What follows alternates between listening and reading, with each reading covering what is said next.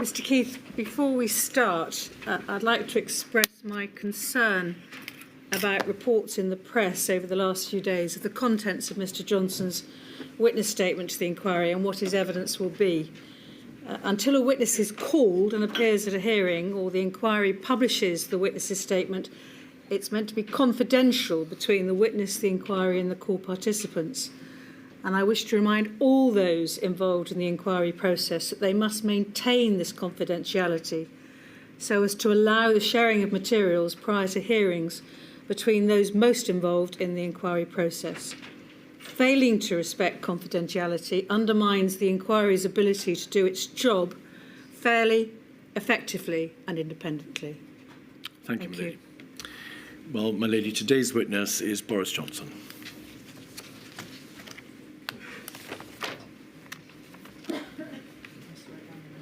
I swear by Almighty God that the evidence I shall give shall be the truth, the whole truth, and nothing but the truth.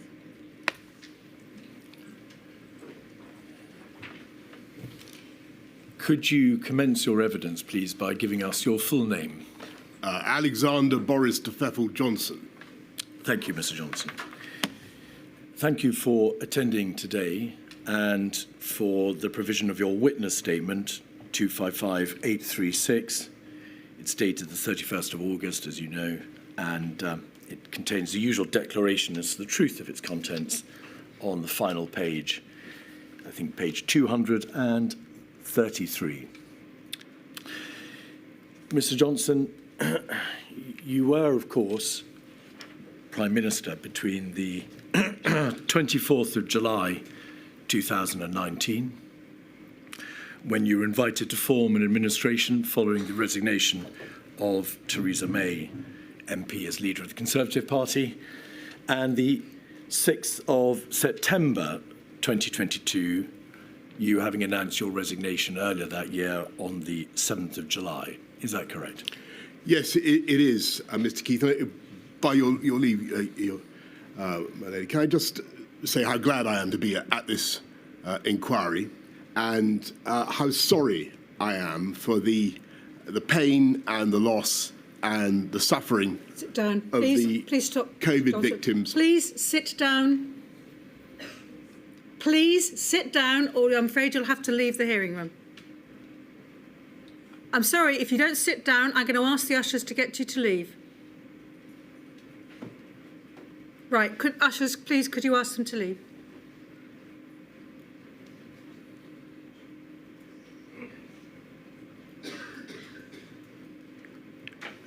Could I say, by your leave, that I understand the feelings of these victims and their families, and I am deeply sorry for the pain and the loss and the suffering of those victims and their families. And grateful though I am to the hundreds of thousands of healthcare workers and many other public servants and people in all walks of life who helped to protect our country throughout a dreadful pandemic, I do hope that this inquiry will help to get the answers to the very difficult questions that those victims and those families are rightly asking, so that we can protect ourselves better, help each other to help protect ourselves better in the future and prevent further suffering. And if it's not too impertinent, may I say, as the person, as you rightly say, Mr. Keith, who set up this inquiry, how grateful I am to you for what you're doing and for the immense care that you're plainly taking. Thank you. Mr. Johnson, just a few more questions please, in relation to your career. On the 9th of June 2023, did you announce your intention to stand down as the Member of Parliament for Uxbridge and South Ruislip? You then, I think, formally resigned the following Monday, the 12th of June, when you were appointed Steward and Bailiff of the 300s of Chiltern. You were, of course, previously Foreign Secretary and Mayor of London. You correctly observe that you yourself announced the institution of this statutory inquiry on the 12th of May 2021, you ordered the institution of a full and independent public inquiry, did you not? I did, Mr. Keith, and I believe that's the right way forward. When you made that announcement, you said this: amid such tragedy, the state has an obligation to examine its actions as rigorously and candidly as possible. The number of deaths across the United Kingdom, calculated whether by registration on the death certificate through COVID or the measure of excess deaths, is now over 230,000. By any measure, Mr. Johnson, that is a shocking figure and a terrible loss of life. Is that the tragedy to which you were referring when you said, in this tragedy, the state has an obligation to examine its actions? That is certainly the core of the tragedy, yes.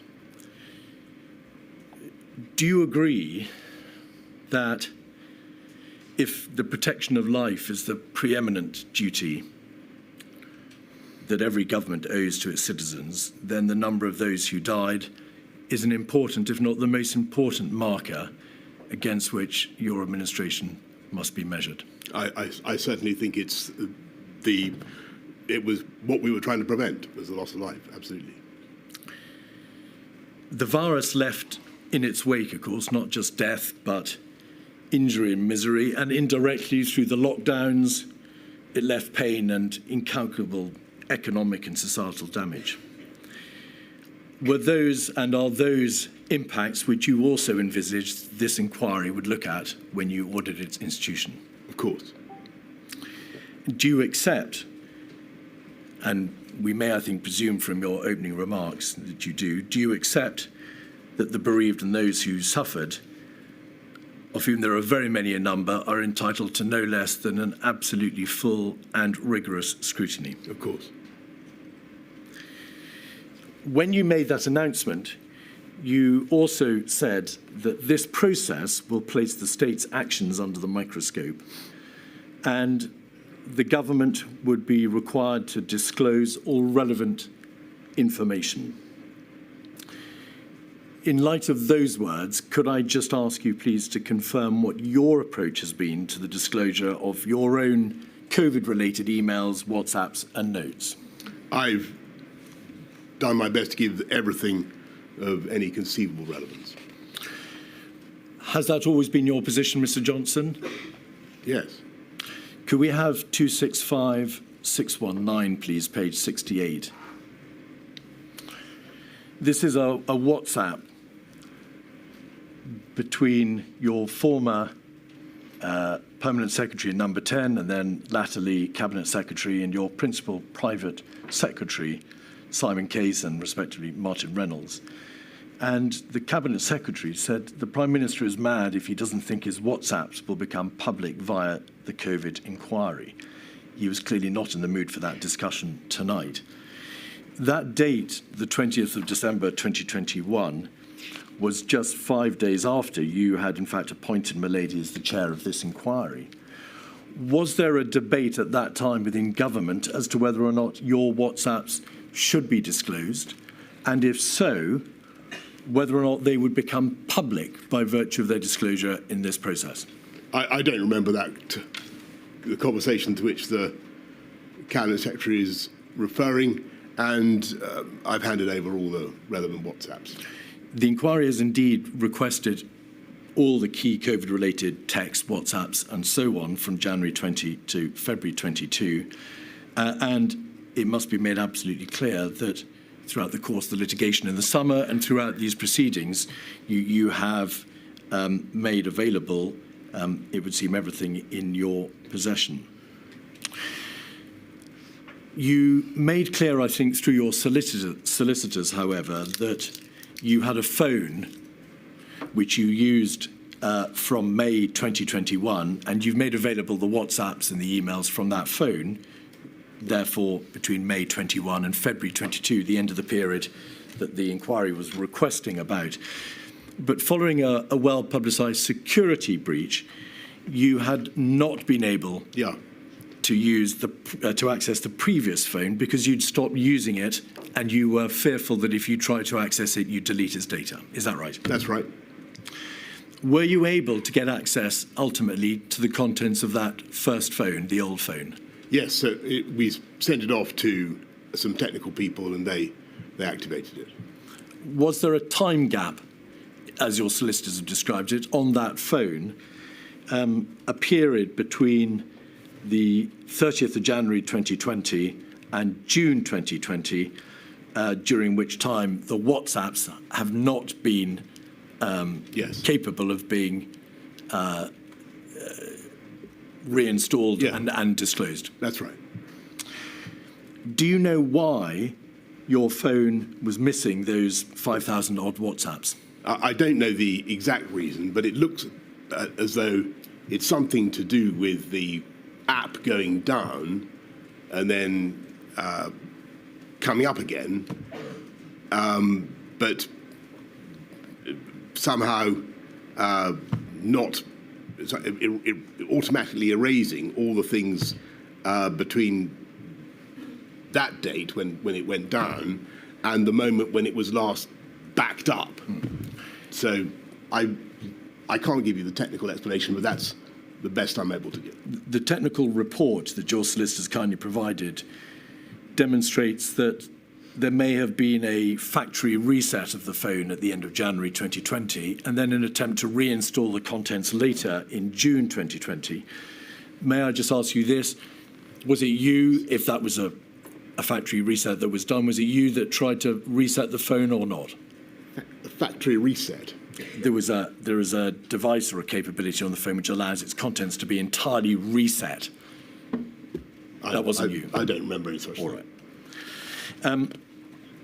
And during the course of the litigation this summer, between the inquiry and the Cabinet Office, did you, of course, make plain your stated wish that the WhatsApps which were the subject of that litigation should be disclosed, Yes. they being your own WhatsApps? All right. Can I, for the avoidance of doubt, make it absolutely clear I haven't removed any WhatsApps from my phone, and I've given you everything that I think you need. I ask, Mr. Johnson, because this issue has been trailed in the press. Yeah, no, I get you. And it's important that you have an opportunity of explaining why those WhatsApps are not available. In your witness statement, at paragraph 10, you say, Mr. Johnson, that unquestionably mistakes were made. And for those, you say you unreservedly apologise. We have the statement there. I'd like you, please, to set out in broad terms, of course we'll be looking at the detail of it later, but in broad terms, what mistakes you refer to there. Bearing in mind that we are only concerned in this module, Mr. Johnson, with the core decision-making, with the lockdown decisions, the NPIs, the non-pharmaceutical interventions and so on, not vaccines, therapeutics, antivirals.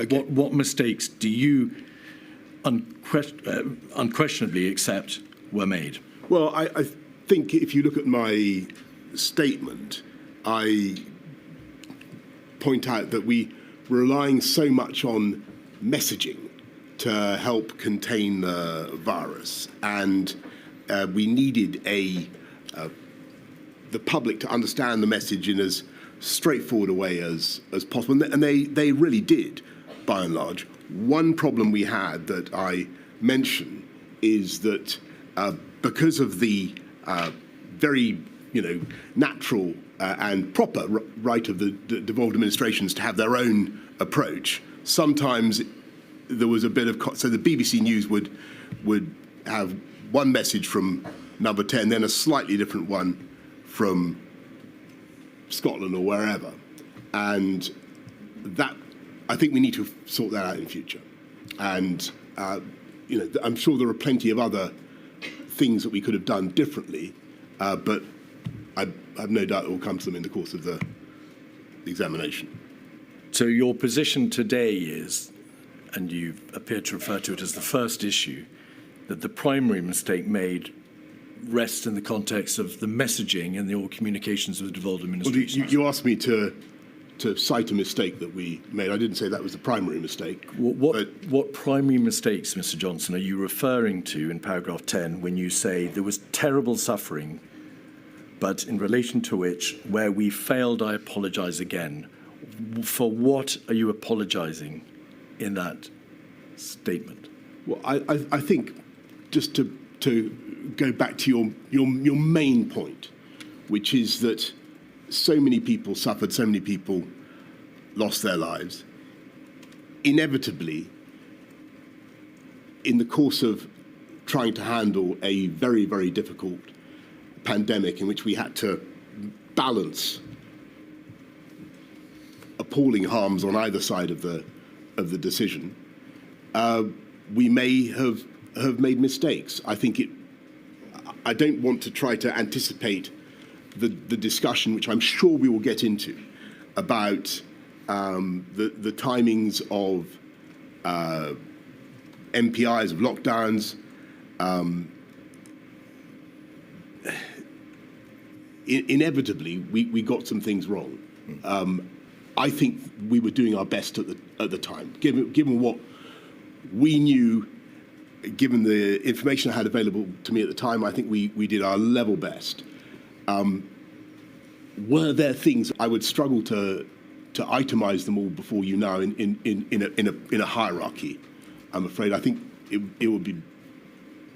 I'd find it easier to try and explain what happened as we went through. You say in your witness statement, I unquestionably made mistakes. Can you draw a distinction for us, please, between yourself personally and the government? To what extent do you accept personal responsibility as opposed to accepting it on behalf of your administration? So I take personal responsibility for all the decisions that we made. It's obvious, Mr. Johnson, that many of the most difficult and momentous decisions rested upon your own shoulders as Prime Minister. Do you take responsibility for whatever my lady makes of the speed of the government's response in January, February, March of 2020? Of course. And the way in which the various moving parts of the government, the advisory committees, the departments, the agencies and so on responded? Of course. Do you take responsibility for the lockdown decisions, whichever way they went, and their timeliness, whatever my lady makes of them? The manner in which patients were discharged from hospitals into the care sector? Of course. The explosion of the virus within the residential care sector? Yeah. The general speed at which the restrictions were eased? Yes. The Eat Out to Help Out scheme? And then, latterly in 2020, the decision not to introduce a circuit breaker in September or October, or to introduce a tier system earlier when the prevalence of the virus was lower, for good or ill. Yes, though we did have local restrictions from a very early day. We did. May I just ask you, please, this question also? You refer to mistakes. It's very important that the inquiry understands to what extent it's accepted that there were mistakes, as opposed to an acceptance that with hindsight, the government could have done better. Do you mean there were failings, things or decisions that you got avoidably wrong, whether because they were the wrong decisions or because your management and leadership meant that the right decisions were less likely to be taken? Or do you mean, with hindsight, you just could have done better? Well, that's a sort of deterministic question, isn't it? Well, it's an important one.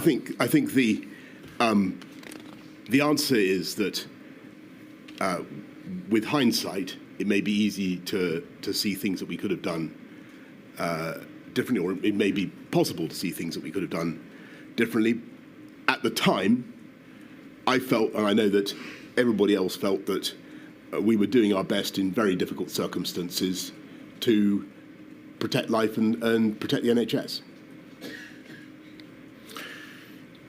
It is impossible and arguably improper to attribute any individual death causally to any particular governmental decision, and as I know you know. and no possible purpose would be served in such an exercise.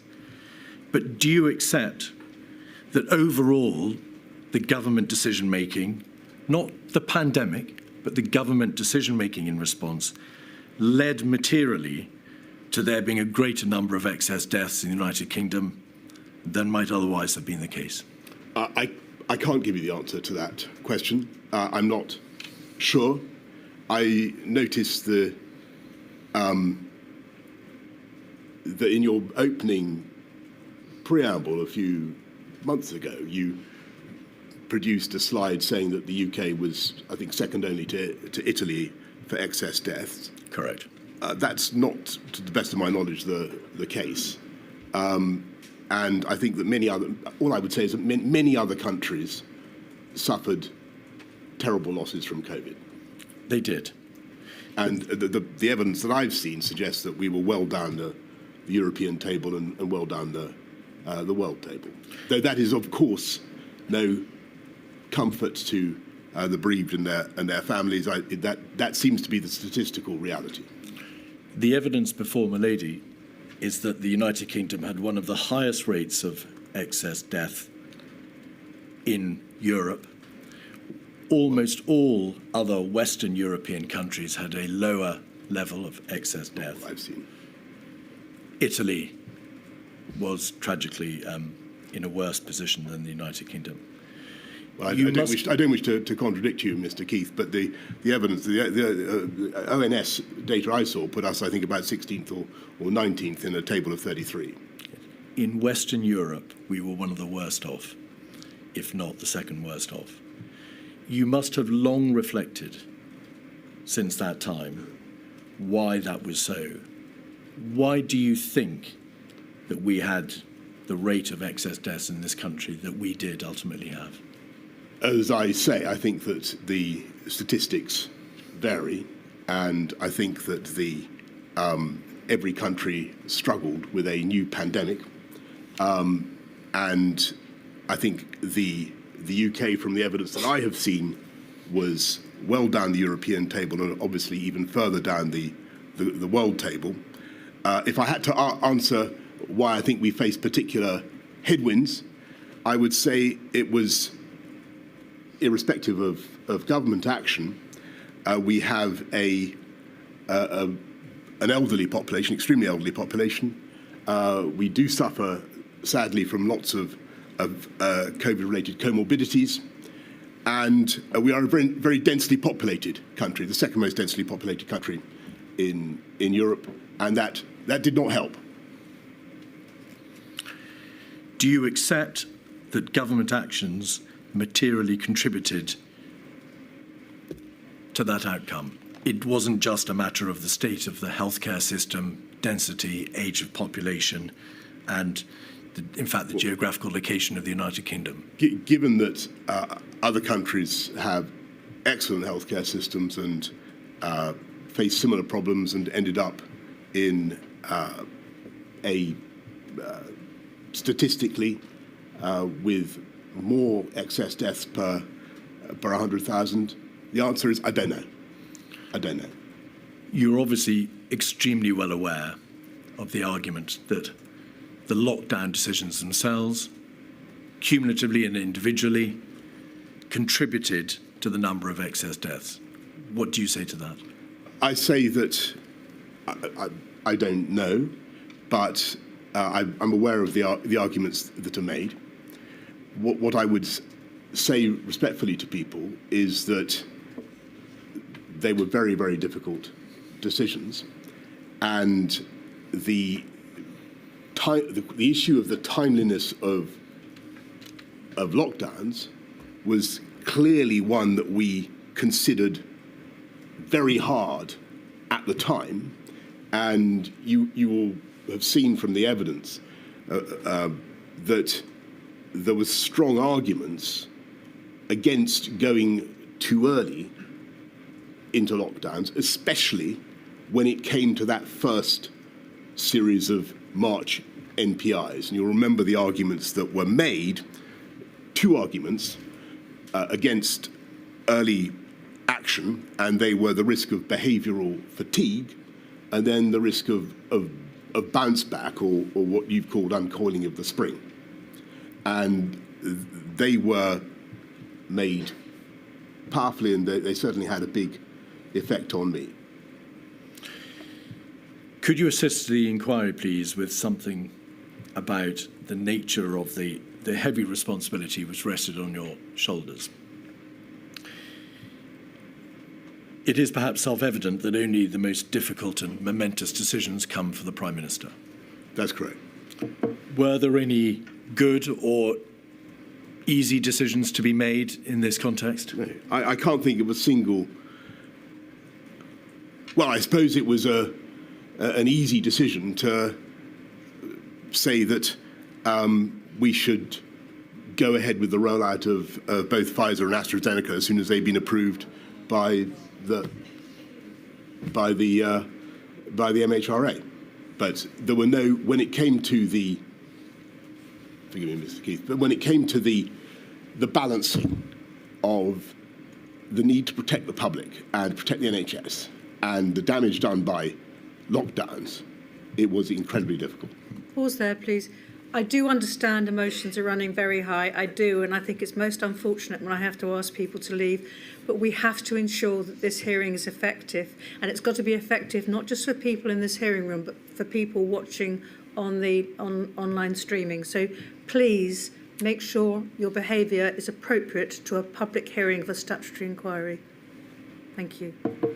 Sorry to interrupt. No, it's fine. We'll look at the nature of the particular decisions in greater detail later. But broadly speaking, so that we know the lie of the land and we know how you approach these issues, were the majority of the most momentous decisions, the decisions, for example, to impose the lockdowns and social distancing measures and so on, were they decisions that were in practice made by you, yes, even if they were affirmed or endorsed by the Cabinet later? Or were they decisions that were entirely open-endedly made by Cabinet? That's a very good question, because I think it was both. A huge number of decisions, because they had to be taken so fast, were funneled up directly to me. But there were also a large number of decisions, and I do think this maybe hasn't come out as much as it should, that were the subject of exhaustive Cabinet discussion. In his witness statement, Michael Gove has said that the wider Cabinet was brought into decisions at times too late and too little. Mr. Javid has said in his witness statement that the Cabinet was designed, in his view, to place Dominic Cummings and the Prime Minister as the decision makers, to centralise power in Number 10. And in his own witness statement, Mr. Cummings has said that the Cabinet was largely irrelevant to policy or execution on account of the leaks, your inability to chair it, and because it was seen by Number 10 as not being a serious place for serious discussion. I don't think that's true. I think there were some really excellent Cabinet discussions about the trade-offs. If I had to make a comment about Cabinet as a whole in terms of the speed of lockdowns, which was what we're talking about, I think it probably would be fair to say that the Cabinet was, on the whole, more reluctant to impose MPIs than I was. That wasn't true for every member of the Cabinet, but that would be a general comment. The lockdown decision of the 23rd of March 2020 was debated, as you rightly say, at great length on the Sunday, on the Monday by the various bodies, but in particular COBRA. But it was debated in COBRA on Monday the 23rd. A public announcement, we'll all recall, was made that day, that evening in fact, and then it went to Cabinet on the Tuesday. So in relation to the first lockdown decision, it's obvious that Cabinet debated it after the event. In relation to the second lockdown, that of November 2020, Mr. Johnson, do you recall whether or not that decision was made by a COVID ministerial committee or by Cabinet? I'm afraid I can't remember the sequence there, but just picking you up on the first lockdown, which was actually a sort of crescendo of measures. I'm fairly certain we had a long cabinet call at least to discuss it. Well, we'll look at that in detail later. The inquiry's heard a great deal of evidence, Mr. Johnson, about the way in which your secretaries of state would naturally and permissibly come at the same issue, whether to have a lockdown, whether to ease, whether to have a tier system and the like, from different angles. The Secretary of State for Health and Social Care, understandably, would promote the public health consequences and the need to act in the public health. The Chancellor would frequently promote the economic considerations, but all, it's obvious, were aware to greater or lesser degree of the societal and economic harm that would result from the decisions that you were having to contemplate making. Who ultimately had to weigh up and determine the competing public interest considerations, public health, societal harm, economic damage, and so on? On whose shoulders rested that debate? That's the job of the Prime Minister, and there's only the Prime Minister that can do that. But I think that wasn't actually a bad way of doing it, to have different interests represented by different Secretaries of State in different departments. Presumably you needed the advice of your close advisors, your Cabinet Secretary, and those in the civil service, in addition to the advice that you were receiving from your Secretaries of State. Could you give, please, the inquiry an indication as to the identity of the persons upon whom you were most reliant in that debate, in that weighing up exercise? Well, I don't wish to embarrass distinguished public officials by naming them.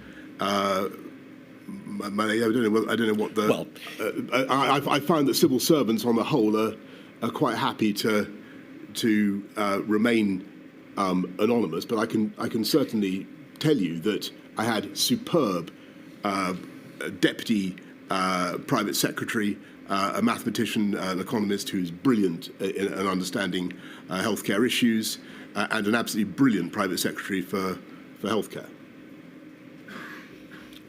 the inquiry's obviously heard from a number of advisors. I think you've heard from both of those individuals. So there's no debate about their identity, Mr. Johnson, and no risk. You may need to make the question a bit more specific, Mr. Keith. The evidence is, Mr. Johnson, that you received advice from advisors in number 10. Yes. Obviously, your chief advisor, Mr. Cummings. Yes. You received advice from the Cabinet Secretary. Firstly, yes, Mark Sedwell, and then latterly Simon Case. You received advice from the CMO, yes, and then the General Chief Scientific Advisor. Yes, I should have cited them first. Yes.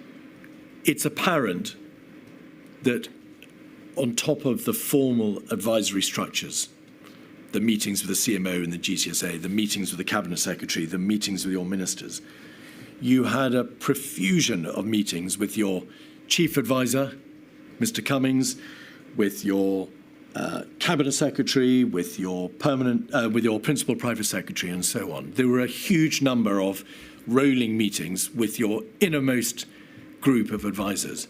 And I want to know to what extent, therefore, you came to rely upon them in the ultimate decision-making process.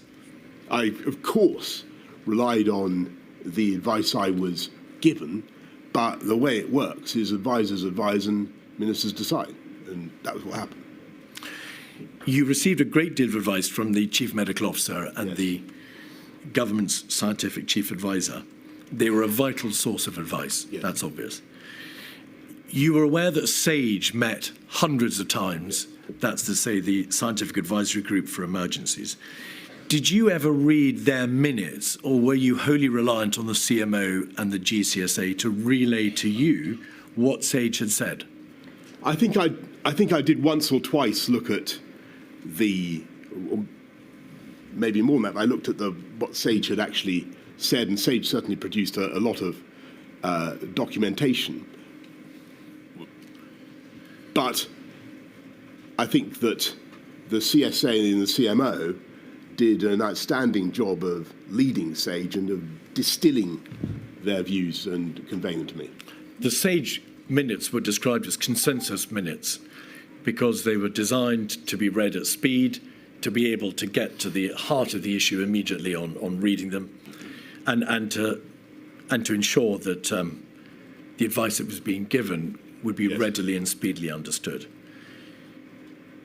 Did you ever think of calling as a general practice for those minutes so that you could yourself read them?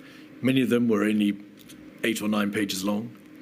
As I say, I think I did from time to time look at the consensus minutes. I think in retrospect it might have been valuable to try to hear the sage conversation unpasteurized itself, but I didn't. And I was more than content with the very clear summaries that I was getting from the CSA and the CMO. There were hundreds of consensus minutes, but you read only, or were given only a fraction of them. That sounds right to me, yes. All right. We'll look in detail at some of the scientific debates that engage government, particularly in the middle of March. Behavioural fatigue, herd immunity, the debate about the reasonable worst-case scenario, and so on. Yes. Did you not think of looking at the scientific horse in the mouth and seeing what was actually being said by the government's primary scientific advisory committee on these issues when you, as now appears to be the case, you became engaged, particularly in the debate of behavioural fatigue? Why didn't you call for the primary material? I think that's a good question.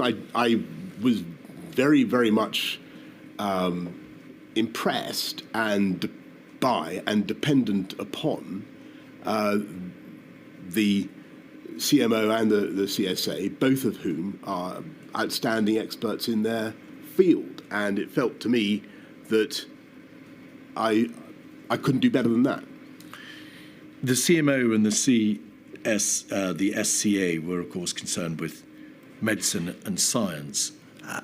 And SAGE was concerned, as it says on the tin, with science. Well, CMO is a professor of public health. I mean, he knows an awful lot about epidemiology and public behaviour in an epidemic. He does. You had no advisory structure around you, however, and by contrast, that dealt with matters such as the economic damage that would be done by the lockdown decisions. There was no pandemic or civil emergency or societal advisory body which might be thought to be analogous to SAGE. In hindsight, and with the passage of time, do you suggest that there was an absence of a proper advisory structure to deal with the other issues and the other considerations which weighed in the balance when you came to make those final decisions?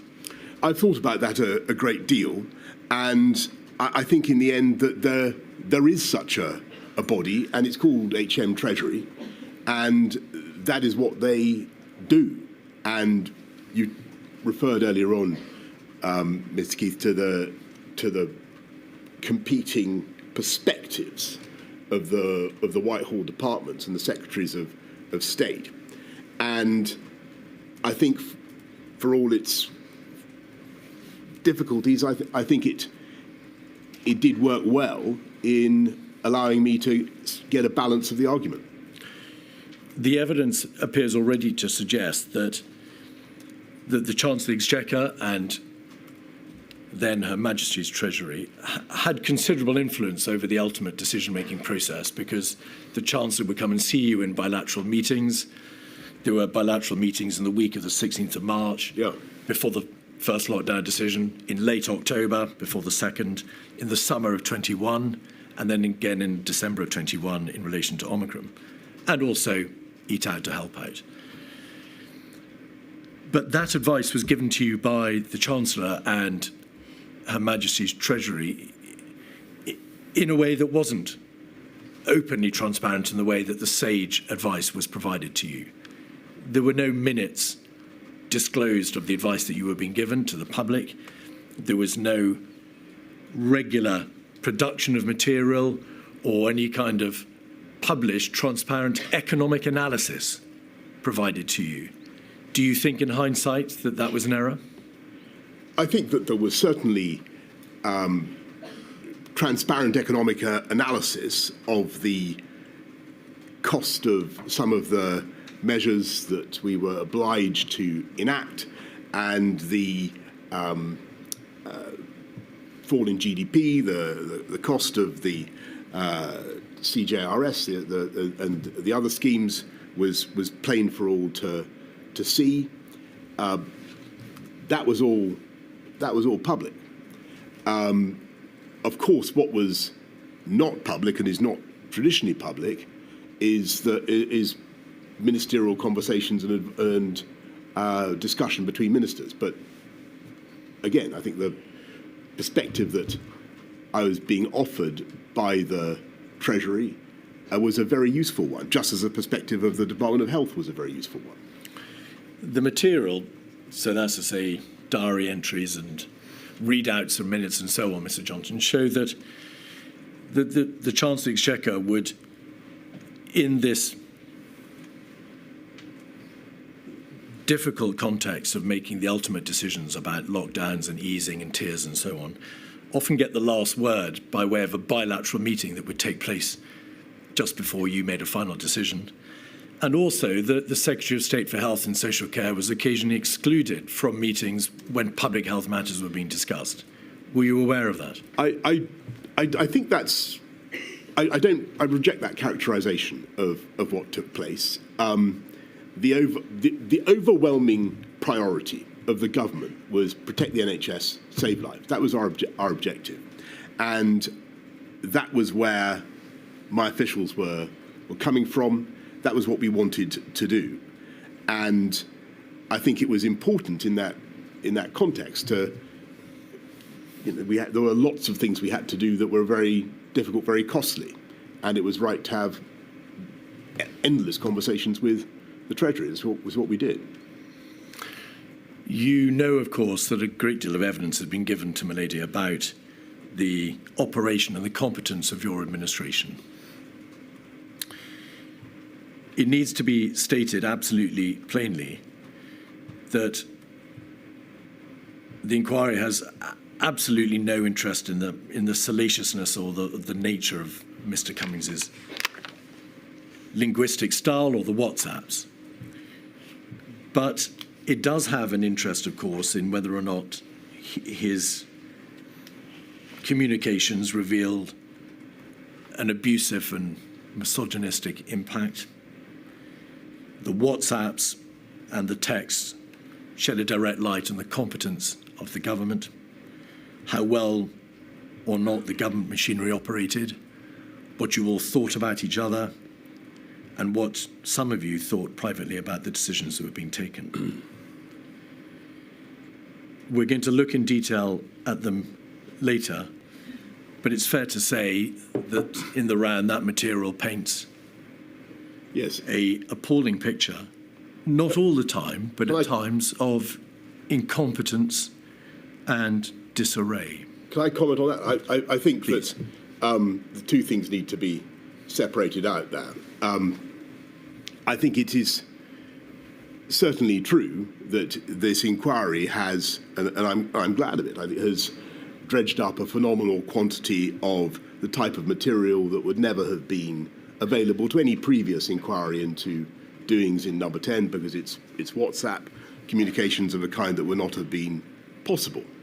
And that's a good thing, because you can get a texture of the feeling for the relationships and the human beings. I would make a couple of points. First of all, a lot of the language, the style that you refer to is completely unknown to me,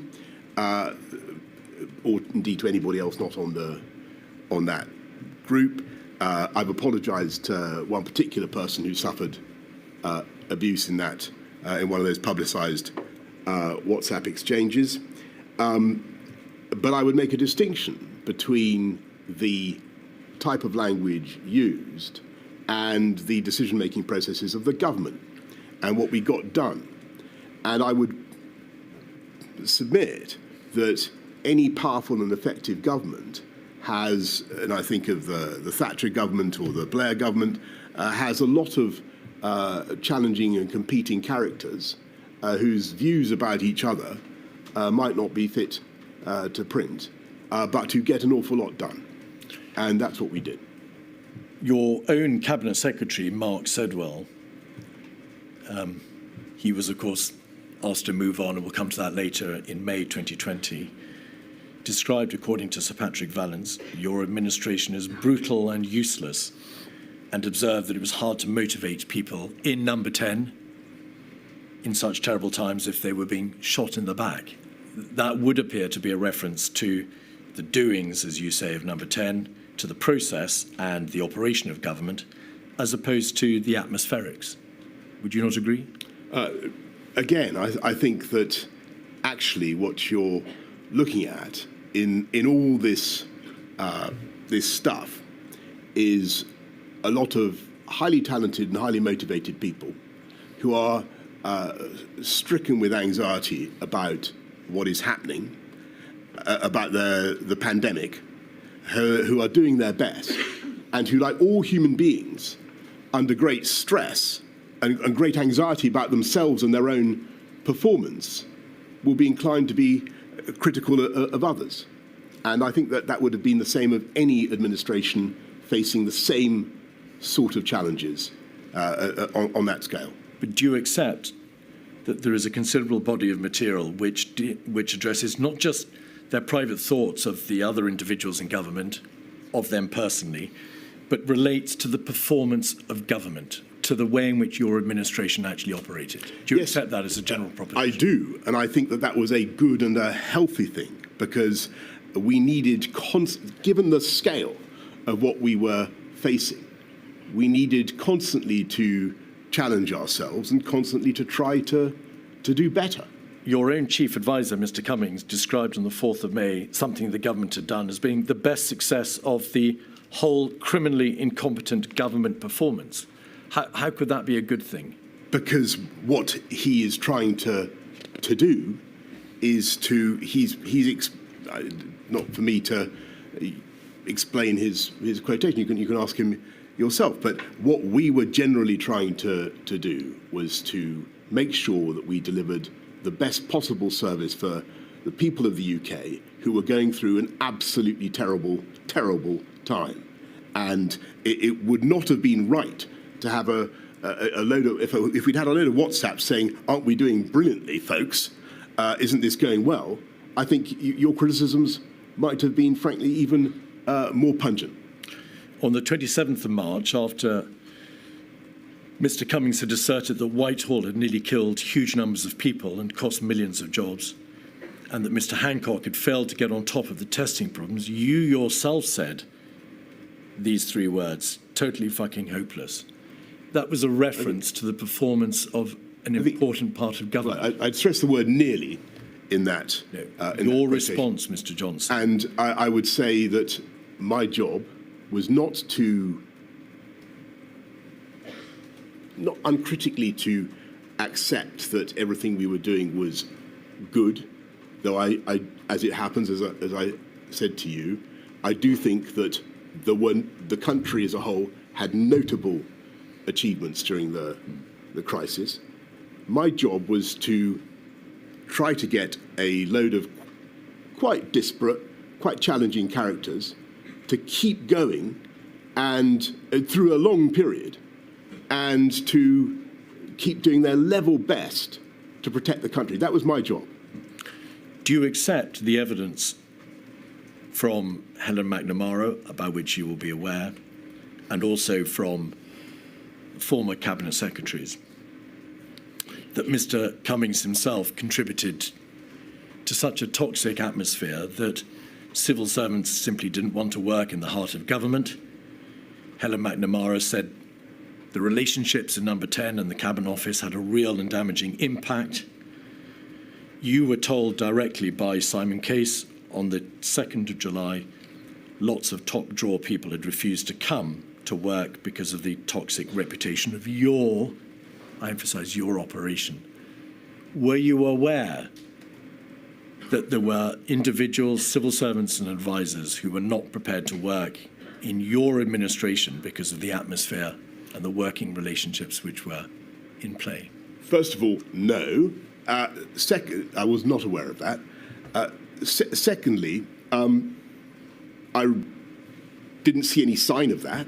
I saw brilliantly talented people when we advertised for a post, when we wanted to recruit for a position in my private office. We had, as far as I could see, no difficulty getting wonderful people to step forward.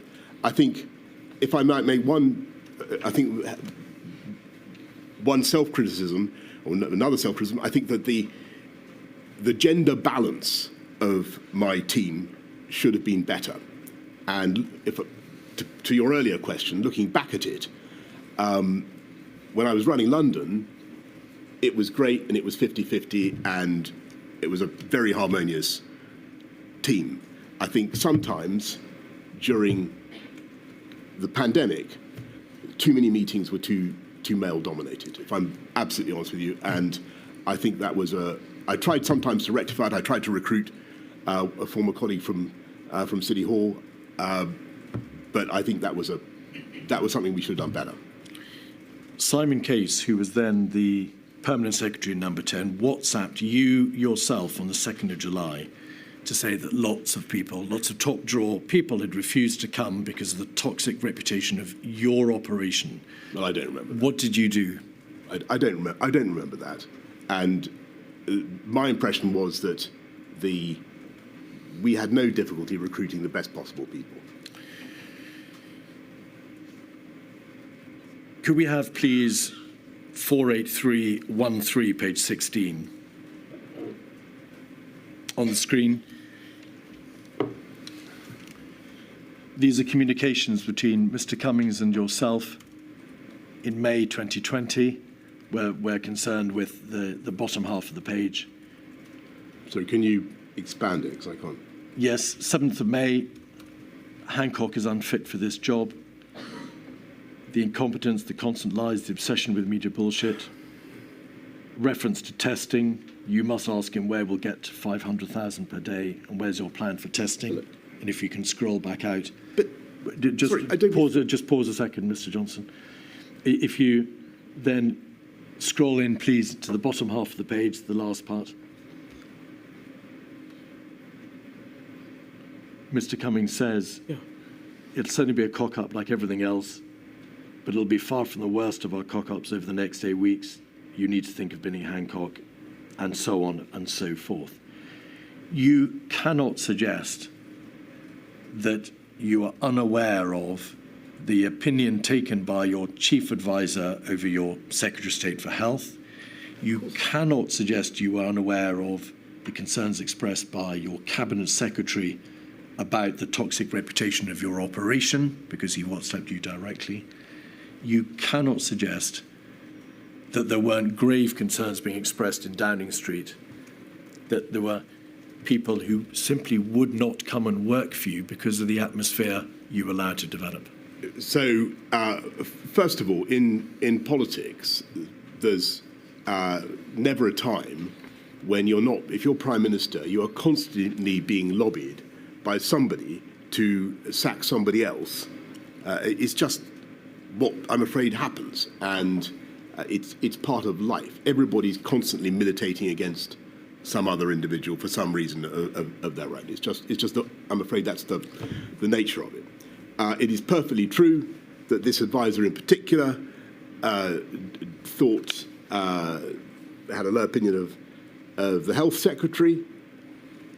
I thought he was wrong. I stuck by the health secretary. I thought the health secretary worked very hard, and whatever, he may have had defects, but I thought that he was doing his best in very difficult circumstances, and I thought he was a good communicator.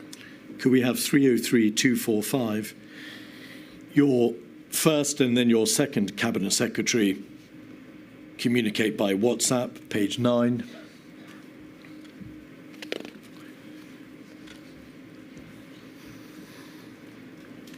Mr. Case refers at the top of the page to how you have told Mr. Cummings outright to stop talking to the media in his presence. This place is just insane, zero discipline. And then at the bottom half of the page, these people are so madly self-defeating. It's hard to ask people to march. It should be to the sound of gunfire. And then the Cabinet Secretary. The Cabinet Secretary is the head of the civil service. Is he or she not? I've never seen a bunch of people less well equipped to run a country. That's not a matter of atmospherics or lobbying or part of the general day in, day out friction within government, is it? Yes, I think it is. And I think that as I say, if you'd had the views of the Mandarinate about the Thatcher government in unexpurgated WhatsApps, milady, I think you would have found that they were pretty fruity. It's WhatsApp conversation is intended to be, though clearly it isn't, ephemeral. It tends to the pejorative and the hyperbolical. And I think that the worst vice, in my view, would have been to have had an operation where everybody was so deferential and so reluctant to make waves that they never expressed their opinion, they never challenged, and they never doubted. It was much more important to have a group of people who are willing to doubt themselves and to doubt each other. And I think that was creatively useful rather than the reverse. Some of these senior advisors didn't just lack deference, to use your word, Mr. Johnson. They doubted you, and they doubted your ability and your competence, as you now know from having seen the material. Could we have, please, 273901, page 188?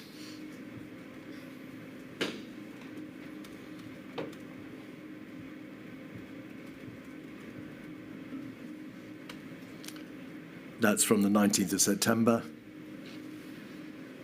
Page 229.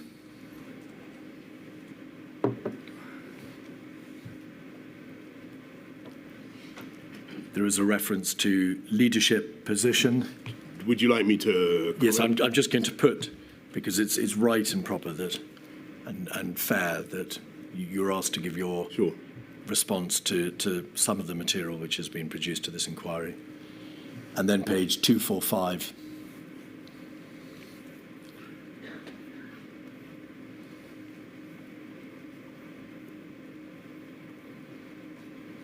The Prime Minister begins to argue for letting it all rip. They've had a good innings. And there is a reference there to lack of leadership, the last line. This all feels like a complete lack of leadership. Look, let me put the question, whether or not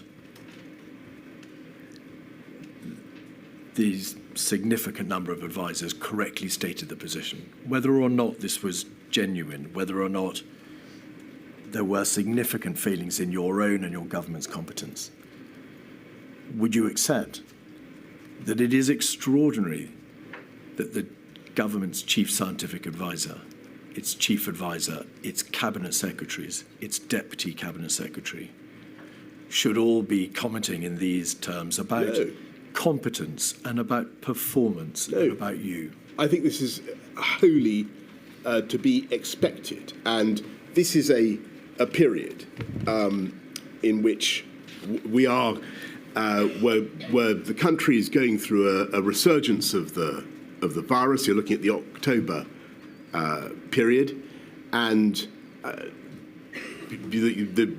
Patrick, the CSA, talks about inconsistency, and we've just got to face the reality. I've got to face the reality as Prime Minister that the virus seems to be refusing to be suppressed by the measures we've used so far. We're going to need different measures. We've come out of lockdown. We're going into the tiering system.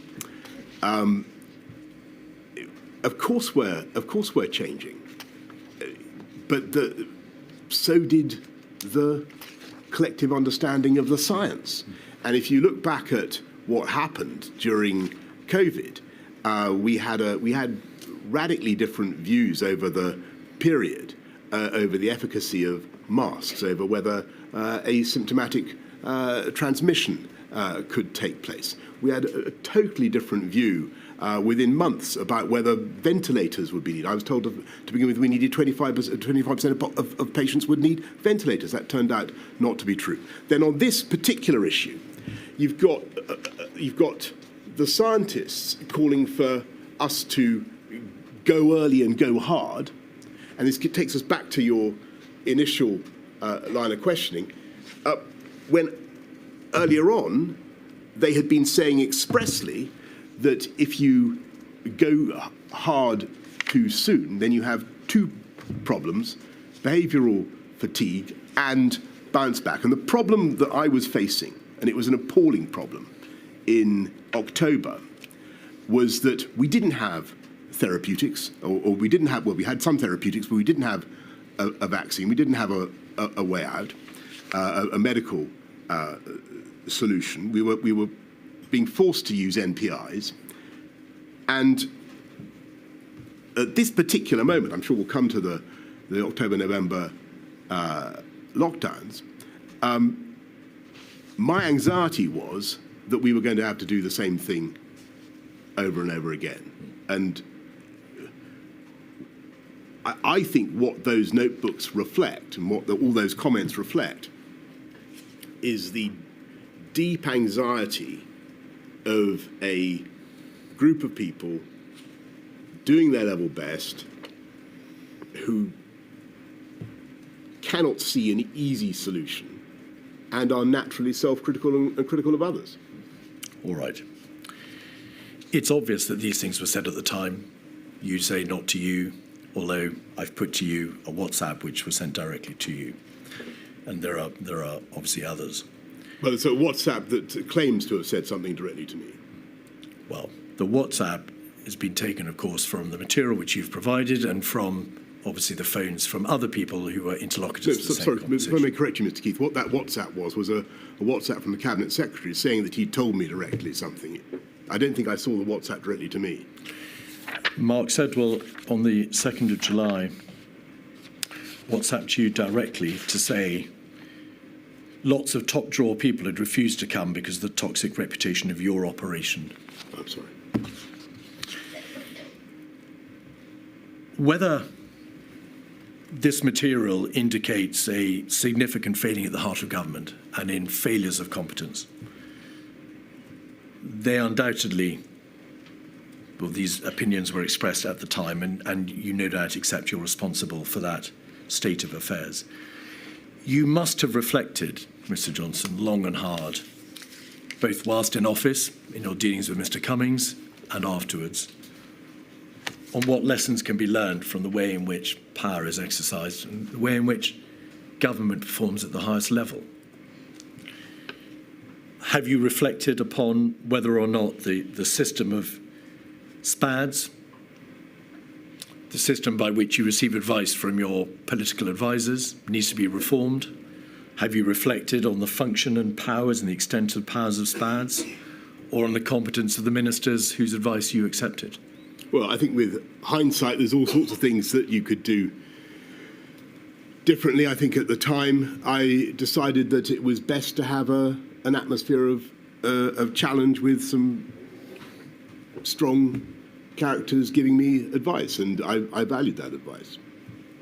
Well, with hindsight, you can now see what was going on, and you've had this material for some time. Have you reflected on whether or not the inquiry could, if my lady sees fit, make recommendations about the way in which a character such as Mr. Cummings, about whom some extremely strong views have been expressed, should be in the position that he was, views on whether or not the Prime Minister had access to the correct and proper forms of advice? Are these not issues that you've thought about? Yes, but I think overwhelmingly that I did have access to the correct and proper forms of advice. And if you ask upon whom I relied for that advice, it was the CMO and the CSA, together with the experts, the officials in my private office. You lost confidence in your Cabinet Secretary in May 2020, did you not? Well, he asked to step aside. Did you lose confidence in your Cabinet Secretary in May 2020? Yeah, he asked to step aside. Did you lose confidence in your Chief Advisor, whom you described as engaging in an orgy of narcissism at the heart of your administration? Well, I think he also stepped aside. Did you lose confidence in those senior advisors, Mr. Johnson, and effectively dispose of them both? Well, they both stepped aside from government, but it was a very difficult, very challenging period. People were getting, as you can see from the WhatsApps, they were getting very frazzled because they were frustrated. COVID kept coming at us in wave after wave, and it was very, very hard to fight it. And people were doing their level best. And I don't, when people are critical of the guy at the top, or they're critical of each other, that's a reflection of the difficulty of the circumstances. When it became easier in the spring and during the vaccine rollout, people's tone changed. Of course it did, but it was a reflection of the agony that the country was going through and that the government was going through. Ladies, that's a convenient moment. I'm about to turn to a completely separate topic. Right. I shall return at 20 past. Thank you.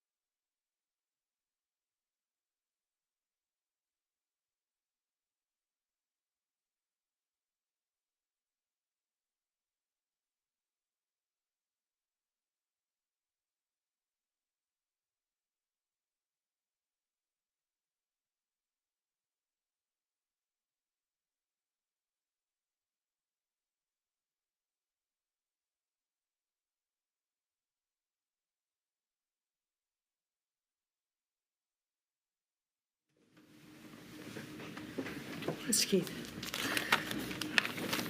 Mr. Johnson, we're now going to turn to look at the events of January and February. In your witness statement, you say that Mr. Hancock spoke to you about his concerns around about the 7th of January. You say he rang you again on the 22nd of January. To put this in its proper chronological place, the first SAGE had taken place on the 22nd of January, the first COBRA on the 24th of January. He says, however, in his witness statement that he called you directly on at least 4 occasions during January to try and impress upon you his concerns. Although he does not say so, the implication is that he was at pains to try to alert you to the problems he saw it, and he was required to raise the matter with you repeatedly. Do you recall a repeated number of attempts to raise the alarm with you in that way? I certainly recall the conversation on the 7th of January and the context, and I remember thinking about it and saying to him, well, keep an eye on it, and I've set out in my statement my initial instincts about it. I don't, to be frank, remember all those conversations, but it's true that we would have spoken on many occasions because we generally spoke quite a lot. I think that in that period, January really to the end of February, towards the end of February, COVID was pretty much like a cloud on the horizon, no bigger than a man's hand, and you didn't know whether it was going to turn into a typhoon or not. And I certainly didn't. I was unsure, and it became clear much later. The matter was first raised with your Cabinet Secretary, Mark Sedwell, formally on the 21st of January, which was the date, in fact, of the World Health Organization first novel coronavirus situation report. Do you recall when the matter was first brought officially to your attention? You were obviously aware from news reports, and you'd been aware from your conversations with Mr. Hancock as to the possible crisis or the emergence of this virus in China. But when officially do you recall it was put before you? I'm sure it's in my in what I've submitted to the inquiry, Mr. Keith. I think certainly there are cabinet discussions in January and in February, and a crescendo of activity about it. But in government, it wasn't yet being escalated to me as something of really truly national concern. Indeed. A COBRA was convened, chaired by Mr. Hancock, on the 24th of January. And then he chaired a further COBRA meeting on the 29th of January, then the 5th of February, then the 18th of February, and then the 26th of February. Right. It's plain that was quite permissible. COBRA doesn't have to be chaired by a Prime Minister. Yep. Indeed, it can be chaired by an official. But the sheer frequency of those COBRAs, there were then 5 COBRAs within 1 month, all on the same issue of this emerging virus. Didn't the seriousness of the position in late January make itself plain to you? How could there have been a need for a COBRA every week for 5 weeks in relation to an issue that didn't require your direct involvement as the Prime Minister? I think for the reason you've given, which is that a COBRA is a regular occurrence in government when there's something that a particular government department is leading on. In this case, it was health. The possibility of a coronavirus pandemic, which was only declared by the WHO on the 12th of March, was not something that had yet been hadn't really broken upon the political world, certainly in my consciousness, as something of real potential, a real potential national disaster. And in that period, end of January, beginning of February, it's not much in the political world. I wasn't asked about it, for instance, at all at PMQs. Were you even aware that Mr. Hancock was chairing COBRAs to deal with a new and emerging respiratory virus on those 5 dates? I think that I was aware that Matt was handling it. I couldn't swear that I was aware that he was handling it in that way on all those particular dates. My instructions to him were to keep me posted, and I would do whatever I could. But by the end of the month, clearly, by the end of February, I'm getting anxious about what we're doing. We'll come there. Did you or do you recall having any debate with your advisors as to whether or not you should be chairing those COBRAs, or whether or not the seriousness of the position required you to chair the COBRAs at the end of January and throughout February? Yes, I think there's an exchange. I remember talking to my private office and saying, this is clearly becoming an issue of national 24th of February. Thank you. Before that date, for the month beforehand, did you think to say to your officials, the Secretary of State for Health is chairing a COBRA now on a weekly basis to do with a fatal viral pandemic, which currently is just spreading? Hadn't yet been declared as a pandemic. It hadn't been declared as a pandemic, but by the 16th of January, it had spread to Thailand and Japan. The scientists in the United Kingdom had reported on the 12% hospitalisation rate. It was clear from the material in government that only a small fraction of the infections in Wuhan were being detected, and there was already evidence of limited human-to-human transmission, all by the 16th of January. So, in an overarching sense, why do you think that the Prime Minister, yourself, was not informed earlier as to those extremely worrying features of this emerging virus? I think that here's what I really think happened. I think that actually everybody, had they stopped to think about it, could see the implications of the data, the implications of what was happening in the numbers, the percentage of fatalities in China. But I don't think that they necessarily drew the right conclusions in that early phase, and which is no fault of theirs. I think what happened was something that was completely outside people's living memory. What we were dealing with is like a once-in-a-century event. And I just don't think people computed the implications of that data.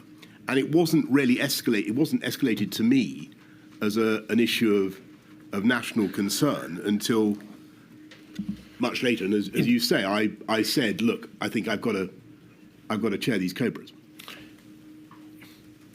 You were the Prime Minister. You're obviously an extremely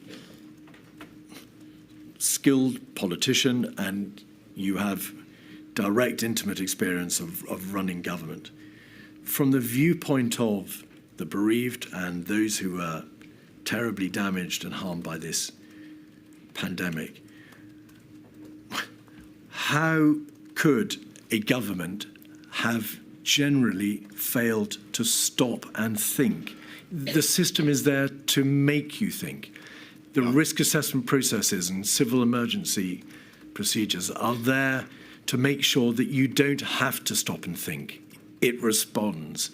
But on this occasion, generally, and it's not a personal point, generally the system did not stop and think and say, this data shows there is a greater problem than we currently understand. I think that's, I think I've tried in a way to give you the answer to that. I think that what really happened was outside our living experience. We hadn't seen something like this for a century or more. And unfortunately, what we did remember was not helpful. Because what the system did remember, was things like SARS and MERS and swine flu and so on. Other zoonotic diseases that certainly had an impact in Asia, which is what we were seeing, but ultimately were relatively, if not wholly, benign in the UK. And if I had to guess an answer to your question, Mr. Keith, I would say that was probably the default mindset, and that was basically because of people were operating on the basis of their lived experience. So a failed mindset. I think it was a human, natural response of people based on what they had themselves seen and observed in their lifetimes. But from the context, from the prism or from the viewpoint of the efficacy and the competence of the government response, regardless of the psychological issues that may have been preying on the minds of its constituent individual parts, that the government failed to wake up, did it not? It failed to understand the significance of the crisis, and therefore it must follow, failed to take steps speedily enough. I think that it would certainly be fair to say of me, the entire Whitehall establishment, scientific community included, our advisors included, that we underestimated the scale and the pace of the challenge. And you can see that very clearly in those early days in March, from late February through to the sequence of NPIs, of lockdowns. You can see that we were all collectively underestimating how fast it had already spread in the UK. We underestimated. We put the peak too late. The first peak too late. We thought it would be in May, June. That was totally wrong. I don't blame the scientists for that at all.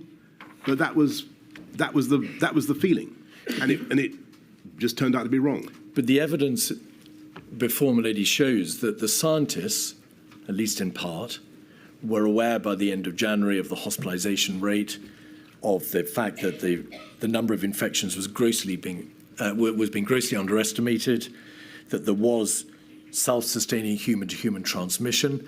They were aware by the beginning of February that there was no effective test, trace, control, isolate system in the United Kingdom. So once the virus spread beyond China and became self-sustaining, there was no effective means of stopping its entry into the United Kingdom.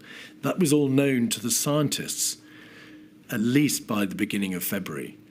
Why wasn't it known to the on the test, trace, to ministers? On the test, trace and isolate, on the whole diagnostics question, I think if you look at the evidence, you can see actually that we were being assured, I was being assured that we were in a good place on that until it became clear that wasn't quite right. But I'm asking you about the system. Forgive me. I'm asking you about the system. If the scientists knew and had the data from which the government could draw the proper conclusions, why didn't the government systemically rise up in light of these alarm bells and do something? I don't wish to say that we were oblivious, because we weren't. And actually, a lot of work went on, a lot of planning, a huge amount of discussion. So I think, I'm talking quite a lot now. So I think the CMO first briefed me about it on about the 4th of February, and we talk about what could happen. SAGE, as you say, is meeting. It's not as though nothing is happening. No. I think that what is going wrong possibly is that we are just underestimating the pace, the contagiousness of the disease, and you can see very clearly from that crucial moment of transition from the 12th to the 13th of March, how radically the scientific appreciation of the situation changed. SAGE on one day was... Forgive me, Mr. Johnson. I'm asking about January and February, where we haven't got to March yet. When did you first become aware that the test and trace system whilst extremely efficient in practice, could not be extended beyond the first few hundred cases, that it was a system designed for high consequence infectious diseases. It dealt with travellers, it dealt with index cases, but it couldn't really be expanded beyond 10 or 20 index cases and 500 or 600 contacts. Yes, you're going to have to forgive me, Mr. Kidd. I can't remember exactly when it became obvious that test and trace wasn't going to work, but there came a point quite early on when I think Chris or Patrick said, look, test and trace isn't relevant anymore because of the spread of the disease. I couldn't date that. From which you then, of course, appreciated that if the virus spread outside China and was self-sustaining, and it had already, yes, of course, I'm sorry, that was probably much later in March. All right, you think that was later in March? I think so, but I couldn't swear to it. There was a box note on the 30th of January, 136734. This is an email from a member of your office, Mr. Johnson, to Post, the private office support team. Grateful if you could include the below in the box tonight. Prime Minister, to be aware, the Chinese government granted the permission for the flight to evacuate British nationals from Wuhan, so we're concerned here with repatriation. If we then go over the page, there's a reference to the WHO expected to declare a public health emergency of international concern. And then also to be aware, the FCO is drawing down non-official staff across the network in China. The day before, on the 29th of January, there was a COBRA 56226. You weren't, of course, at that COBRA, Mr. Johnson. You've explained how you didn't chair a COBRA until March. If we look at page 5, we will see that the chair, Mr. Hancock, hears from the CMO and Public Health England about the fatalities in China. There was evidence of human-to-human transmission, and Germany had 4 confirmed cases. And then at paragraph 3, the CMO said the UK planning assumption were based on the reasonable worst-case scenario. There were 2 scenarios to be considered. The first was that the spread was confined within China. The second was that the spread was not limited to China, and there would be a pandemic-like scenario with the UK impacted. The second scenario was plausible, but it may take weeks to months. The CMO sets out there in COBRA, and my lady's heard evidence on this, that it was understood that if the second scenario came to pass, there would be a pandemic, because once control had been lost, a viral wave was inevitable. Yes. This is a COBRA that takes place on that day, the 29th of January. The following day, you receive a box note, which appears to be solely concerned with repatriation. The question is, why were you, the Prime Minister, not being told directly, this is a virus which, if it escapes China, will result in a pandemic? There is information already that it has a very serious fatality rate and a very serious hospitalization rate. Why was that basic light bulb information not brought to your attention so that you could see the true nature of this emerging crisis? I think that I can't give you the exact reason why that COBRA was not brought to my attention. That detail of the COBRA was not brought to my attention. But I can say that at that stage, I think that even the concept of a pandemic did not necessarily imply to the Whitehall mind the kind of utter disaster that COVID was to become. And if I may, and that may sound odd, but what I'm trying to say is that I think people were still operating they were still thinking about things like a flu, an influenza pandemic, or some of the other diseases that I've mentioned. Well, this material, along with a plethora of other documents, shows that the reasonable worst-case scenario was already being envisaged, and that was a reasonable worst-case scenario which denoted deaths to the tune of 800,000 people. So it couldn't have been unknown to Whitehall. But you say the No, eventuality right. Well, was not aware. I didn't see that figure, and I mean, I saw a different figure. I think towards the end of February, by which time our alarm was really truly raised. But I'm trying to give you my best explanation for why people were in the mindset that they were in. There was a cabinet on the 31st of January, 56125. If we go to page 10, please, we can see the nature of the debate. It was, of course, chaired by you that afternoon. And the Secretary of State for Health and Social Care, Mr. Hancock, says 2 cases have been confirmed in the United Kingdom. They had been, of course, confirmed on the 30th and the 31st of January. It was a very serious problem in China, a large number of cases and fatalities. And then the debate moves on to the typical infection rate of 2.5 to 3 people and the mortality rate 2%. Yes.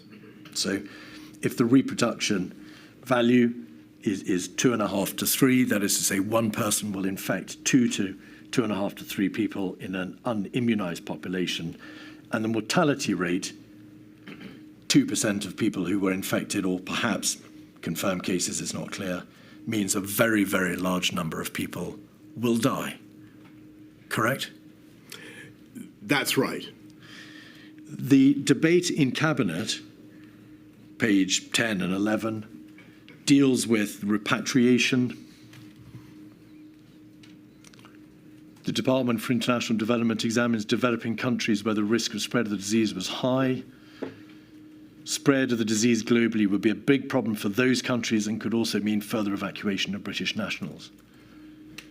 So the debate focuses almost exclusively around the position abroad, the repatriation issue, and despite the reference to the mortality rate, the reproduction figure, and the knowledge which was already in the possession of government that there was confirmed cases outside China with sustained human-to-human transmission, nobody stopped to say this means inevitably a huge number of deaths, a wall of death, and this country, if it escapes China, being overrun by the virus. Yes, I think the word inevitably there is the one that I would pick up on, because I think if you look at what the Secretary of State for Health told the Cabinet, he said if the Chinese grip it, then it won't be a problem. But if China don't grip it, then that could be very serious. But your point is still basically a good one, which is that we had to think about what happened if China didn't grip it, and I think we just have to put our hands up here and say, look, I think because of the absence of collective memory, because we were operating under a different set of assumptions, I don't think that we were able to comprehend the implications of what we were actually looking at. And I think that, let me put it a different way. I think if we, as I said right at the beginning, if we had collectively stopped to think about the mathematical implications of some of the forecasts that were being made, and we believed them, we might have operated differently. The problem was that I don't think we attached enough credence to those forecasts, and because of the experience that we'd had with other zoonotic diseases, I think collectively in Whitehall, there was not a sufficient loud enough klaxon of alarm. I don't blame people. I just think it was because of the experience that they'd had all their lives. The material, Mr. Johnson, shows how at various stages you warned against overreaction. You made the point that SARS and MERS had not turned out to be as serious for the United Kingdom as some had feared at the time. BSE had not resulted in the levels of deaths which some had forecast. So may we take it that you put yourself in that category of people who had insufficient credence? I was agnostic. I thought I took what Matt had to say very seriously. I thought he wasn't, badgering me without a reason. But on the other hand, I'd had the experience that you describe. So I was waiting for the advice and waiting for that to change. In your statement, you say, looking back, it is clear, and this is in the context of January, it's clear that we vastly underestimated the risks in those early weeks. If we'd properly understood how fast COVID was spreading and the fact that it was spreading asymptomatically, there are many things we would have done differently. So first, it was nevertheless clear that COVID was spreading because you knew that it had spread outside China to Thailand, South Korea, Japan. And there is material or a growing understanding that it can be transmitted asymptomatically. But what things... What there is now? There was a dawning realization, Mr. Johnson. The material shows, for example, nerve tag on the 14th of February, scientific reports to SAGE in the first week in February, Diamond Princess, and so on and so forth throughout the middle of February. So it was clear it was asymptomatic. But what are the many things that you would have done differently had you, as you say, properly understood the true nature of the crisis? Well, could I just come back on the asymptomatic Please. quickly? Because I do think it's important. The information that I was getting, and I think, this went up right till the middle of March, was that you were unlikely to have COVID unless you had the symptoms. And I think I had that from the health secretary. You did at a cabinet meeting. You were Right. told that by Okay. the health secretary. So there seemed to be a great deal of doubt. I'm sure you're right in what you say about the evidence that was knocking around about asymptomatic transmission and infection. I think if we'd known and fully understood, to answer your question, the speed of transmission and the infection fatality rate, case fatality rate, I think clearly we would have acted immediately to accelerate test and trace, we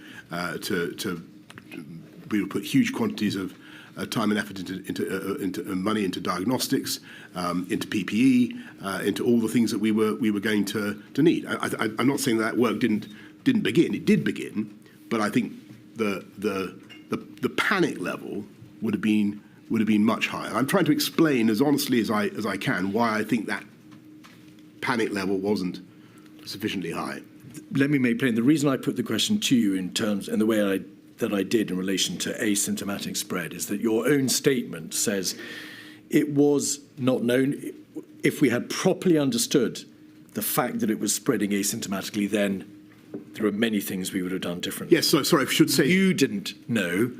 You've explained that you didn't know it was spreading asymptomatically, but my suggestion to you is important parts of the government knew by mid-February that it was spreading asymptomatically, and that there was therefore a governmental failure to act on that information in the way that you have very eloquently described. Well, I can't comment on that because I don't know, what people thought about the issue of asymptomatic transmission in February. I do remember what we were being told. I do remember the view around the cabinet table.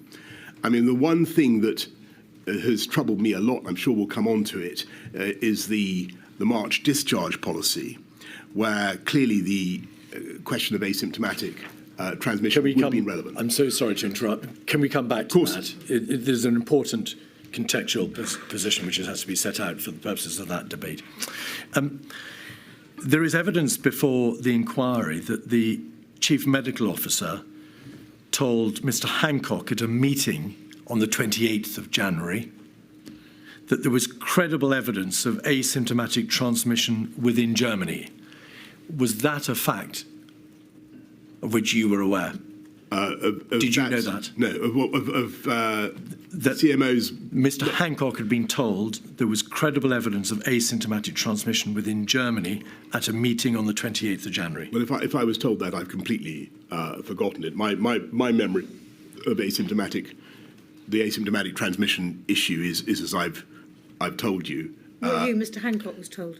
Sorry, Mr. Johnson, Mr. No, sorry, I'm sorry. I understand, my lady. What I meant was, if I knew that Chris had told Matt that at some stage, it's completely gone from my mind. What I remember about asymptomatic transmission is that insofar as I paid attention to it, it was not thought to be taking place.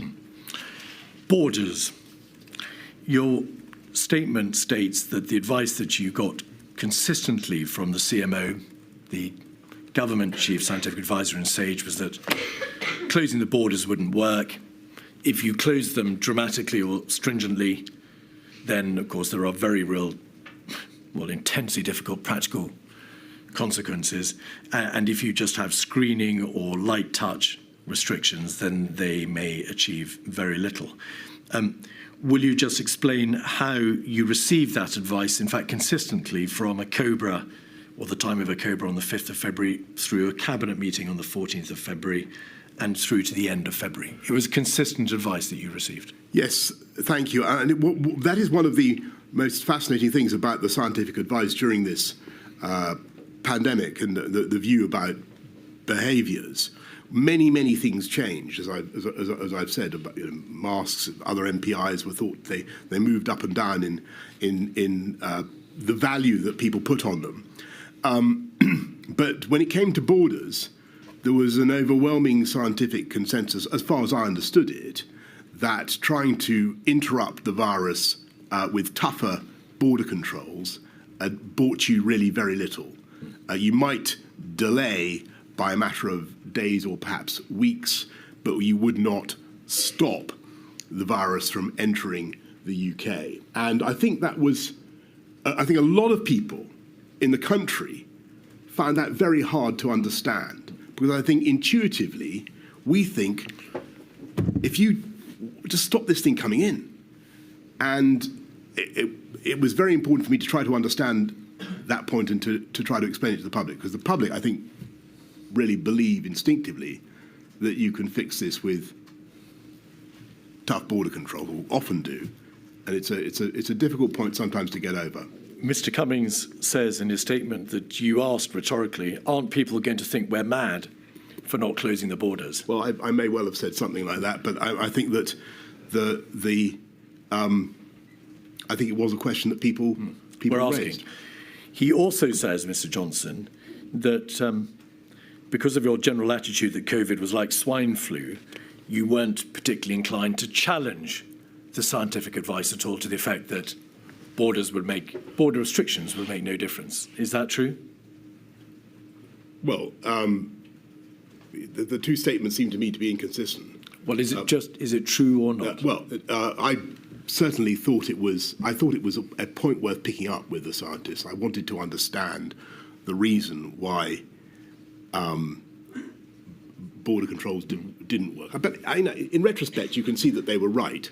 Countries that did try to use borders as a way of containing COVID really didn't succeed in that. So did you pick the point up? You say, I think it was a point worth picking up with the scientists. Did you push back in any way with the scientists and say, can that be right? Is there not anything that can be done to at least restrict the spread of the virus now that it's left China? I certainly remember many conversations about borders. Quite how adversarial I was, I couldn't tell you. All right. There was a stocktake meeting on the 4th of February, 146558, when, in the context, Mr. Johnson, of a general debate about the DHSC, hence the description stocktake meeting, the Chief Medical Officer gave an update. Following an update from the CMO, the Prime Minister stressed the need to continue to explain our stance to maintain public confidence in the plan. On further travel restrictions, your Secretary of State was engaging Foreign Commonwealth Office and European colleagues and would revert with a proposal. According to the Permanent Secretary, Sir Chris Wormold, Mr. Johnson, and to notes kept by Imran Shafi, your private secretary of this meeting, you were in listening mode.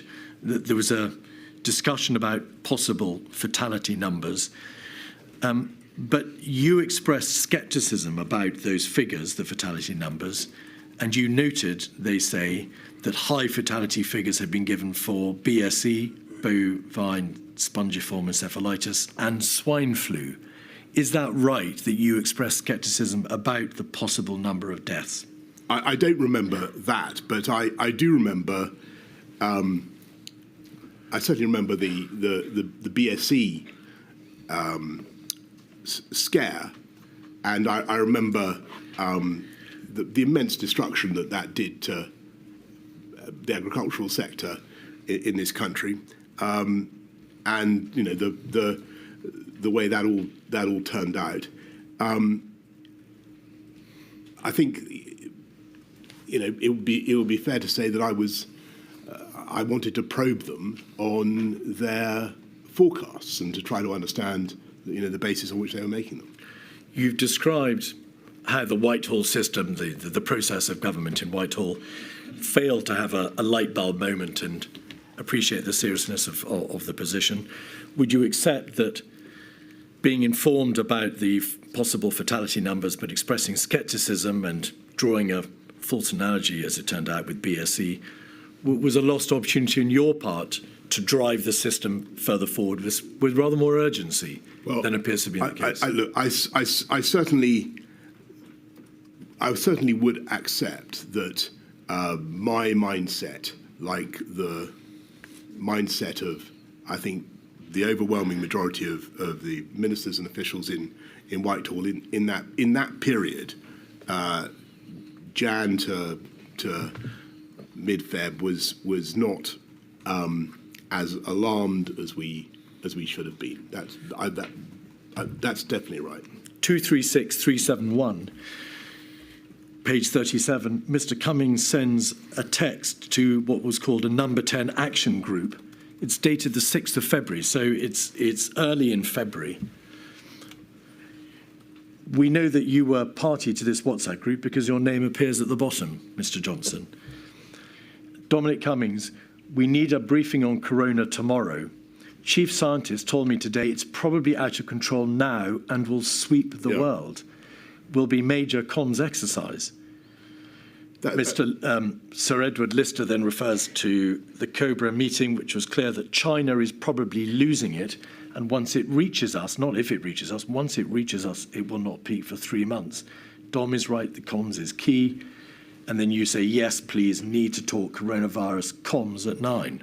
Now, putting aside the issue of whether or not what you said about the mindset of government applied to Mr. Cummings or the chief scientist, who refer there to probably out of control now and will sweep world, why was there a focus, by way of the singular response to that information, on comms?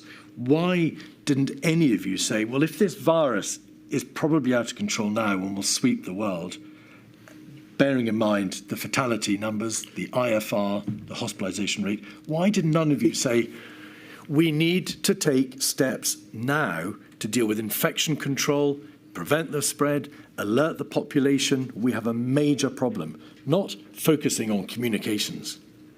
Because I think that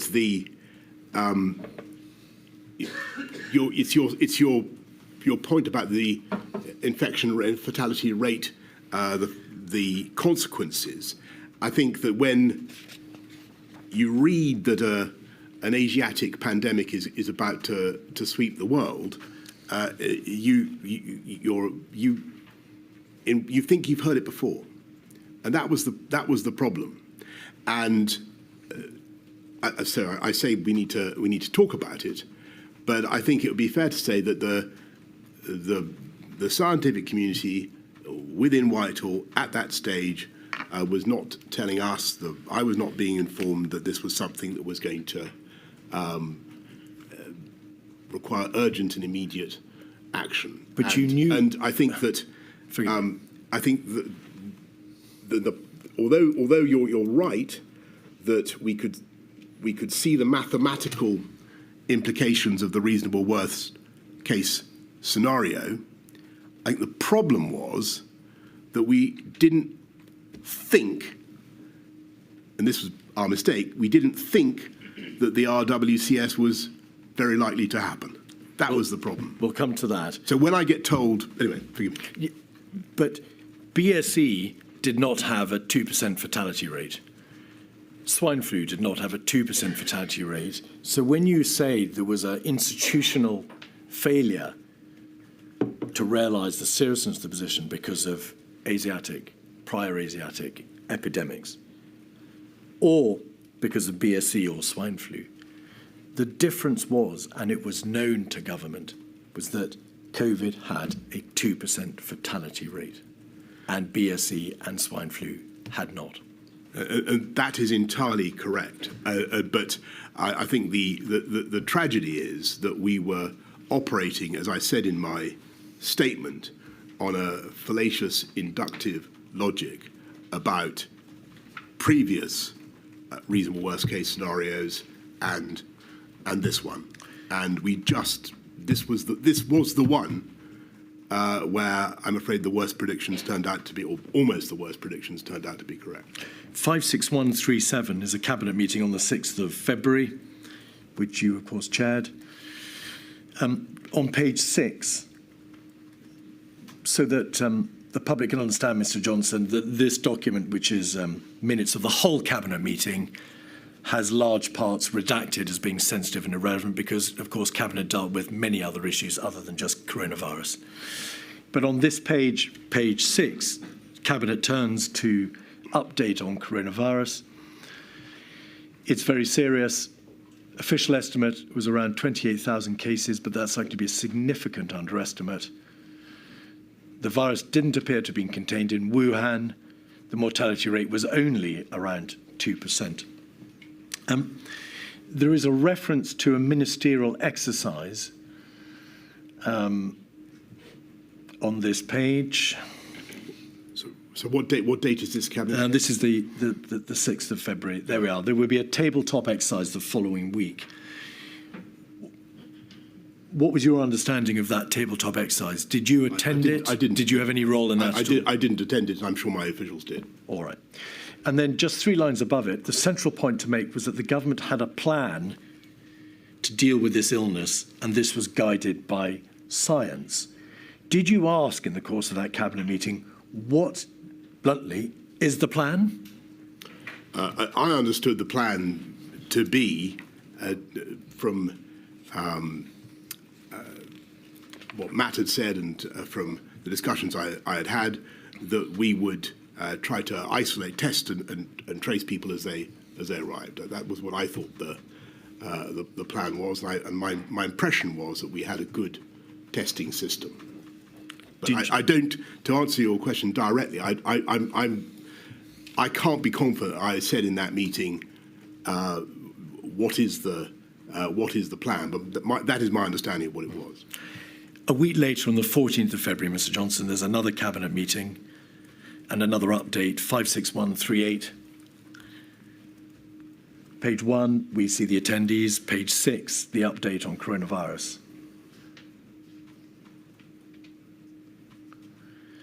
The Prime Minister said the government and the country needed to be ready for the coronavirus situation to get worse. The public messaging so far had struck the right balance between preparing the public for what might happen and not causing unnecessary alarm.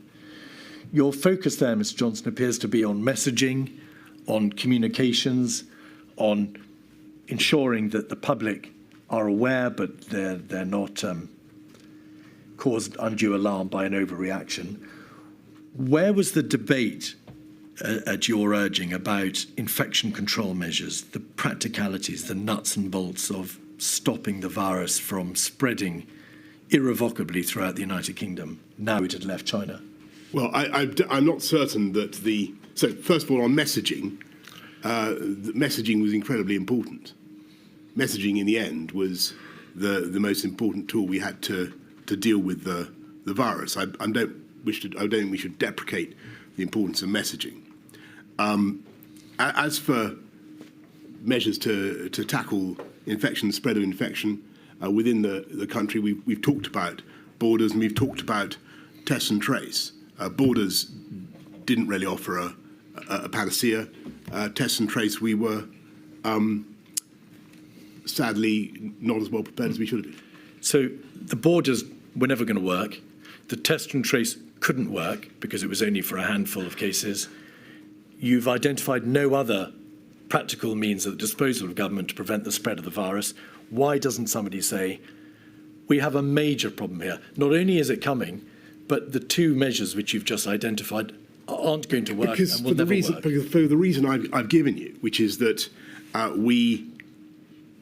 although we can see the RWCS and we're seeing these numbers, we are not yet believing, perhaps irrationally, but we're not yet believing that the RWCS or anything like it is going to happen.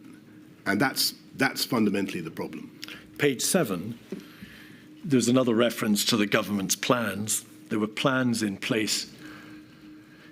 Top of the page, concluding the government's chief medical officer said that if the virus became widespread in the United Kingdom, there were plans in place. When the chief medical officer told you that, what did you make of it, bearing in mind that if the virus was widespread, it would necessarily have extended beyond the limited test and trace system about which you were beginning to understand something, and the borders have obviously failed. What were the plans, did you think?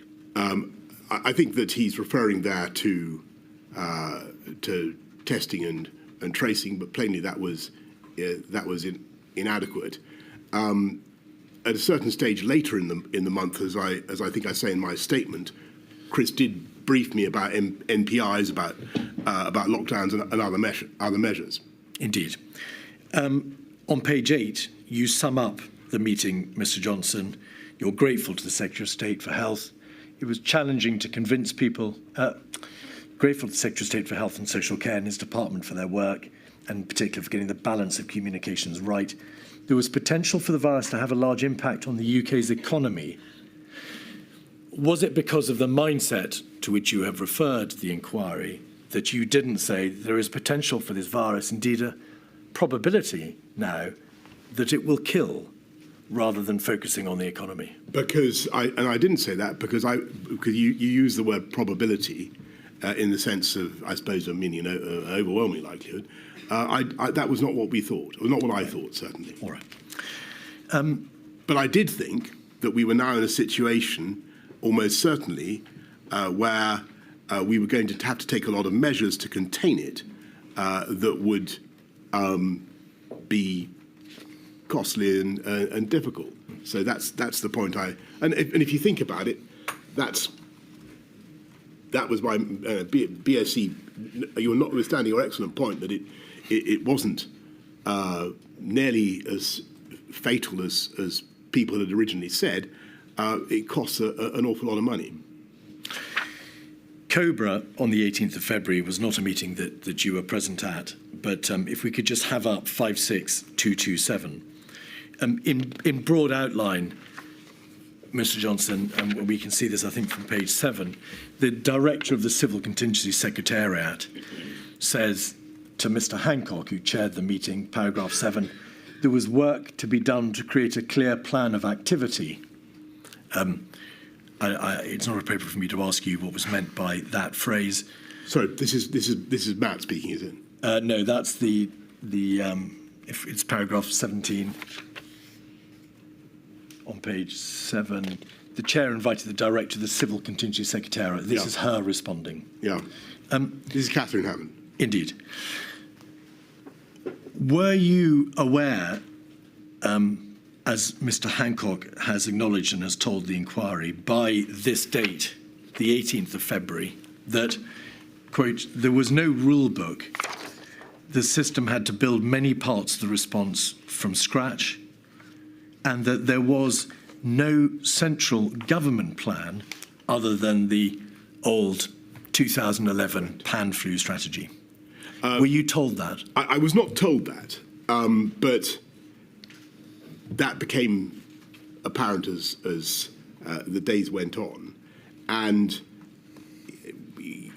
clearly, one of the things I hope in this inquiry is that we will have a much better system of planning for these types of events. 146563 is an email chain between your private secretary, Imran Shafi, the government's chief scientific advisor, Sir Chris Whitty, and Catherine Hammond concerning the coronavirus in Italy. And to get your chronological bearings, on the 21st of February, so 3 days before, Mr. Johnson, 11 municipalities in Italy, you'll recall, had locked down the population of those municipalities. And also, I should say, the Diamond Princess affair, that is to say, the explosive outbreak of the virus on that cruise ship, had become apparent, as had the figures of the number of people who showed no symptoms on that boat. But to turn to the document itself, your private secretary says it would be good to see where we get to post-Sage tomorrow. At some point soon, I'd like to start exposing the Prime Minister to the potential decisions he might have to take in short order on this. At that moment, it's been fairly abstract with him, I think. Now, plainly, Mr. Johnson, you can't go digging around in other people's emails or in government systems to find out for yourself what's happening. You have to be reliant upon on what you're told. What was your general state of information, the general level of knowledge at this date, now in the dog days of February? Okay, so my memory now is that I think the scenes from Italy really rattled me, and it was, I thought, and I remember seeing a note somewhere saying that the fatality rate in Italy was 8%. Because they had an elderly population. I thought, well, my God, we've got an elderly population. This is appalling, and this can't be. And I thought my instinct was this cannot possibly be right. This number,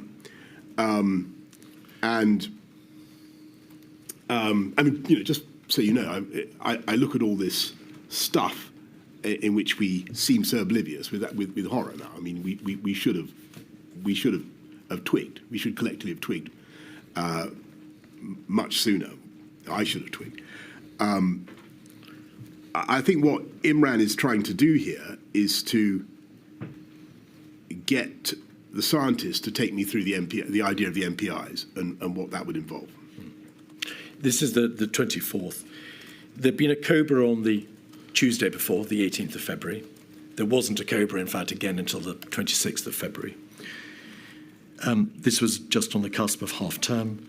There was no cabinet between Friday the 14th of February and Tuesday the 25th of February, but SAGE and NERVTAG continued to convene. Despite being, as you've said it yourself, seriously rattled by the news of Italy, did the tempo of work on coronavirus nevertheless dip during the half-term break that followed? I noticed that you've been over that period in your previous interrogations in this inquiry, and I hope the inquiry is satisfied that actually there wasn't a long holiday that I took in that. You personally, let me ask you, because I think that there was some misapprehension. You carried on working. Because you returned to Downing. And for instance, on the 18th, if you'll allow me to set out the picture, Mr. Johnson, yes, it may make things a bit easier.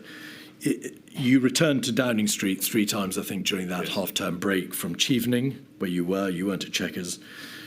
You received a number of notes in your red box. You didn't, though, receive a daily update, I think, dealing with coronavirus expressly or exclusively until your return from the half-term break on Monday, the 24th of February. And the question to you is, in the box returns, the box notes that you did receive, what proportion focused on coronavirus? Well, I can't tell you that. Because I can't remember. But I remember there were certainly conversations going on about COVID with my officials. And in that very period, I rang President Xi of China to offer the UK's condolences for what was happening in China, to discuss the origins of COVID, and to compare notes on what was happening. I also, I think a couple of days later, rang President Trump in America to discuss exactly the same thing. So it was despite what has previously been said to the inquiry by some of the evidence, there was a lot going on, and it really starts to mount in tempo round about the time that we get Catherine Hammond's note of the on the 28th of February. 28th, yes. So the question to you, Mr. Johnson, is this, and nobody is suggesting you put your feet up at evening during that week. Well, apart from you, that is. Well, what I'm suggesting to you is, by your very own reference to the fact that tempo increased after the half-term break, between the 14th of February, when Cabinet discussed the plans that would need to be drawn up, to the 25th of February, after half-term, Yeah. relatively little overall was done in terms of responding to this immediate crisis. Was that? I think that sorry, forgive me, Ms. Keith, forgive me, I was referring to a conversation I happened to catch on the between you and a previous witness, in which I thought the impression was being given by somebody that I was relaxing during that period. I think it was Mr. Cummings. It may have been. And not given by me, Mr. Johnson, but by the witness. I take it back unreservedly, Ms. Keith, and I apologize. I was working throughout the period, and the tempo did increase, particularly during when we got when I saw the message from Catherine Hammond on. I think it was the 2nd of March, but I'm told it was earlier. But there was a meeting on the Friday, the 28th of February, that you attended. That's right. With the CCS. That's right. And what troubled me was the sheer number of potential fatalities under the RWCS, and this was just a horrifying figure, and I couldn't believe it. I've got to be honest with you. I thought this because what the paper also said was it may be like a bad flu pandemic, or it may be milder than that. And I thought, well, we have plenty of bad flu pandemics in the UK, and we also have, and if it's milder than that, then it won't be an exceptional thing at all. So why am I also being told that the RWCS is 520,000? Well, that was, of course, a meeting on the 28th of February. But I want you, please, to answer the question about the tempo of work on coronavirus between the 14th of February and the 28th of February, when that paper was produced to you. Would you accept that there was a lost opportunity on the part of government to react with sufficient speed and attention to the nature of this crisis in that 2-week period? For whatever reason, because of the mindset, because parts of government were away, it matters not. Overall, the government took its eye off the ball in that 2-week period by failing to act sufficiently speedily. I think that there were clearly things that we could have done if we'd, and should have done, if we'd known and understood quite how fast it was spreading, but we didn't. All right. And that was the reality. There's a COBRA on Wednesday, the 26th of February, 56216, page 6. This is a crucial moment, although it's not, again, a COBRA that you were present at, Mr. Johnson, but it is a COBRA of the utmost seriousness, because on page 11, the chair, Mr. Hancock, said the reasonable worst-case planning assumptions looked close to becoming the reasonable planning assumptions as cases in Italy demonstrated the need for heightened alertness. Turning that into plain English, what Mr. Hancock was saying was that the government, which had hitherto been working on the basis of planning for a reasonable worst-case scenario, planning for the worst but hoping for a better outcome, had realised that the reality of the scenario identified by Sir Chris Whitty in January, the second scenario, was looking close to becoming the reality. That is to say, the reasonable worst-case scenario was indeed coming to pass. Not there quite yet, but it was looking close. Would you agree that that understanding was a crucial moment? Sorry, what date is this? This is the 26th of February. It's a COBRA you weren't present at, and it's in advance of the receipt by you of the civil contingencies paper. It does look as though that meeting informed Catherine Hammond's, or helped to inform Catherine Hammond's paper, and perhaps was the reason why I got had the meeting I did. But I couldn't swear to that. I haven't asked you that, in fact, but it may well be, as a matter of my lady, the material shows that the CCS were tasked to provide the paper for you before this meeting. Okay. But the question from this paragraph for you is, as the Prime Minister, were you told that the COBRA, which you had not chaired, had been told that the reasonable worst-case scenario was looking close to becoming the reality? I don't remember that. I don't remember that.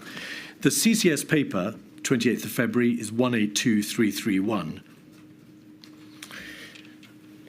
The first paragraph, Ms. Hammond says, COVID-19 looks increasingly likely to become a global pandemic, although this is not yet certain.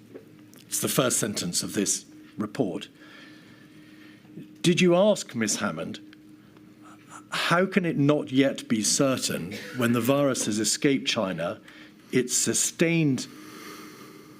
is sustained human-to-human transmission outside China, there are cases now in the United Kingdom, and we have no means of preventing its spread? Why is she saying it's not yet certain? I think I don't know the answer why she's saying that.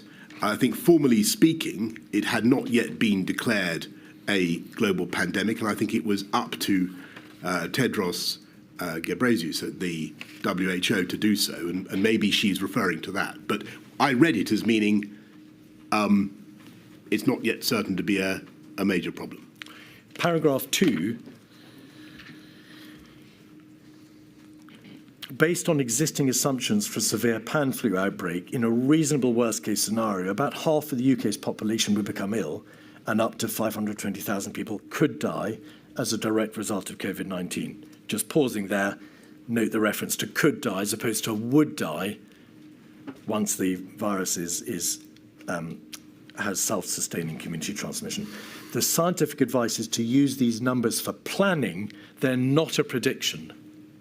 Did anybody at that meeting, or the meeting in which you had, and we'll come to the actual meeting itself in a moment, but did anybody at the meeting at which this paper was discussed ask Ms. Hammond, why is the sole paper from the Civil Contingency Secretariat, the crisis management body in the heart of government, suggesting that these figures are not a prediction when, as you've just described, the information to COBRA on the 26th of February was saying the reasonable worst-case planning assumption looks close to becoming reality?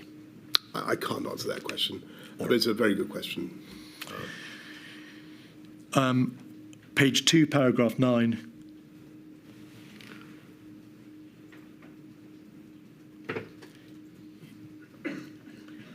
The report says we need to strike a balance between taking precautionary steps and overreacting. As cases spread, the risk of overreacting is reducing.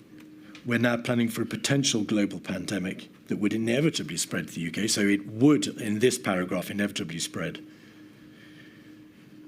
Did you assess, reading this report, Mr. Johnson, that the reference to overreaction was long past, and that, in fact, in the striking of that balance, there was now a real emergency and a need to take precautionary steps straight away? I think that I found the paper very alarming, arresting. I remember going to talk to my officials about it, saying, which is it? A severe to mild flu pandemic, or an RWCS of 520,000, because I couldn't understand what I was being asked to anticipate. So I've referred to the meeting.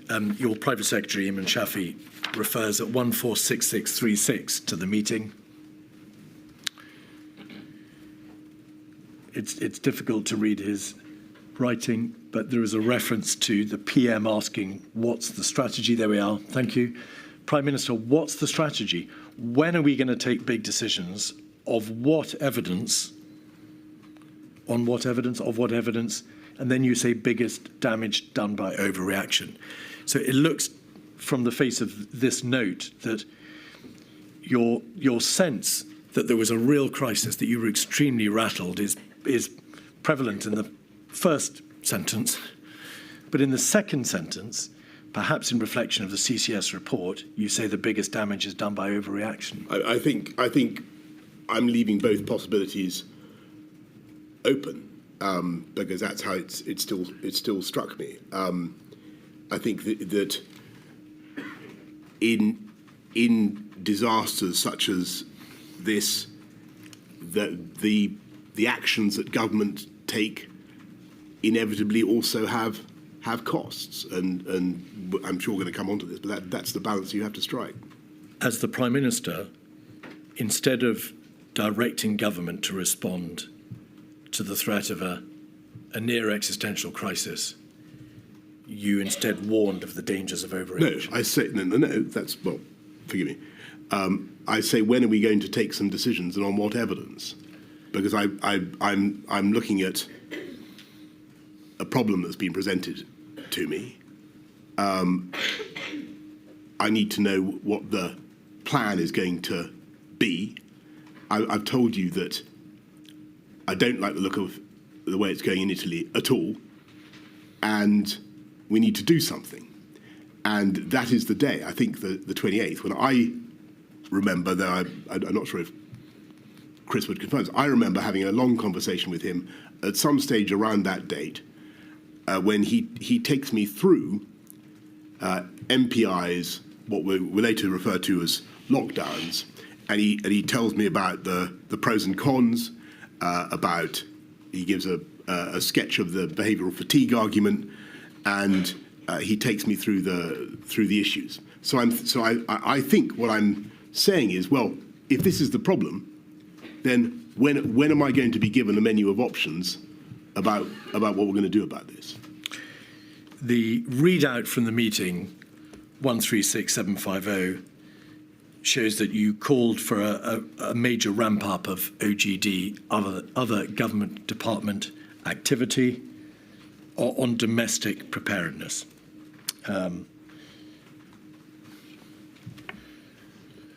And that was the least we could do. Yes, if you just go over to I think the second page.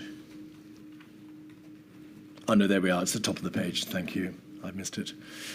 We need a major ramp-up of OGD activity on domestic preparedness. We should use the COBRA meeting to land this point with the Secretaries of State. The Prime Minister agreed with the approach to publish an action plan. That's the plan that was published on the 3rd of March, was it not? Contain, delay. He'll review the plan itself over the weekend. You read the draft plan over that weekend, did you not?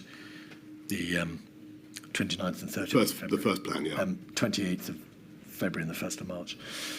And you agreed to the need for early emergency legislation, and then there's a debate about repatriation. Do you, with hindsight, and I emphasise hindsight, Mr. Johnson, accept that the level of seriousness may not have been sufficiently communicated in this direction from you? Do you say you did enough? I think that I did what I could. I think the problem is that actually, if you exclude borders and test and trace is not as good as it cracked up to be, and if you're told that we've got ample supplies of PPE, I was finding it hard to conceptualise exactly what we should be doing, except for the MPIs, and that was the only thing that I'd been I'd been given, and we had no plan for that. And I don't think the concept of lockdown, or even the word lockdown, had yet emerged. Indeed not. There was a 25th of February SAGE meeting where non-pharmaceutical interventions were debated, but they didn't include lockdown. There was a debate about extreme social distancing in the beginning of March. Lockdown doesn't appear to later. It doesn't. But your answer, Mr. Johnson, is I think the problem is that if you exclude borders and test and trace, is not as good as it's cracked out to be. And if you're told we've got ample supplies of PPE, I was finding it hard to conceptualise exactly what we should be doing.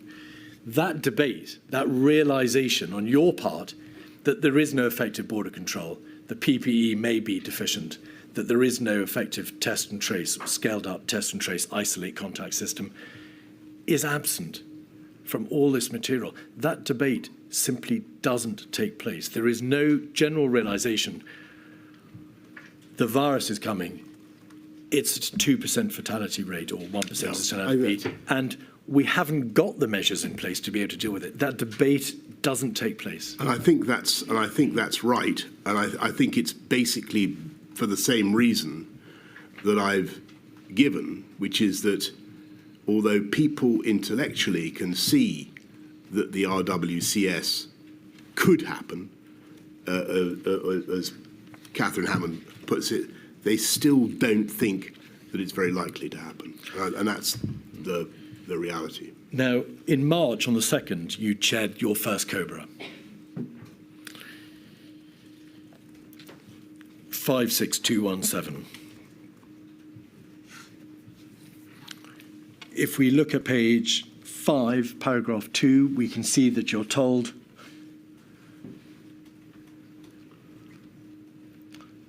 that contact tracing for the source of infection for the last 2 cases in the United Kingdom had not been successful. So just pausing there, even the limited test and trace system in the United Kingdom had failed to pick up what was still then only a relatively few number of cases. It had not picked up the last 2, and that in both France and Germany there was now sustained community transmission.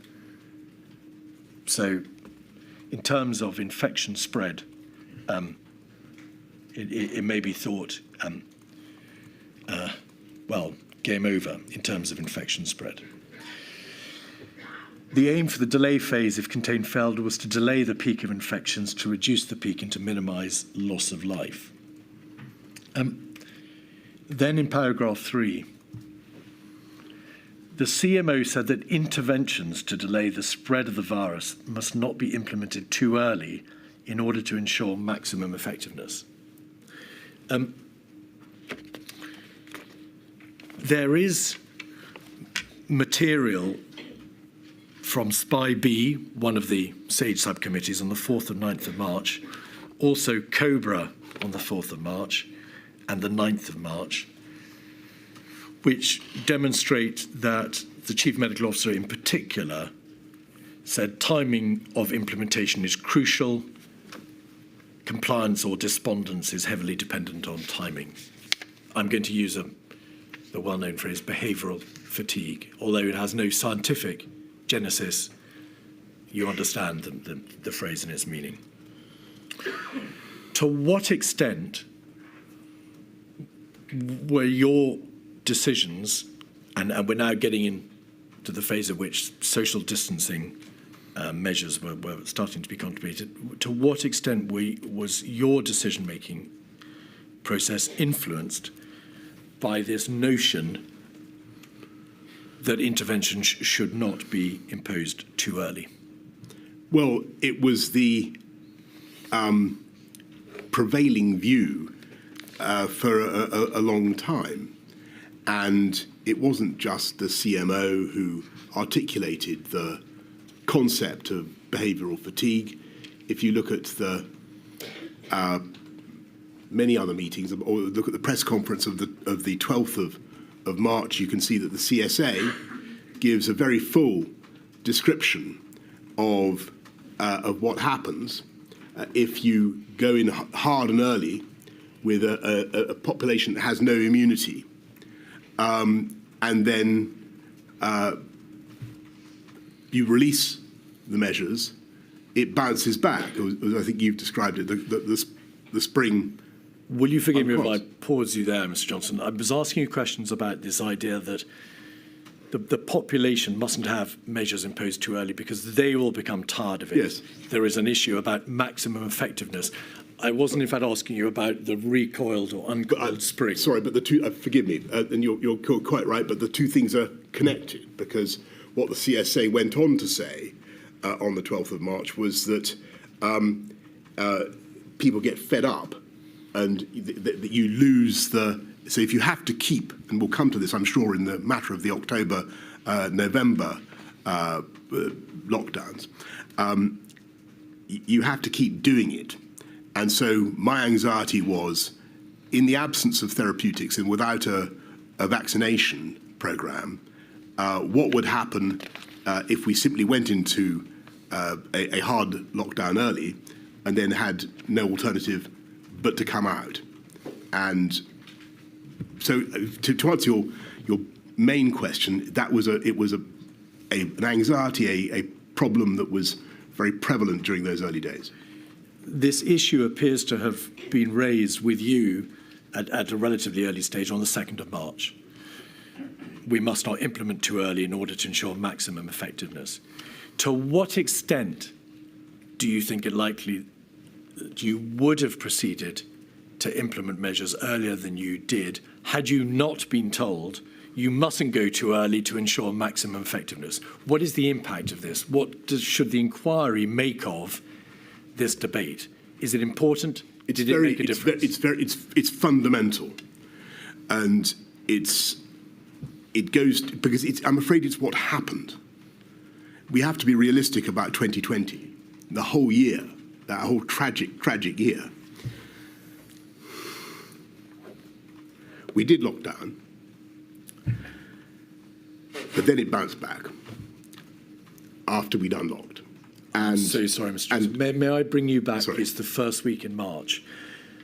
Had you not been told, don't go too early because there's a limit to which the population will be able to bear the implementation of these measures, would you have gone earlier than you did, and by what time were you effectively forced to delay? I don't think I can't say that I would have gone earlier, because I think I would have been guided by what advice I was getting about when to put MPIs in. Don't forget that this is a once-in-a-century event. We're doing things, we're enacting policy that has never been enacted in our lifetimes in this country. And to do it at the drop of a hat is very logistically difficult, but it was not something you rushed into. But having been told by the CMO, be careful, don't go too early because the population might not wear it, did you consider saying to him, well, in this general debate about non-pharmaceutical interventions and social distancing, the public health demands, the likelihood of death and hospitalisation demand that we take these measures, regardless of whether the population are prepared to put up with it over time? Did you push back against this notion of don't go too early? I thought that the short answer is no. I don't remember. I don't remember saying to myself, absolutely candidly, I don't remember saying to myself, this is so bad, they must be wrong, I must overrule the scientists, or I must ignore the scientists, I must go. No question of overruling the scientists, so you were following the science. Correct, forgive me. I must ignore the that's a very important distinction.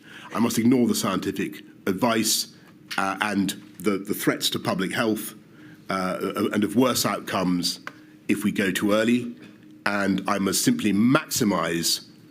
I've got to deal with the problem in front of the windscreen. I've got to deal with it now. I didn't do that, and perhaps with hindsight I should have done. But as I said to you right at the outset of this hearing, I just don't know the answer. No, that's clear. Mr. Keith, is that a convenient moment? But by all means. It's just that we usually break every hour and a quarter, and I think that's probably enough this morning. Thank you. 20 to 2, please.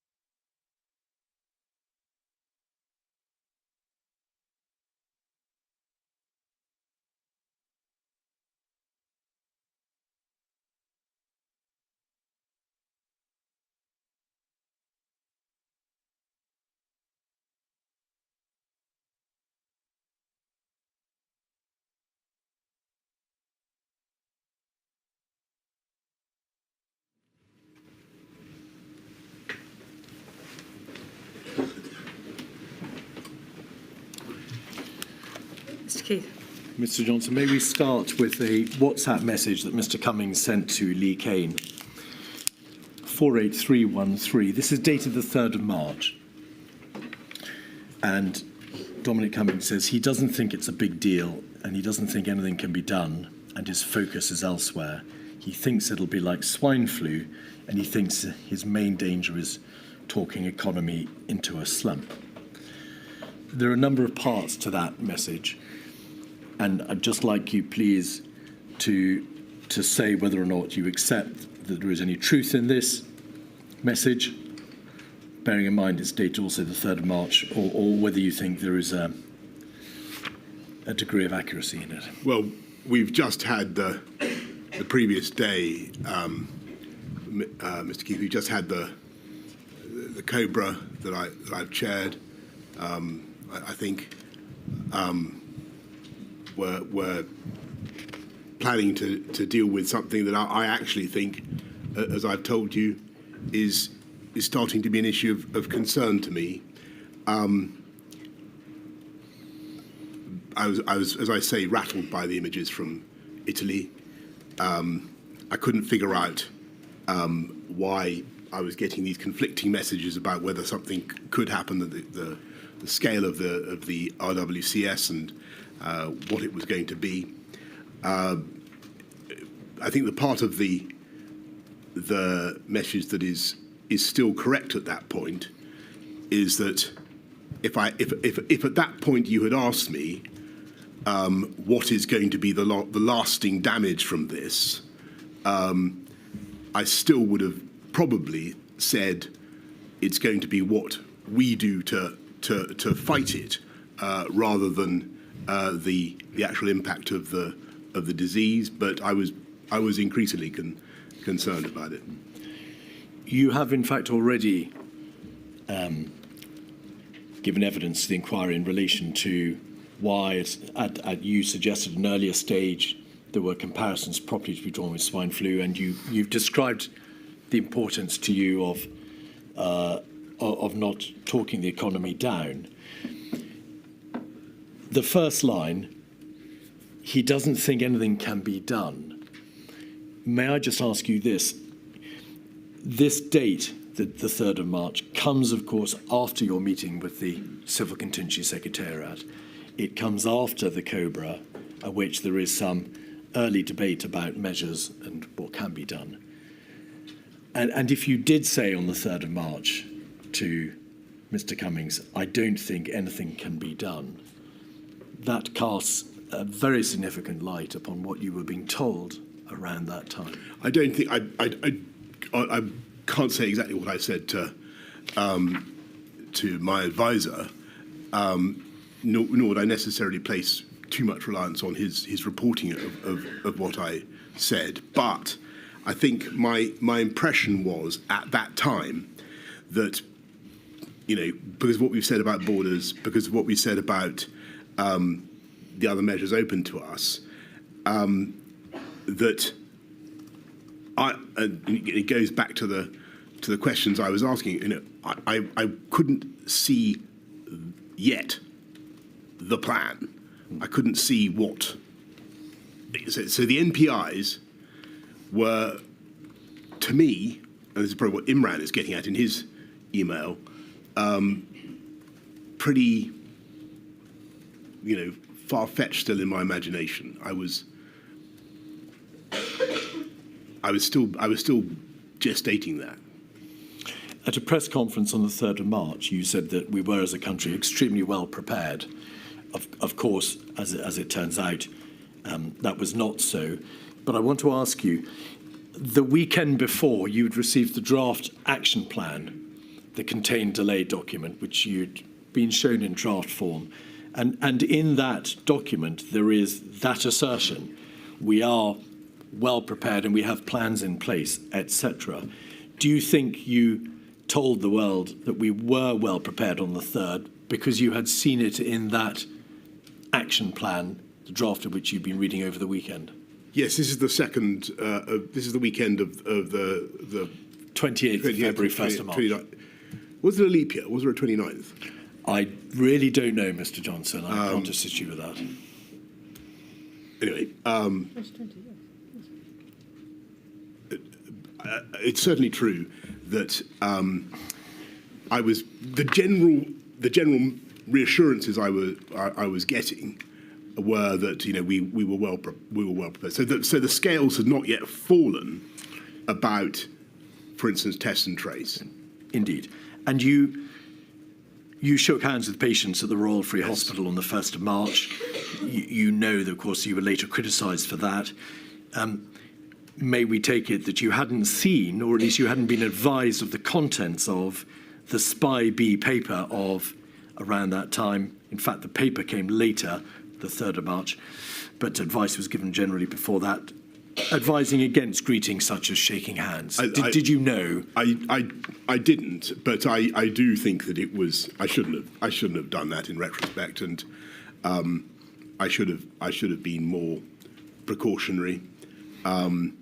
But I wanted to be encouraging to people, and so I think it's on that day that I go to Colindale, to PHE, and although I've been told, sorry, this is in my statement, but although I've been told that we have a fantastic belt and braces system, I was a little bit concerned about. I had a feeling that perhaps they weren't really as across the situation as I've been led to believe. Mr. Hancock gave evidence to the effect that he was told on the 18th of February by Public Health England that the test system was unsustainable, that it wouldn't be able to operate beyond the handful of first few hundred cases. Did you know that when you visited Colindale? No, and in fact, I think I gave a clip to the media, which I gave some figure for the number of daily tests that I believed that we were doing, and I do remember Chris being CMO, being quite sounding confident, at least to me, about the number of tests we were capable of doing at around that time. I now I can't remember the exact. All right. COBRA on the 4th of March, you chaired that. You were presented with a paper, Potential Impact of Behavioural and Social Interventions, 56158. Again, it's illustrative of what you were being told at the time, Mr. Johnson, because it makes plain that behavioural and social interventions can be applied as part of an HMG response, including the expected impacts. The note doesn't cover economic, operational, policy considerations. SAGE has not provided a recommendation of which interventions or package of interventions the government may choose to apply. So the first question is, did you understand that SAGE was never going to be telling you, Mr. Johnson, you must do this? It could only ever provide advice about the nature of the interventions and the consequences and the risks and so on. It could never tell you what to do or what you had to consider doing. That's right. I mean, SAGE is like it's a doctor-patient relationship. The doctor can't order you to do things. The doctor is not responsible for what you do. The doctor says, if you do this, then that. If you fail to do it, then the other, and that's basically how it works and should work. Was the Chief Medical Officer around that time, the 4th of March, telling you, however, you must now start considering these behavioural and social interventions? And of course, the first one, you'll recall, is imposed on the 12th of March. Yes. But we don't know when you first started to. So as I said before the break, actually the CMO and I had a heart-to-heart about non-pharmaceutical interventions, about a lot of aspects of it, particularly from a public health point of view, the costs, and he really stressed that. So we had thought about it, and I could see that was the direction in which things were starting to go. And it's only a few days later when I actually tell the public, I think for the first time, I think on the think it's the 9th or thereabouts, we're going to have to start restricting social contact. And that answers perhaps my next question, which is, why was there a delay between the first debate between you and the Chief Medical Officer about the possible imposition of these behavioural and social interventions and the 12th of March, when the first really significant intervention was imposed? I think there we have to go back to the earlier conversation that we had about mindset, timeliness. No, not mindset, but mindset. Going early. About going early. About the issues that were raised by going hard, going early, which later became the mantra, but which in March the problem was that if you, so I was told repeatedly by both CSA and CMO, you risked bounce back and behavioural fatigue, and yet more behavioural fatigue as a consequence of bounce back. There's a graph on page 2 of this document which shows what the waves, that's to say the transmission of the virus, would be likely to be, depending on whether or not there was mitigation, that's to say intervention, or no mitigation, or moderate intervention. And you can see the different colours of the graph of the lines, Mr. Johnson, depending on whether or not they were very stringent or less stringent. So it was plain to you, wasn't it, that if no steps were taken, there would be a massive first wave. That's the black wave. But if it was reduced to some extent, there would be moderate transmission, the blue wave, and then a more severe intervention would be the high transmission reduction. But to make absolutely plain, if we look at page 5, there was at this stage on the 4th of March no mention of a lockdown as such. There were a range of potential interventions, from stopping large events, closure of schools, home isolation, whole household isolation, social distancing, impact. We can see there on the right. All these things. But no lockdown. No, and that's quite right. So this is the sort of the double hump graph that really became very influential in all our thinking, and indeed is what, I'm afraid, tragically, is more or less what happened. But the measures that we could take to depress the first curve, first wave, were all very much couched with caveats about timeliness and not going at the right moment. And it's right to say, isn't it, that the wording that the Chief Medical Officer used with you and spoke in Cobra on the 2nd of March must not be implemented too early was with reference to interventions, plural. Yes, and if I could offer a suggestion as to what was really going on, I think that, and this is clear, we simply didn't realise how fast the disease was spreading, and if you remember, the predictions were that the peak was going to come in mid-May or June, I think, and it was really well in advance of that. If we go back to page 2 and the graph, you can see that it's put there in terms of spring, summer and autumn. Yeah. But there was no suggestion on that graph that the peak of the black unmitigated wave would be the end of March or the beginning of April. That's correct. Speeding up now, because we're coming now to the final decisions in March. WhatsApp messages from Mr. Hancock, or rather his WhatsApp group, the WhatsApp group he shared with Mr. Cummings and Mr. Slack, suggests that around this time on the 5th of March, they debate telling you to stop saying business as usual. Did you recall that debate with them? I don't, and nor do I even remember saying that, but using the phrase. But I think what I might have said is, until such time as we tell you to do X, Y, Z, it's business as usual. But I don't remember that debate. You've described the genesis of the herd immunity debate. may I just please show you a WhatsApp entry or WhatsApp communication from the 14th of March, so running forward a bit to the weekend at which there was a distinct change in strategy. Yeah. If we could just look at the 14th of March, 7:17 a.m., so I think it's page 3 of 48399. We can see I'm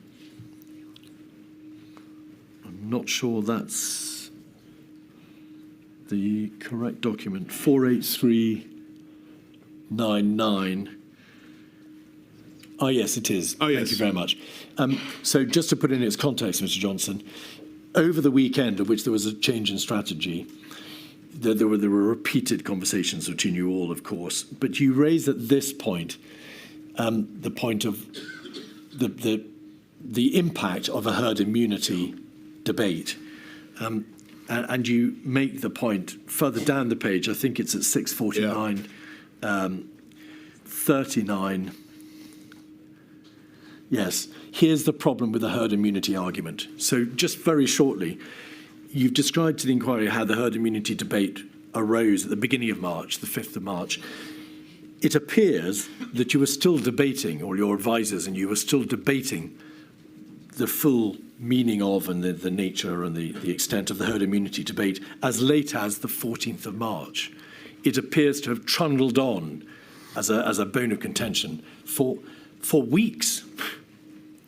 Can I think I can understand I'm looking at this for the first time, but let me try to explain what I think this is about. What happened on the 12th of March was that there was a press conference in which we were trying to deal with I had to level with the public and say, I'm afraid a large number of people are going to lose their loved ones before their time, and it was a pretty grim press conference. And in that discussion, we were asked about how the way through, and I think Patrick said the idea was to flatten the curve, suppress the virus, with some measure of herd immunity by September being, I think, a good outcome, was what he said. And I think he also said something to the effect of, it might not be, you need to suppress the curve, but not. It might not be necessary to stop everybody, or even desirable to stop everybody getting the virus, because again, you might want some measure of herd immunity. Anyway, that was the moment when people all pricked up their ears and say, are they trying to allow this thing to just pass through the population unchecked, with a view to establishing herd immunity, which was not what we wanted, not what Patrick meant. And we had to do quite a lot of work to clear it up, because our objective was to protect the NHS and save life, and to save life by protecting the NHS. That was our objective. Our strategy was to suppress the curve and to keep the R below 1 as much as we could. We were going to use everything we could to do that. Herd immunity was going to be, we hoped, a byproduct of that campaign, which might be very long and very difficult. At the same time, in Cobra on the 9th of March, in Sage on the 12th of March, in Cobra on the 12th of March, and in an interview that the Chief Medical Officer gave to the press on the 13th, there were repeated references to the need to delay the peak of the virus as opposed to suppressing it entirely because of the risk of an uncoiled spring, of it bouncing back, yes, the second wave.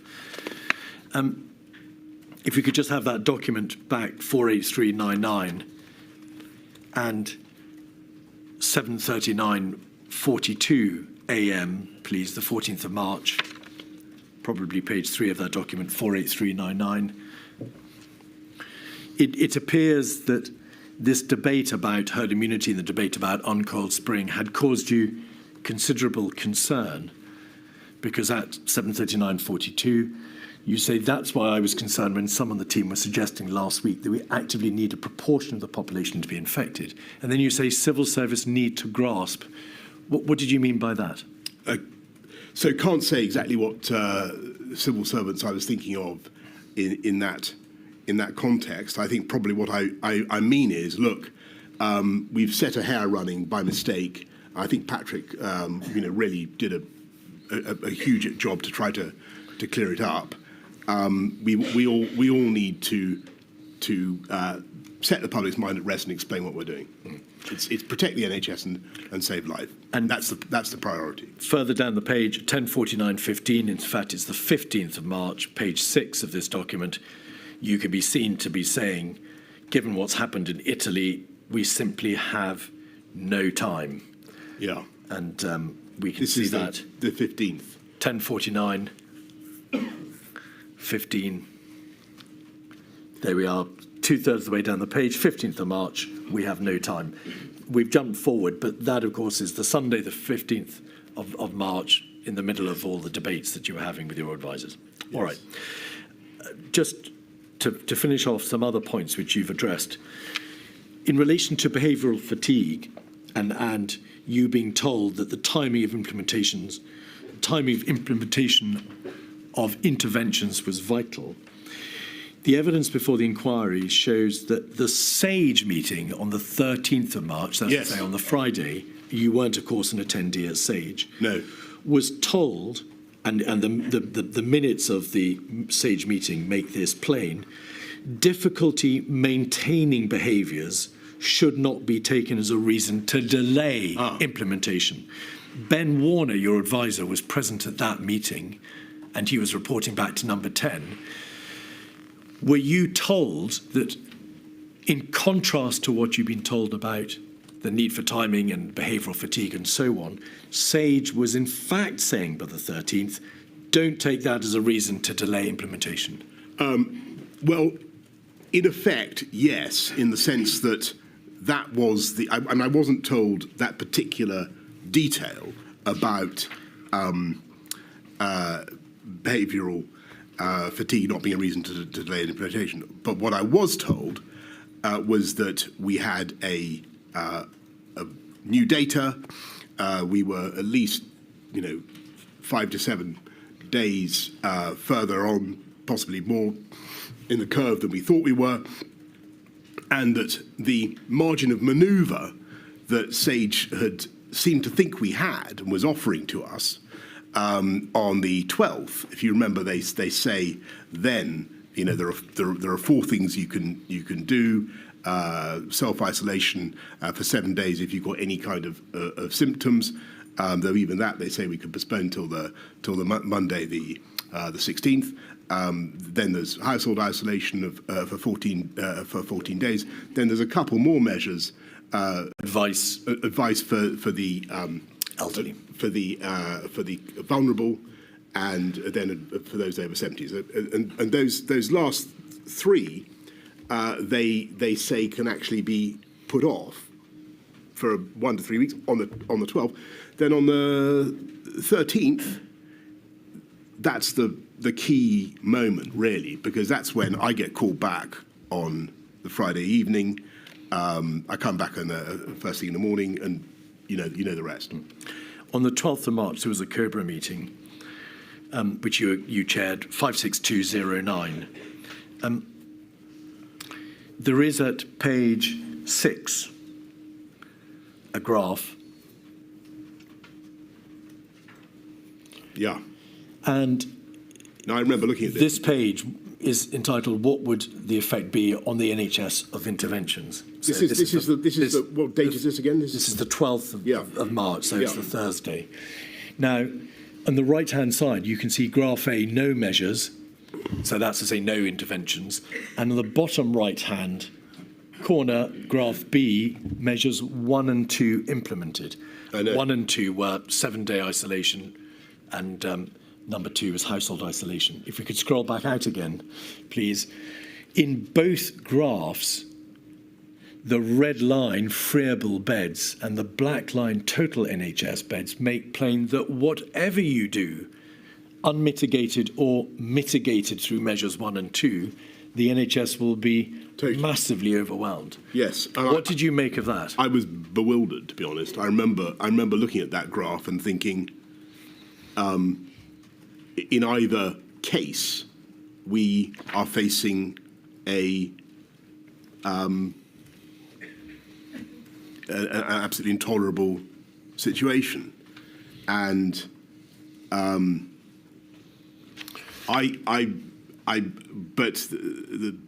although I clocked it, I thought, well, there must be a reason why we're not being told to go urgently. Maybe that reason is all the things that we've discussed. So I have to admit, and I think I say in my statement, that I think at this point there is a certain amount of incoherence in our thinking, because that graph makes it clear that things are going wrong, and that is cleared up the following day.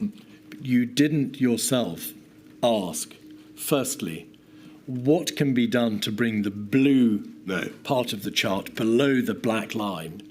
Why are we talking in terms of these modest measures, which may or may not even be imposed this week, when we've got to bring the blue part below the lines? I didn't. And secondly, why didn't you ask, why are you presenting me with this and at the same time telling me we mustn't go too early with interventions? Well, because I'm afraid, listening to the advice I was being given about timeliness, and I was and looking with puzzlement at the graphs, and what I should have done, and though thankfully it was only a matter of a day or two before the thing was resolved, what I should have done was, as soon as I saw that graph, said, hang on, this is not coherent with what you're telling me about timeliness, because I do remember looking at it and thinking there was something amiss. Around this time, on the 5th of March, going back to the beginning of the week, the 5th of March, there was a COVID-19 meeting at which advice was given to the effect that a prohibition on mass gatherings was not necessary. Did you, throughout that week, as you had, in fact, during earlier weeks, receive advice that, for epidemiological purposes at any rate, there was no need to shut mass gatherings, sporting events? That was but to be fair to the people who were giving the advice, it sounded reasonable at the time, given what we knew, because what they said was, look, if you do this, what you will do is push everybody into the pubs and the warm enclosed spaces where transmission will be even faster. So that was the point that was made. You were, by your own words, of course, only following the science rather than being directed by the science. It must have been apparent to you that this was presentationally disastrous to keep mass gatherings open whilst you were debating the closure of schools as one of the possible interventions. That's true, but I felt that it was certainly the public didn't get it, but that was true of many of the measures that we put in place throughout the pandemic. There was often a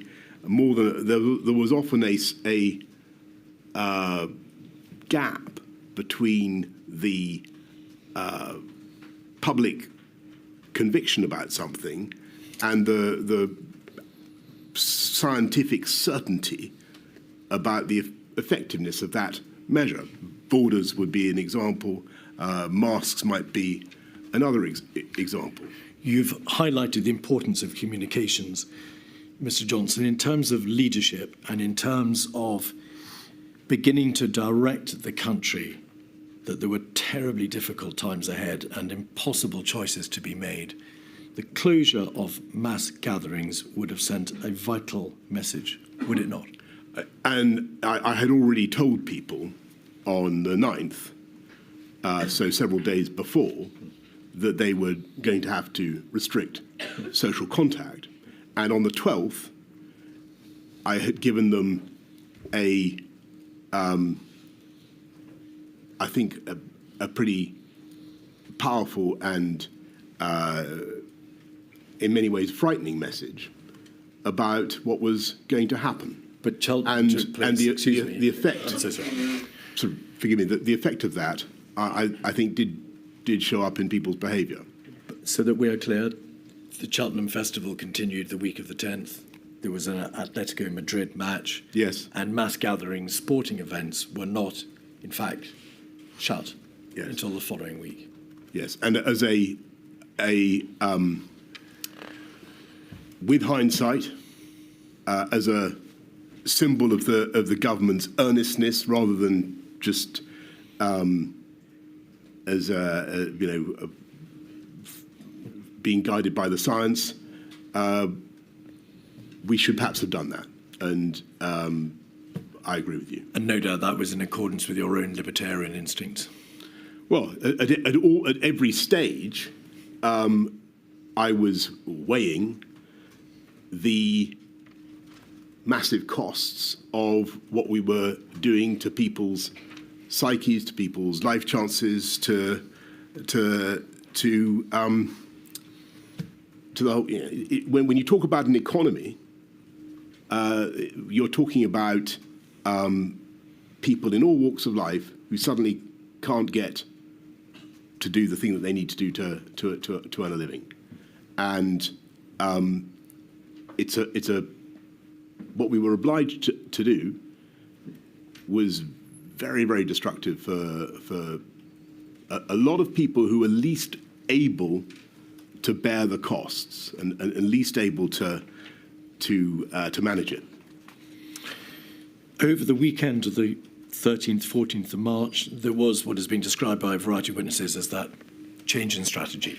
And it matters not for these purposes, Mr. Johnson, whether it was an acceleration of the existing plan, a change in strategy, or a redirection. There was, on any view, a significant change. It's plain from the evidence, but obviously the ultimate decision is for my lady, that there were a number of individuals who were pushing for change. Mr. Cummings, with his colleagues, Ben and Mark Warner, and also Helen McNamara and Imran Shafi, all met on the Friday night, and with Mr. Cummings' whiteboard, they worked out that immediate, much more stringent measures were required to prevent the NHS from being overwhelmed. During the course of that week, the days before that weekend of the 14th, 15th of March, it's obvious from data being provided to Number 10, we've seen part of it in that memo to Sage, showed the likely impact on the NHS. Why wasn't the lead government department, the DHSC, responsible for public health, pushing you harder during that week to introduce the more stringent changes? Why do you think that department, it appears from the evidence, was still trying to go for the squash the sombrero, part mitigation, herd immunity route, as opposed to recognising we must have suppression? We've got to stop this now before it's too late. I think probably. So my memory of it is slightly different from that account, or maybe it might be the same. But what I felt happened was that we were in a state now when we knew we had a massive problem. We knew we were probably going to have to act in ways that we hadn't bargained for and didn't, and were still being developed. We still thought we had a bit of time, but not very much, probably. And that was what the scientific guidance seemed to say. And if you look at that long paper by Sage on the 12th, you can see that. And I quoted a bit of it.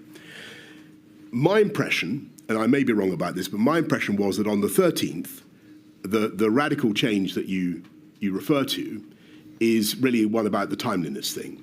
And what I think Sage saw, and this is what was conveyed to me by CMO and CSA, was that the virus was now spreading much more rapidly in the UK than they had bargained for. And therefore, we had to accelerate. And so I think that it was a confluence of opinion, but the people I talked to on the Saturday morning were the people you'd expect. It was Chris, Patrick, Imran, Stu, my other advisors. So I wouldn't want to. I wouldn't want to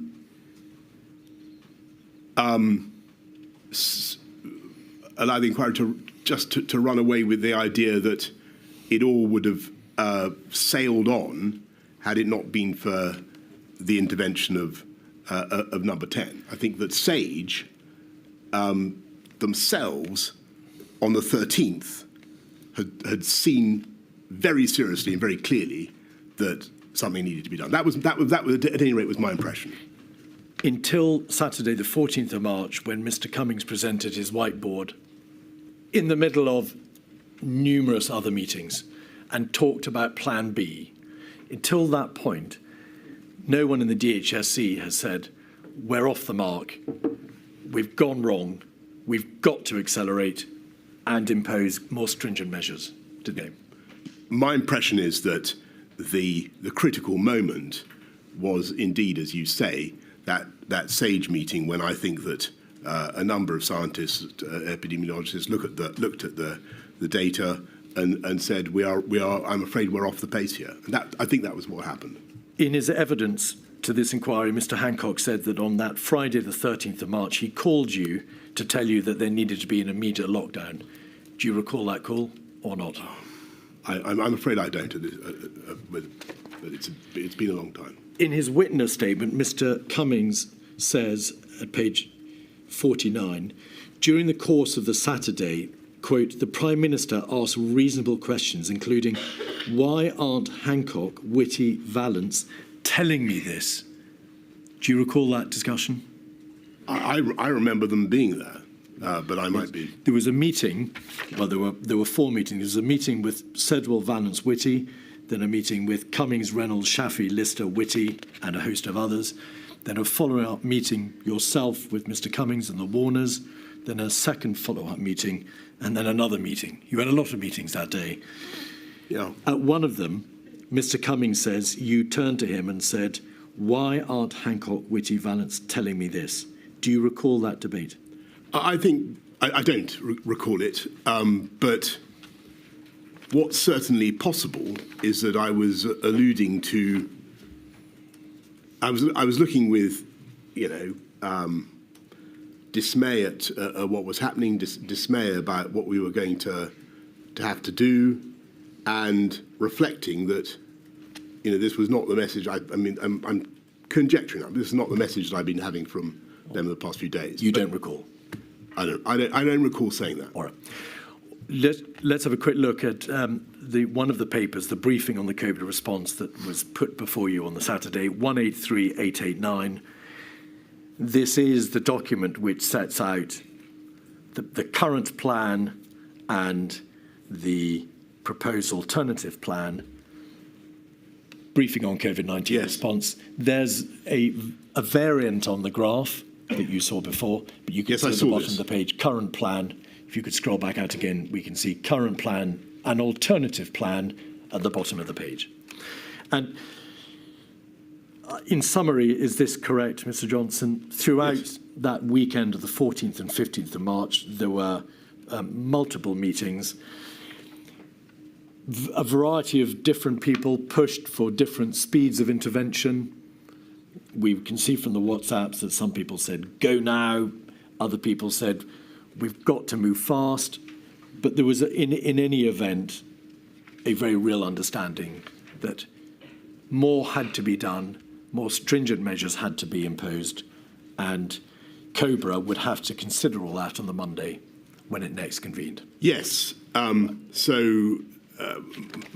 impression was that what Ben Warner and others were doing, and I don't know about the differences in views, but what they were doing was trying to take the SAGE meeting of the previous day and really give to me the logical consequences of that. But only you could decide the strategies, and you decided, did you not, by the Sunday night when you called Sir Patrick Vallance and Sir Chris Whitty to another meeting, you decided that the alternative plan would have to be followed, and you gave, as we'll see in a moment, a number of directions as to what needed to be done. Yes, I mean, it was absolutely clear by the Saturday that we had to act, and we were out of time. The inquiry needs to ask you this. To what extent did you appreciate by the Sunday night that a lockdown decision, a stay-at-home mandatory order, was inevitable? It obviously wasn't imposed until Monday, the 23rd of March, and during the course of the week, there were a great deal many extremely complex operational issues to circumnavigate, a shielding system having to be built effectively from scratch, getting hold of data from the NHS. We can see there were real issues about the preparedness of the Cabinet Office around that time, from Mr. Cummings' WhatsApps that refer to cab off being terrifyingly shit, no plans, totally behind the pace. Was it a question, A, of you deciding that there had to be a lockdown, but that time would be needed to put it into place, or B, you would start the arrangements which could accommodate a lockdown, but that decision wouldn't then be taken for another week? I think that looking at the graphs, I was reconciled, or getting increasingly reconciled to the fact that we were going to have to do a huge amount more to suppress the virus. And I, just to get back to an earlier point, this was not something we'd done for a country that had been through. It was hard to get one's head round. The legal complications were enormous. How to do it, as you rightly say, Mr. Keith, that all that needed to be worked through. We had started the bill a long time ago. I mean, 5th of February we start the coronavirus bill. But I think my state of mind then is I'm now more or less in virus fighting mode. I'm thinking we this is there's absolutely nothing. We've got to throw that. We've got to sort this out. And so there's then a series of things that we do leading up to the 23rd. But you weren't entirely in virus fighting mood. If we look at 273, 872, page 55, we can see part of the seemingly perennial debate in your own mind as to what should be done. Mr. Cummings asks Lee Kane if you could just scroll into that screenshot. Get in here, he's melting down. Yeah. Richie saying bond markets may not fund our debt. He's back to Jaws mode. I've literally said the same thing 10 times and he still won't absorb it. I'm exhausted talking to him. I've had to sit here for 2 hours just to stop him saying stupid things. Mr. Johnson, you would be inhuman, perhaps, if you hadn't, in that terrible week, oscillated and backed and veered in your own mind about what had to be done. But is it fair to say that you made your doubts and your oscillation clear to those around you? I think it was my job to address all the consequences of what we were doing and to test the policy, which I was, as you can see, determined that we deliver and get on and do, and it was, even though it was a completely novel policy, absolutely a dramatic thing to do. What he's referring to here is a conversation with the Chancellor, where I'm talking about the downsides, I'm talking about the costs, and how negligent it would have been, totally negligent, not to have had such a conversation, not to have gone through with the HM Treasury the economic ramifications of what I was proposing to do, I need to do that. It didn't in any way. I think the key thing is, it didn't in any way stop us, divert us from the crescendo of actions that we took. Forgive me. The suggestion is not being made here that you, having reached a view on public health grounds, took yourself off to speak to the Treasury and see what arguments needed to be made properly on behalf of the economic consequences that would ensue from a lockdown.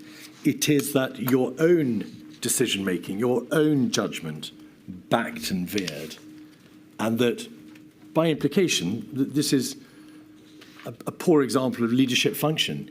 You couldn't make up your own mind as to what should be done. On the contrary, I've made up my mind. We are getting on and doing it. We are not being diverted. I've got the Chancellor of the Exchequer with me, saying that there's a risk to the UK bond markets and our ability to raise sovereign debt. This matters massively to people in this country.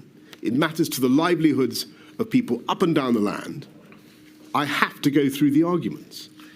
And that is what I was doing. At 146636, page 92, your own private secretary, Imran Shafi, recorded in his notebook that on Thursday, the 19th of March, the same day, in fact, as those communications, you said, "We're killing the patient to tackle the tumour, large people who will die.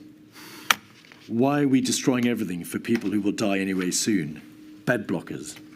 Is that not indicative of an absence of consistent position by you and a clear decision that on the basis of the scientific advice that you had received, these stringent interventions were necessary? No, it's an indication of the cruelty of the choice that we faced and the appalling balancing act that I had to do throughout the pandemic.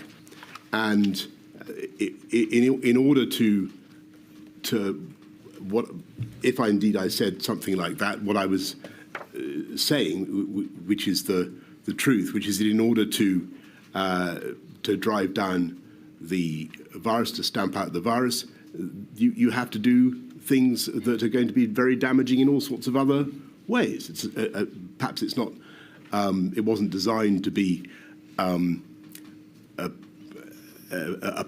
publicly broadcast, but I was trying to find a way crisply to summarise what I saw as part of the problem, and I needed people to, and I think, by the way, that what I hope the inquiry will be able to do, I needed people to be able to do a faster reckoning of the benefits, the impacts of the MPIs and the costs at the same time. As for the reference to so-called bed blockers, that is, I assume this is the 19th of March, is it? Yes. And well, we've only a couple of days previously decided to do the March discharge strategy, and the issue there is that we're facing a crisis in that we only have about 100,000 beds in the NHS and in the acute sector, and plainly, sadly, many of those were delayed discharge patients, and we needed to sort that out. Two other issues in relation to the Thursday and the Friday. On the 19th of March, that Thursday, you had a meeting with a newspaper proprietor. Mr. Cummings has suggested that that meeting, which appeared in your diary as a personal social matter, was not perhaps the best use of your time in the middle of this crisis. Well, I can't remember exactly what happened at that meeting. It was a very brief meeting. The newspaper proprietor in question doubtless wanted to know about what was happening to London and why, and the way he owned and indeed the whole country, and wanted to be informed, and I wanted him to be supportive. So was the meeting to do with COVID? Was it COVID related, Mr. Johnson? I can't remember, but I'm absolutely certain it must have been. On that Thursday and Friday, there was then debate also, wasn't there, about whether or not, in light of the figures showing that the NHS in London would be overwhelmed sooner, there might have to be a lockdown for London first before the rest of the country. But that debate resolved itself, didn't it, when it became apparent that there was little point in locking London down if the rest of the country was going to be locked down just a matter of days thereafter. Yeah, that's exactly right. Yeah. All right. The final weekend of the 21st, 22nd of March, Sir Chris Whitty produced a paper dated the 22nd of March, in fact, called Coronavirus Summary of Strategic and Tactical Approach to the Epidemic. And that was presented to you at the second of a COVID-19 strategy meeting on the 22nd. The lockdown was, of course, ordered on the 23rd, following a meeting of COBRA and a strategy ministerial group meeting. The material put before you, Mr. Johnson, over that weekend shows that whilst there were some positive trends, the level of compliance by the population in relation to the measures which had previously been imposed on the 16th and 20th of March failed to reach the necessary 75% required to have some degree of certainty that the R number could be brought below 1. Is that a fair summary? Yeah, that's completely right. And I remember, I think, Patrick making points about there being too much social mixing in parks and so on. Now, obviously, the schools had been shut from the 20th. You had directed the closure of non-essential retail and leisure outlets and everything else on Friday the 20th. Yes. A few days before, on the 16th, you'd had the first set of interventions. Why, on that Monday, did you not wait to see whether or not the measures from the previous week, which had, of course, been imposed in good faith and specifically designed to bring the R below 1, which was your overriding strategy, might work? Why didn't you wait to see whether or not those measures would, over the course of that week, start to bring R down below 1, as you had fervently hoped and properly believed they would when you'd imposed them the week before? I think that by this stage, for the simple reason, the scientific advice was starting to become much more precautionary, and I think that I sensed from what I was being told about the effectiveness of the previous messages that we had to do more. And looking at the shape of the curves that I had seen, I thought that we'd run out of wiggle room, and I thought we had to do what we could. There was no hard data, of course, as to when the NHS would be overwhelmed.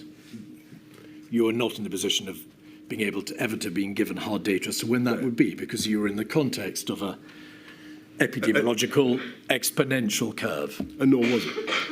You could not know exactly how many additional deaths would be spared if you took the measures on the 23rd of March, as opposed to waiting to see whether the measures from the 20th would work. You just weren't in that territory. And that being so, why didn't you wait to see whether or not the previous measures should be allowed to work? You say, looking at the shape of the curves, I thought we'd run out of wriggle room. I sensed more needed to be done.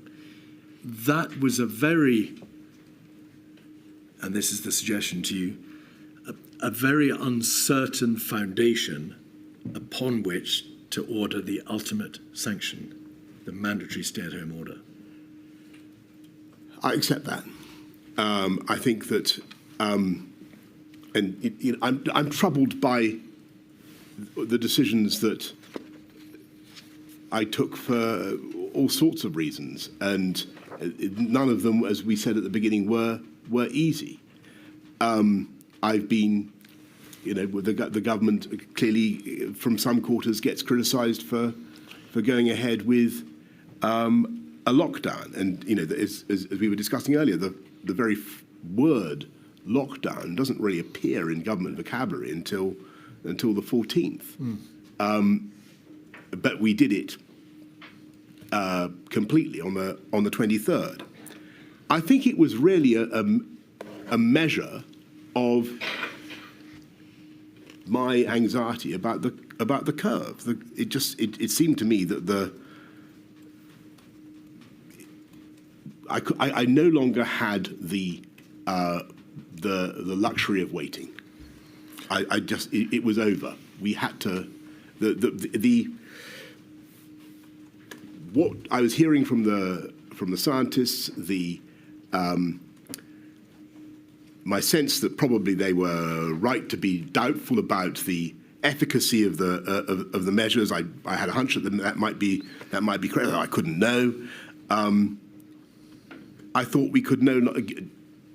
I thought we were out of time, and we had to do everything that we could, and so that's why we went to.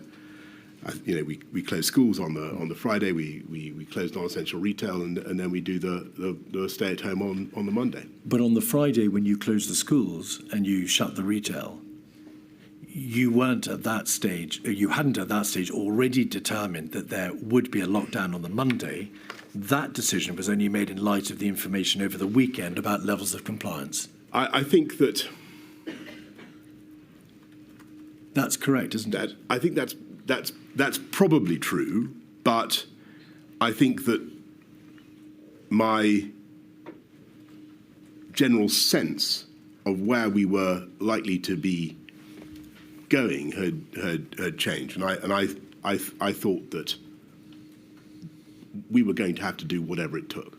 56213, page 4, is the relevant part of a meeting of COBRA. The COBRA decision, the COBRA meeting that took place on the Monday, after you had given the directions on the Sunday night.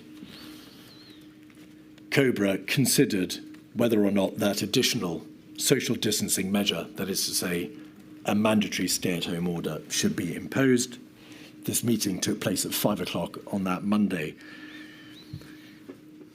If you look at the current situation update in the first 3 paragraphs, you will see a reference to the figures for compliance being positive in part.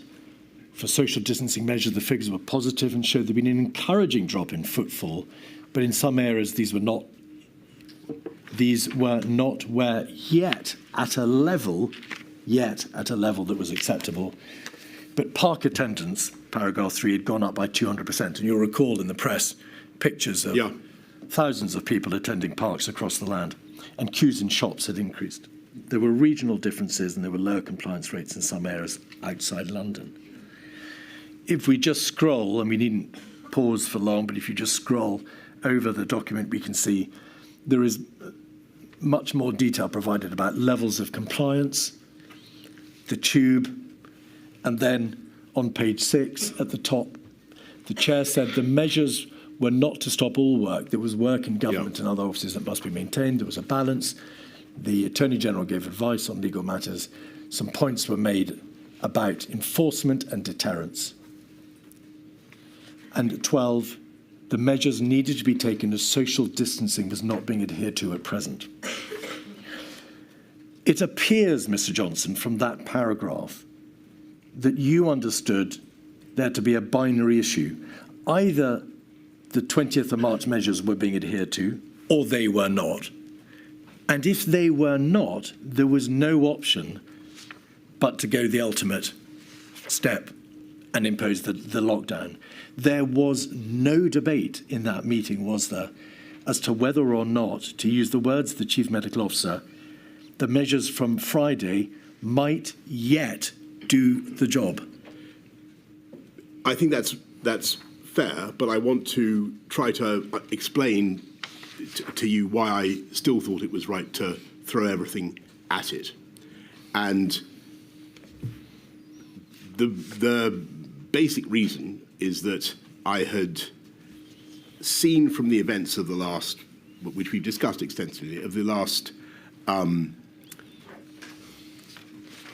weeks, that we'd systematically underestimated speed, underestimated prevalence, and we didn't have any other shot. We didn't have the systems to control the virus that, perhaps I believed earlier in the month that we did. I didn't know what other tools I had as Prime Minister to protect large numbers of people from this virus, and I felt fundamentally that I was out of time. And what I believed in the previous week was that we still had some wiggle room, because that seemed to be what I was hearing. I might have been wrong, but I took the view on the Sunday and Monday that we were just out of time, and the thing was too big and the curve was too aggressive. The inquiry has put this proposition to Sir Chris Whitty and also to Mr. Hancock. Did you act because, in effect, you were told by the Chief Medical Officer and the government's chief scientific advisor that the nature of the exponential growth was such that, regardless of the actual number of NHS places, regardless of any data that might indicate that the NHS would be overwhelmed or when it would occur, and regardless of the number of additional deaths that would be caused if you didn't act, the nature of the exponential growth was such that huge numbers of additional deaths and collapse were inevitable at some point, and you simply couldn't gamble that they would not eventually occur. Is that the nub of it? I took very seriously, and I listened very hard to Chris and Patrick, and it felt to me as though they were basically saying that the UK was now in a position where we had to do everything we could to restrain contact, and that was our best shot at protecting the NHS and saving life. And so that was what I did. Can I interrupt for a second? Forgive me. I'm so sorry, Millie. No, it's just, you mentioned earlier, Mr. Johnson, about how some would say you shouldn't lock down at all. When you did decide that we had to lock down, did you consider the arguments that say you should never go that far and impose that kind of level of draconian restriction on the liberty of the population? Did you consider the argument against lockdown, or did you? I did, and I mean, I didn't.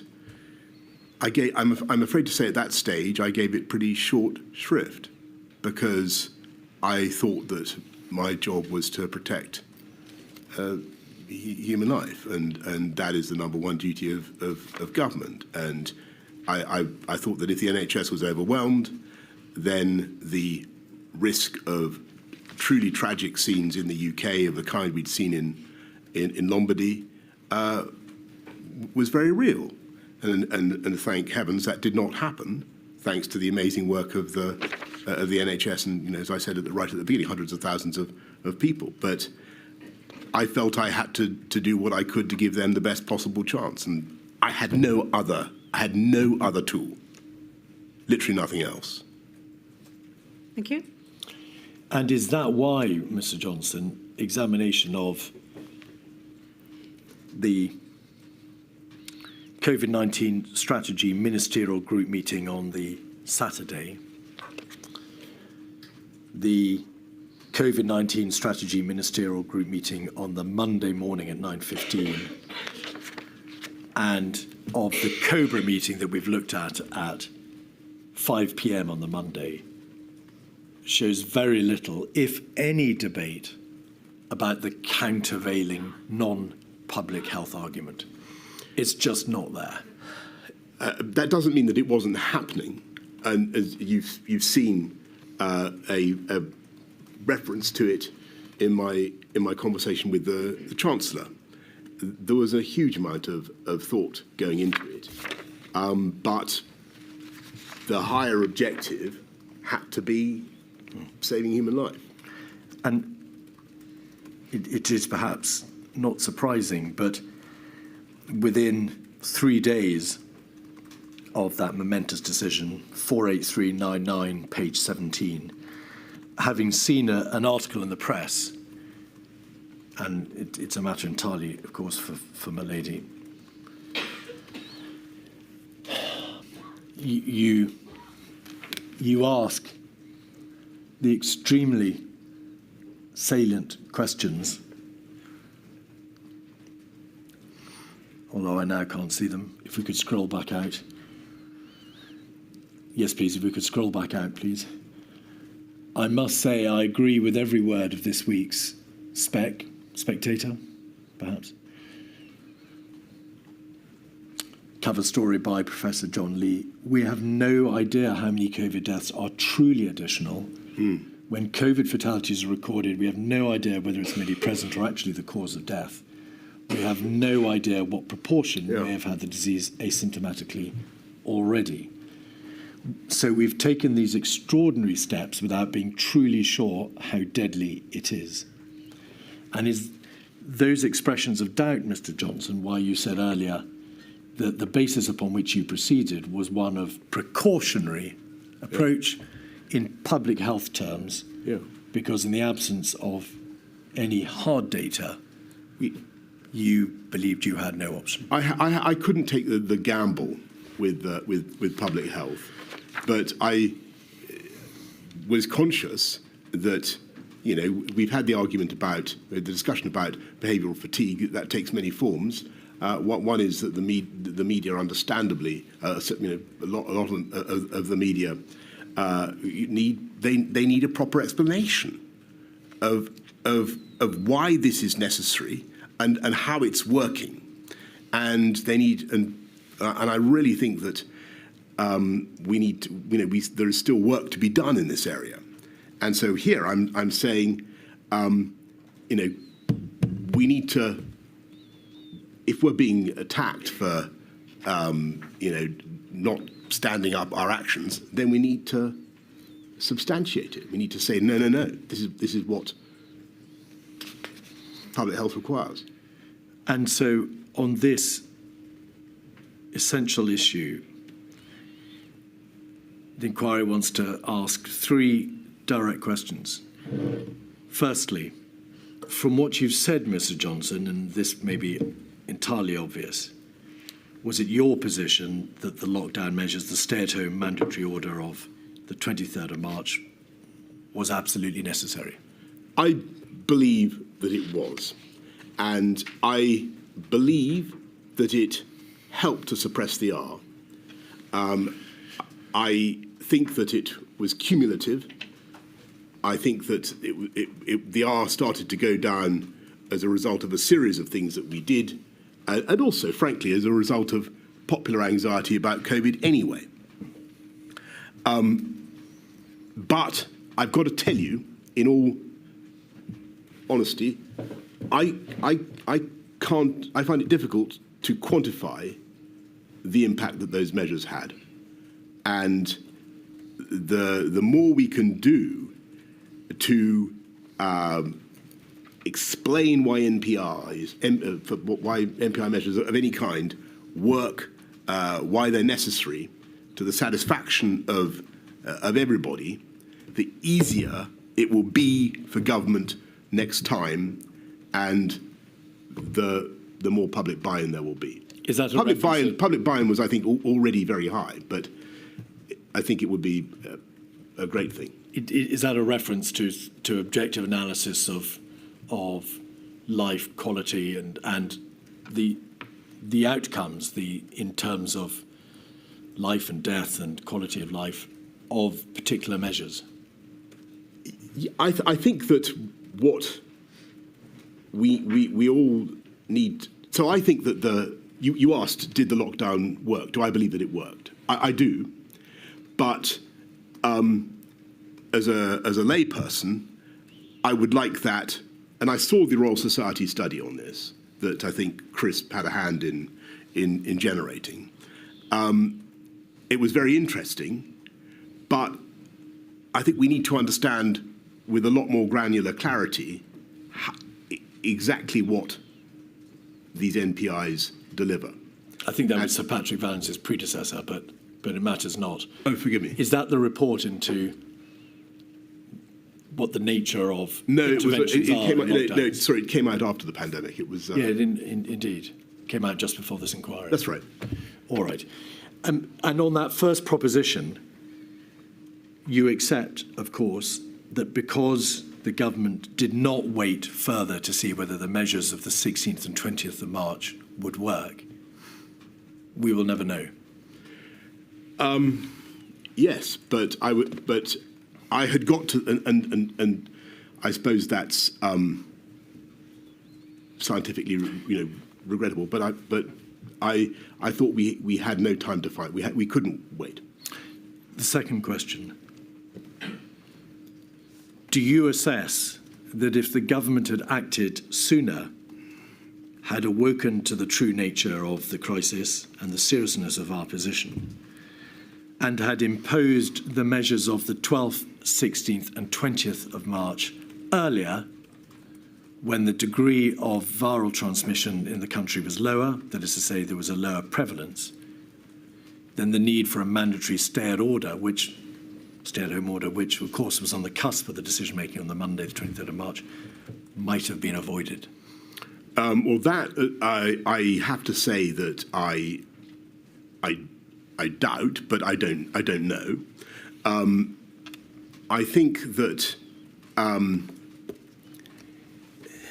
the virus is extremely contagious. I think that it was going to describe a pretty nasty curve, almost whatever we did. I'm not certain that we would have been able to avoid the extreme action that we eventually took by acting a few days earlier. But I would defer on that to scientists. And the third proposition, based upon, in part, the evidence from some of the scientific witnesses who have given evidence in this inquiry, on the premise that the lockdown was necessary on the 23rd of March, was it nevertheless imposed too late? Could it not have been imposed earlier had the government been rather more alert in middle to late February and in early March, had it not been blindsided to some extent by the debates about herd immunity and not going too early and behavioural fatigue and so on, and understood properly the data in its possession, thereby allowing it to impose the lockdown in the weeks of the 9th or 16th of March? I think that all your conditionals I would delete, except the one about the data. I think that was the key thing that that SAGE lacked, and it was the sudden appreciation that we were much further along the curve than they'd thought. We weren't 4 weeks behind France or Italy. We were a couple of weeks, maybe less, and they were clearly wrong in their initial estimation. We were clearly wrong in our estimation of where the peak was going to be. And so that penny dropped. That we realised that on the evening of the 13th into the 14th, and then we acted. But I think once we decided to act, I think it was pretty fast from flash to bang. Perfect timing, Mr. Keith. We'll take a 15-minute break. Thank you. Back at 10 past.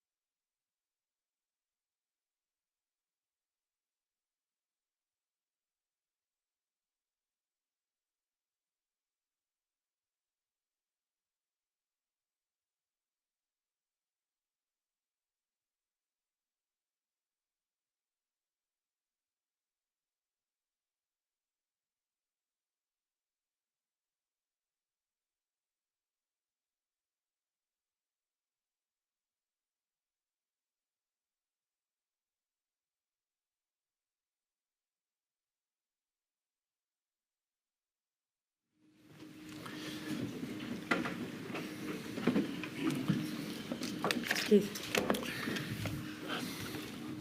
Mr. Johnson, as is well known, after the first lockdown, your government published a roadmap out of lockdown in May. Yes. On the 10th of May, I think it was presented to Parliament, our plan to rebuild.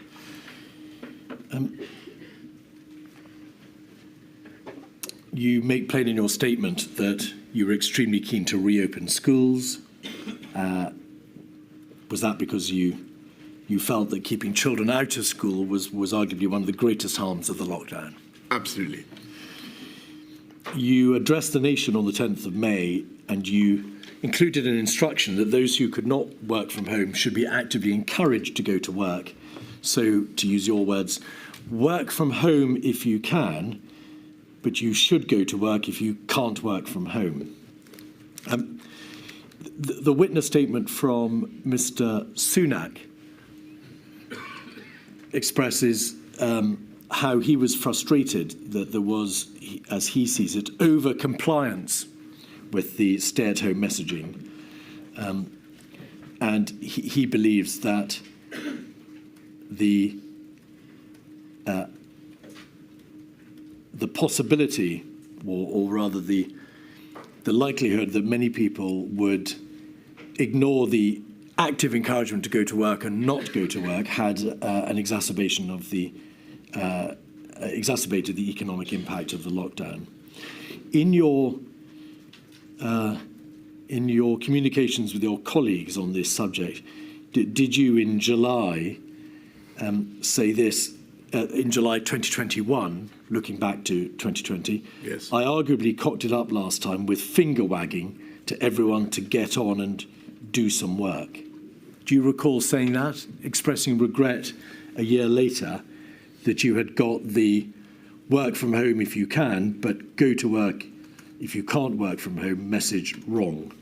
I think that it was a very difficult time as we came out of, I mean, the whole thing was unbelievably difficult, but as we came out of lockdown in the summer of, early summer of 2020 for the first time, that some areas remain under a lot of restrictive measures, I felt strongly that the people had made such a sacrifice to get the R down that we must try to allow people some freedom, and I wanted the the benefits of the exertion, as it were, the effort to get the R down to be felt throughout the country, for people to be able to do things again.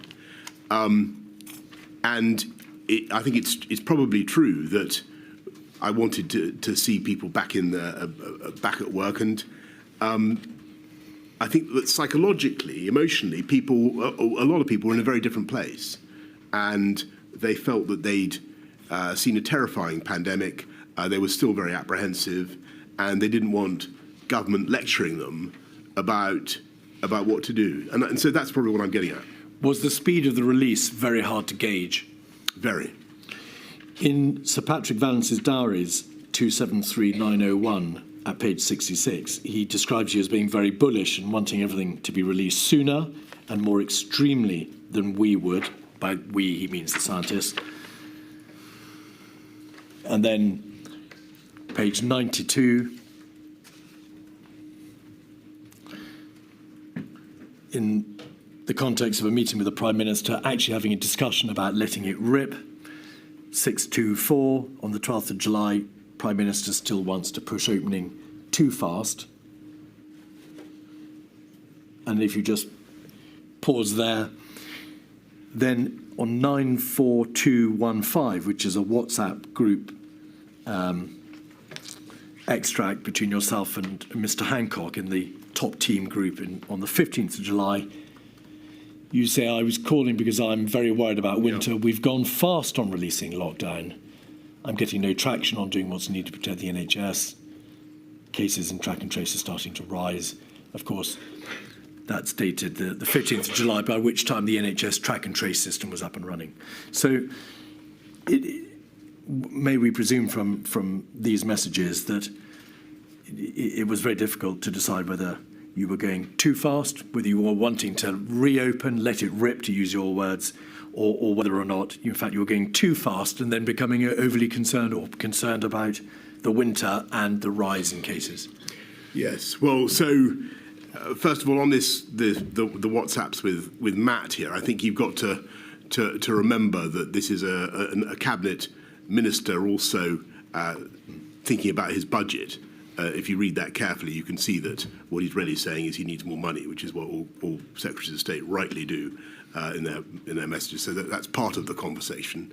But clearly, the issue was that I think I always realised, and certainly nobody disagreed with me, that when we came out of lockdown, when we went into lockdown, as Patrick said in that first important press conference on March the 12th, you can push it down, but with an unimmunised population, it will bounce back.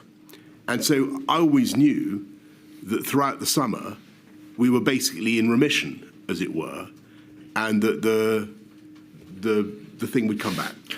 And it was a very difficult judgment to make. You said that the last WhatsApp in the top team group there on the page on the screen may be reflective of a Secretary of State being concerned with money. Isn't that your wording, or have we misread this? This is you saying I'm very worried about winter, and him saying what's the evidence on rising new cases, or is it the other way around?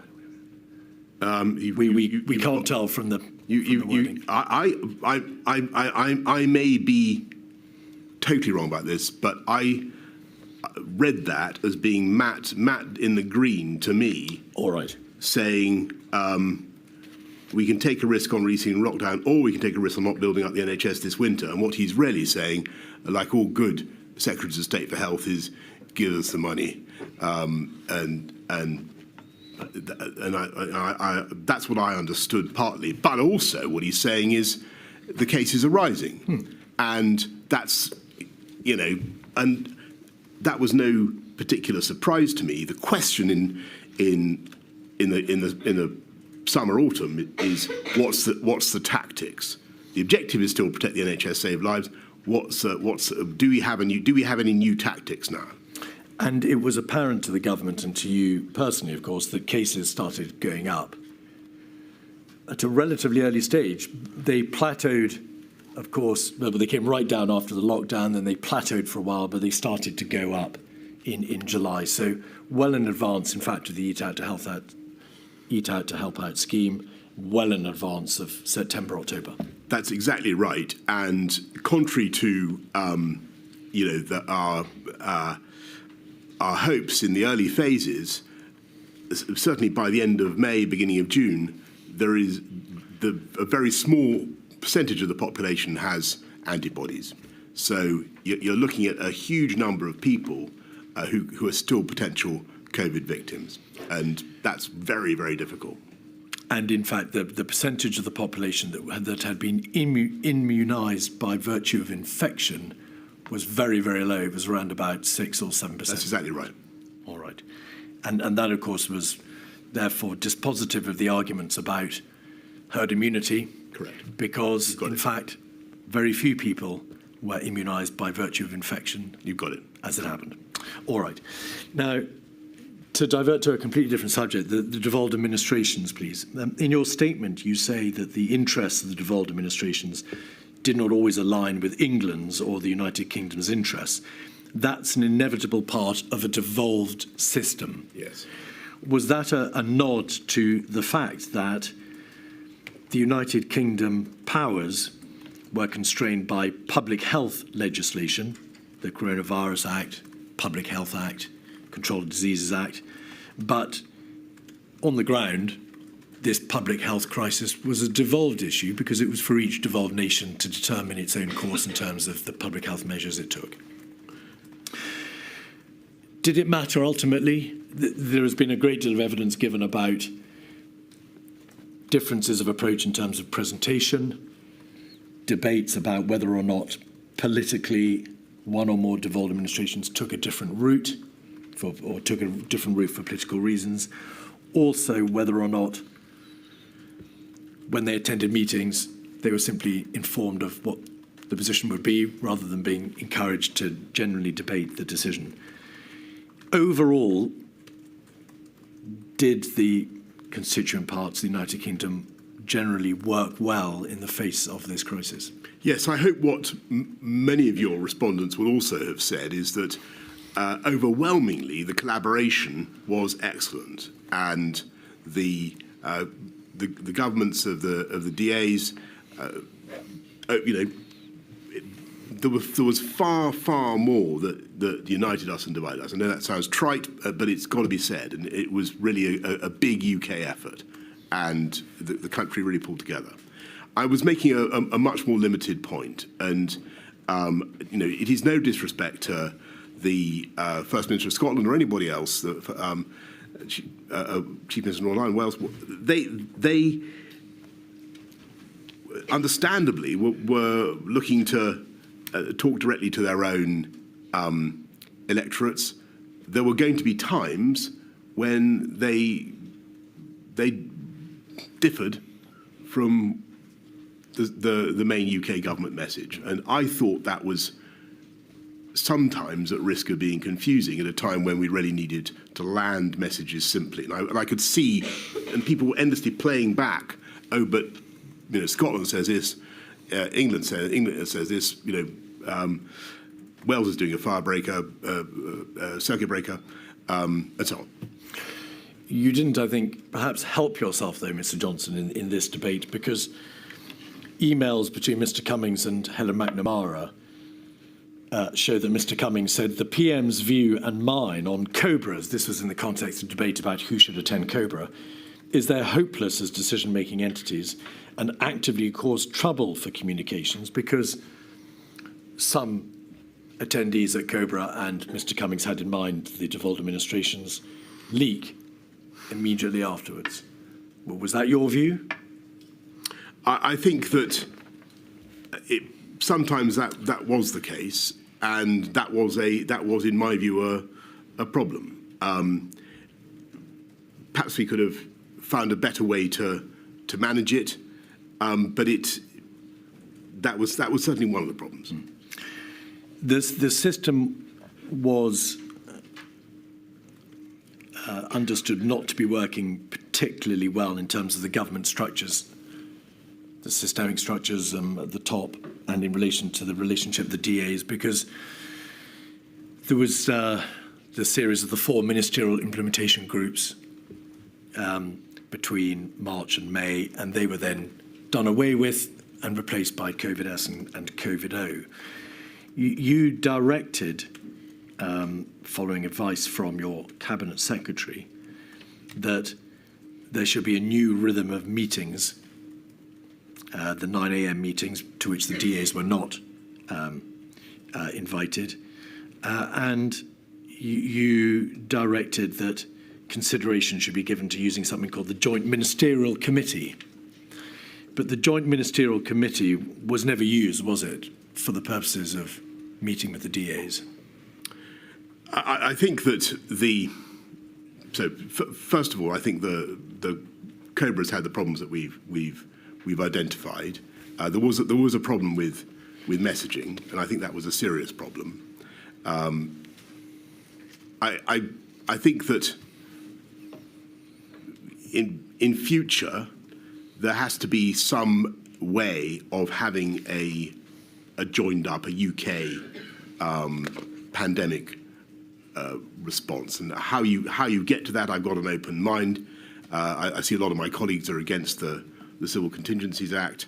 I'm happy to defer to them on that point. I wonder whether you could amend the 1984 Public Health Act so as to have an exemption for pandemics. It just seems to me that something needs to be done to fix this, whilst taking account of the legitimate concerns of the DAs, their legitimate desire to be involved and to contribute. But we need to find a better way to get a single message.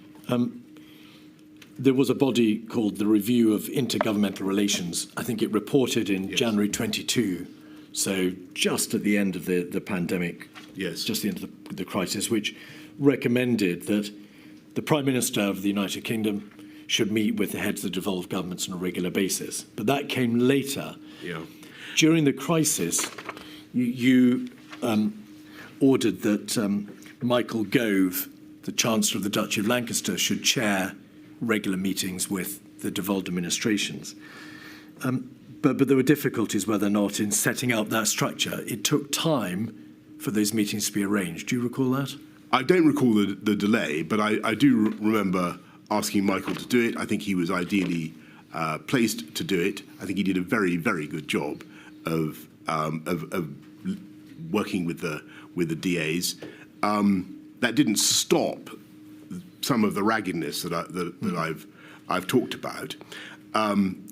If I had my time again, with hindsight, I think it's an area where I would have tried, even though I was very pushed for time, I would have tried to spend more time with the DAs and really try to bring them with me. But I'm afraid it may just be that I'm overestimating my ability to get a consensus. I think there was always the risk of divergence. Well, you may, with respect, be misrepresenting your true views, because in your statement you said it is optically wrong in the first place for the United Kingdom Prime Minister to hold regular meetings with the other DA First Ministers. I happen to think that's also true. They can't both be right. Well, I think that sometimes you can do things that you think are constitutionally a bit weird if it will help the general cause of fighting the pandemic. Let me summarise. I think that there's an issue. It's not a huge issue. Nothing like as big as many of the other issues that the inquiry needs to look at. But we do need to sort it out. We need a better way to get a unified message for the UK. Mr. Johnson, you didn't try very hard, to use your words, to bring the DAs with you, because you took the view that optically it was wrong to be seen to be meeting with their First Ministers, because it might look like a kind of, to use your words, mini EU. You asked the Chancellor of the Duchy of Lancaster, Michael Gove, to chair the meetings instead. And you made it quite plain to the First Ministers of the devolved administrations that you had taken the view that they were prone to leaking from the COBRA meetings and also prone to taking decisions in this public health crisis for nakedly political reasons. Well, I'm not certain that I said that to them in so many words, but maybe you've got some evidence that I did. I certainly thought that was a risk, and from time to time, I felt that the coherence of the UK message was being undermined, and there's got to be a way to fix it. I thought Michael did an excellent job. I sometimes wonder whether I could have done more in that respect myself, but frankly, I doubt it. There were obviously divergences of approach, both in relation to the substantive responses to the crisis, tiers, fire breakers, circuit breakers, and what was done in relation to schools and so on. And there were also differences, whether or not in relation to public communications. So the messaging across the United Kingdom wasn't always pointing in the same direction. Ultimately, did it matter that there were those differences of approach epidemiologically, or that in terms of communication, you were not all singing from the same hymn sheet? I think it did matter. I think that clarity and unity of message was very important.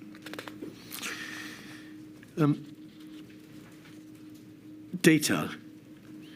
Plainly, the United Kingdom government was, where it could, taking decisions in relation to what should be happening in each of the four nations of the United Kingdom. as I say, not directly in public health terms, but obviously it was trying to apply an allied or a unanimous approach.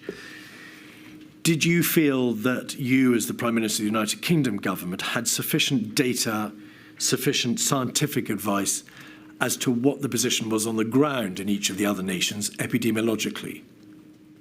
Well, I think that when the pandemic broke out, we were short of data about many things. We didn't even know the number. I think I said in my statement, we didn't even know the number of beds in the NHS, and it took a long time to extract relevant data.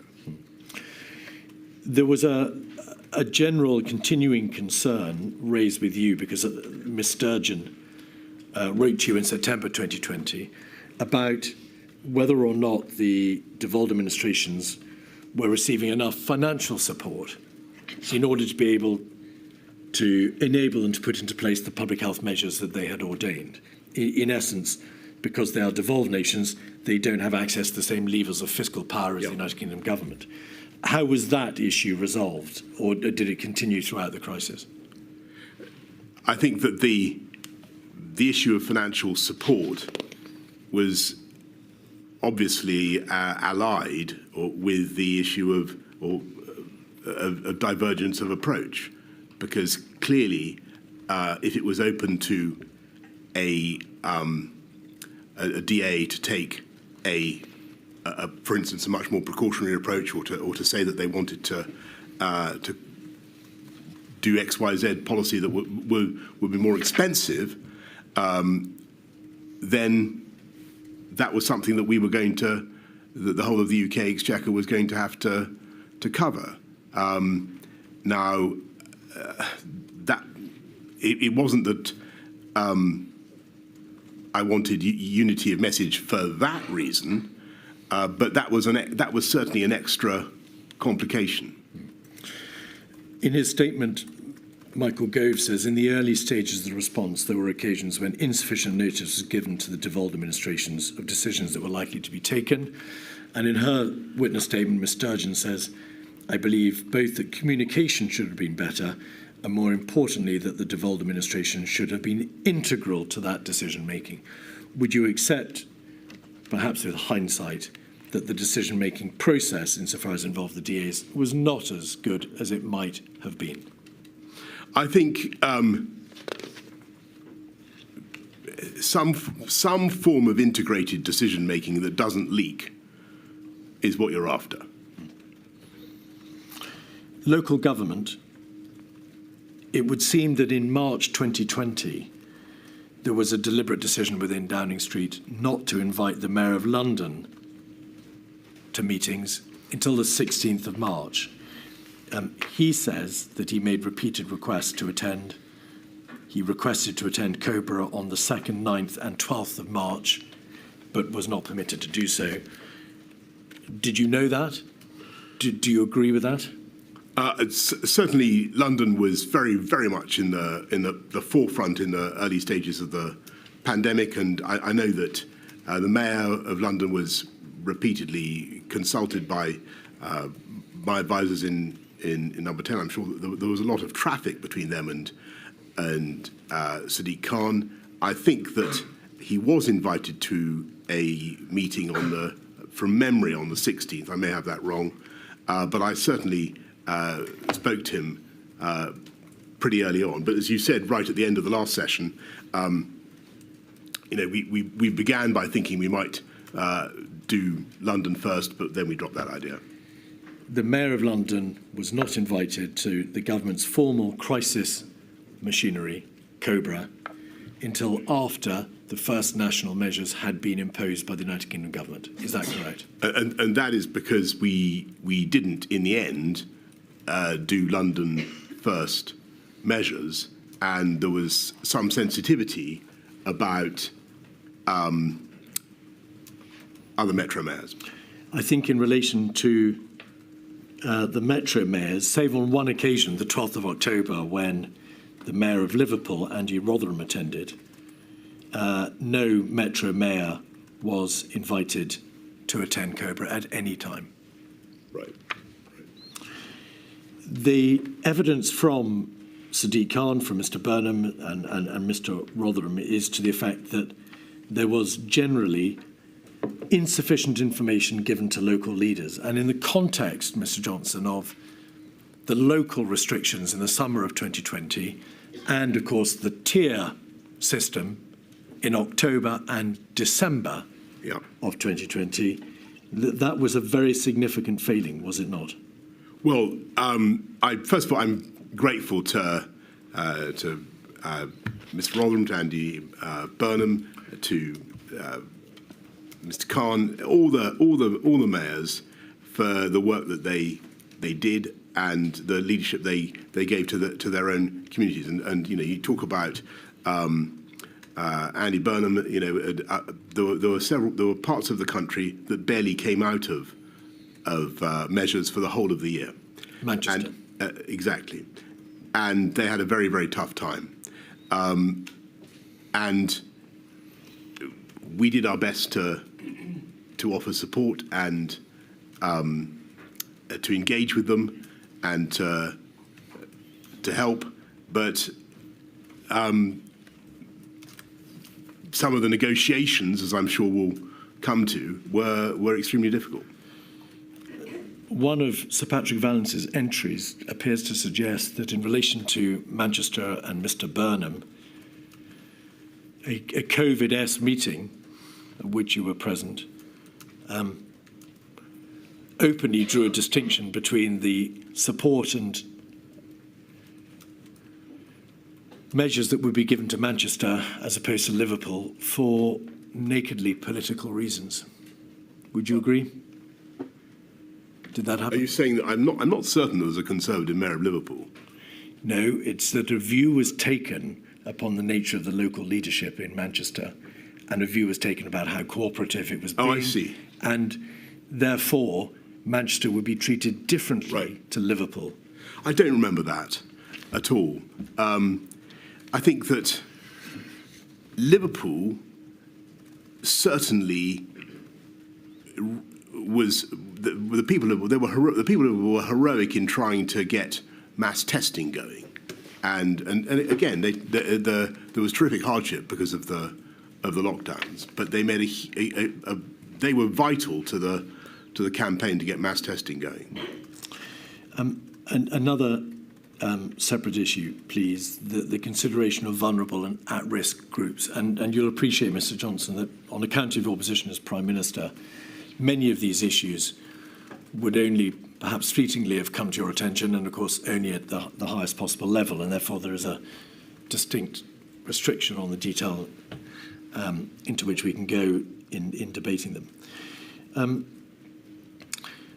Helen McNamara, in her statement, makes this general point, that across the advice and discussions in the Cabinet Office and in the heart of government, there was a striking absence of humanity or perspective about how people or families actually lived. And her sense was that the group of people in your inner coterie and in the Cabinet were a most homogenous group of people, and were taking decisions that probably called for a much broader representation across society. Would you agree with that general proposition? I think that there is some force in that, and I mean, but so some force in the description of the people in and around those meetings at some of those key times. I don't accept what Helen says about the measures that we took, but it is certainly. I know she said some things. I think, and I pay tribute to Helen. She did an amazing job, but I think that it is not right or fair to say that policy was conceived and driven forward without regard to the particular needs of women, for instance. A huge amount of thought went into the question of hidden harms, of domestic violence. There was the access to abortion, to drugs necessary.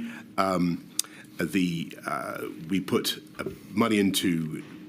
We had a domestic violence bill, as you may remember, in I think March 2020, which goes through the Commons very fast. We put money into ISVAs and IDVAs. We set up a helpline. We have a system whereby victims of domestic violence can identify themselves without risk of exposure by going to certain premises. We were very, very alive, and I was personally very alive to this issue.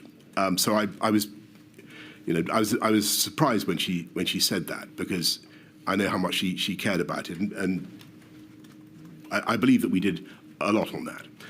On the broader question about leaving aside the issue of gender, I think there was and this needs flipping the other way around now. I think sometimes we didn't think hard enough about the impact of lockdown on different groups. And sometimes, frankly, it was easy, or much easier, for people with professional jobs to sit out the lockdown than it was for others, whether they're in the hospitality sector or whatever. And a lot of people who were on lower incomes really had a pretty tough time of it. And so, and I think that it was vital to focus on those people and to do everything we could to help them through lockdown, but also to realise that lockdown was hitting those groups particularly hard. And for me, that was a reason why you had to be so careful about going back into a national lockdown in October, November. It's necessary to distinguish or between September. The first lockdown and the second one, of course. Yeah. But Milady asked you earlier, to what extent did you consider the economic arguments against lockdown? And you said you had to give them short shrift. May we take it that on account of the speed with which the government had to act in that week of the 16th and 23rd of March, relatively little consideration was given by the government to the impact of lockdown similarly? I think a huge amount of consideration. I think a huge amount of consideration was given by the government to the impact of both lockdowns, and we thought about it extensively. I think that not the general impact, Mr. Johnson, but forgive me. By reference to your earlier answer, the needs of individual sectoral groups, for example, by no means limited to black people or BAME sectors. It wasn't something that was at the forefront of the government's consideration in that week. So both lockdowns were at the forefront of our consideration in their diverse impact, but also COVID was a subject of consideration because of what appeared to be its diverse impact. And as I'm sure you know, we commissioned a lot of work into the way COVID seemed at first to be striking particular communities harder. But that wasn't apparent till April. At the 16th and the 23rd of March, there was great consideration given, of course, to shielding and to clinical impact. Yes. But there was relatively little, if any, consideration given to social impact upon the disproportionate way in which a national lockdown might impose itself and might impact upon various sectors in society. That's correct, isn't it? Well, where in the notes and the minutes that you've been shown to is there open debate about the likely impact on the vulnerable and at risk of the national lockdown that was imposed on the 23rd of March? I think that you can find, well, I couldn't point you off the top of my head to any particular text, but what I can tell you is that the whole time we were thinking, look, who gets hit when you close non-essential retail and you close hospitality and you stop people moving around? The relatively affluent professional classes are probably going to be better placed to cope with this than others, and you will find that there are large numbers of black minority ethnic community members represented in those sectors who were particularly disadvantaged by the lockdowns. Yes. And so, whether or not you can find any mention of this in the material you've looked at, I know that this was one thing that we were thinking about as a particular reason for being anxious about the effect of lockdowns. There was a general consideration at a generic level of the impact of lockdown. There was a clinical and financial consideration of those who needed to shield. There was a broad understanding that if the R rate could be brought below 1 and prevalence reduced, that would be for the greater benefit of all. But it wasn't until April and the first few weeks of May that the information started to come to light that members of the black and minority ethnic community were suffering more, that the lockdown was having a greater and disproportionate impact upon them. That's correct, isn't it? I don't remember exactly when it came to light, but it was intuitively obvious that it was going to happen, and it was one of the reasons that I was very cautious about going back into a national lockdown. That's later, of course. And to be fair, you instituted one of the reasons, a review. Put it the other way around, it's one of the reasons I was keen to see if we could get moving again. Right. And you instituted a review. We've heard evidence that Kemi Badenoch MP carried out a very extensive review over a number of years. I think over 2 years. There were perhaps, or maybe a year, there were 4 quarterly reports. That's right. You were, I think, less sympathetic to the needs of those persons suffering from long-term sequelae, that is to say, suffering from the condition known as long COVID. You questioned for quite some time whether or not that condition truly existed, and you equated it to Gulf War syndrome repeatedly. Is that fair? Not really, no. But can I just come back on that and say, first of all, the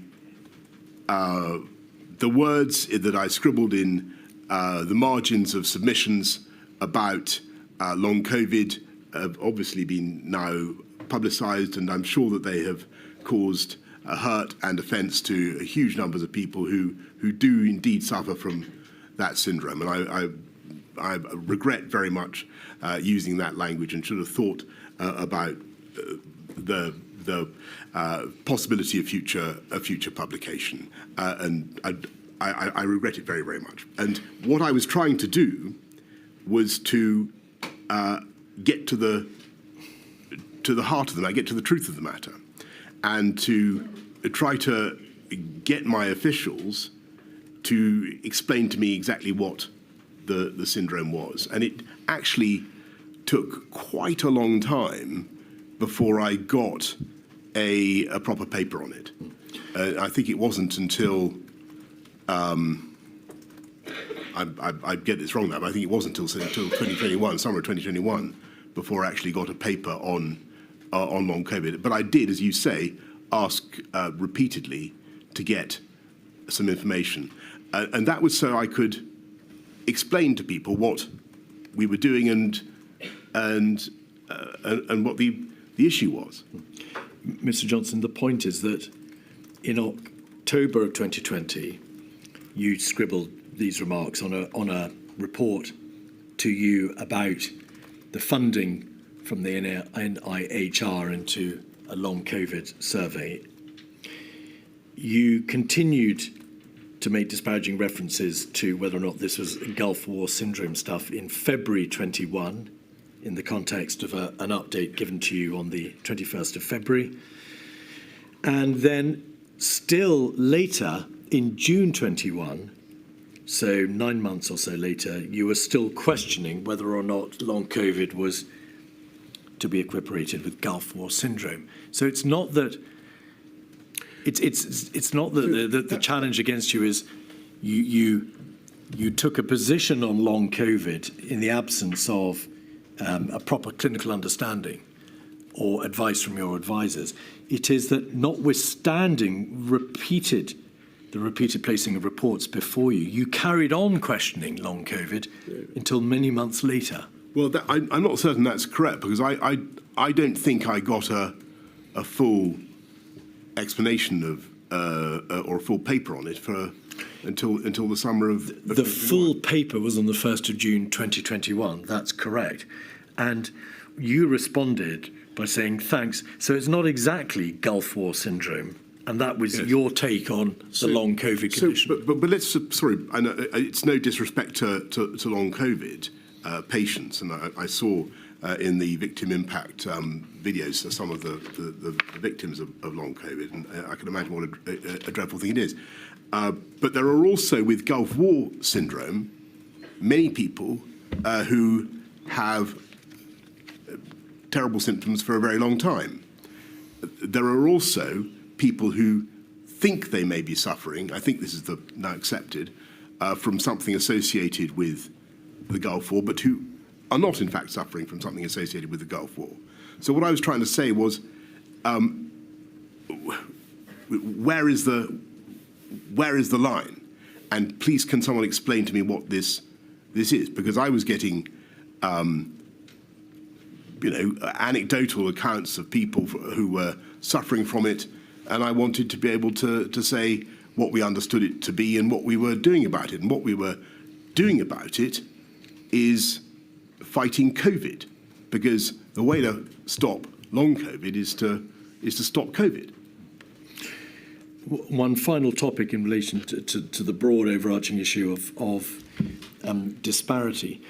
You indeed commissioned, as you've said, Mr. Johnson, the report by Kemi Badenoch, who led a significant cross-government exercise on the disproportionate impact of COVID on ethnic minorities, I think following a report from Public Health England in June 2020.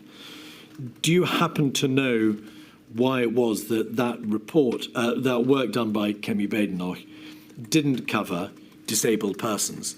It's a technical question. It's not clear why it didn't. It's a very good question, Mr. Keith. I will make sure that the inquiry gets an answer, but I can't give it to you off the top of my head. Maybe then now turn back to... And it doesn't mean that the interests of the disabled were not looked at in some other format, and I'm sure they were. Now, returning to the chronology and having, just for the moment, put to one side those overarching but general issues. Mark Sedwell, you said earlier that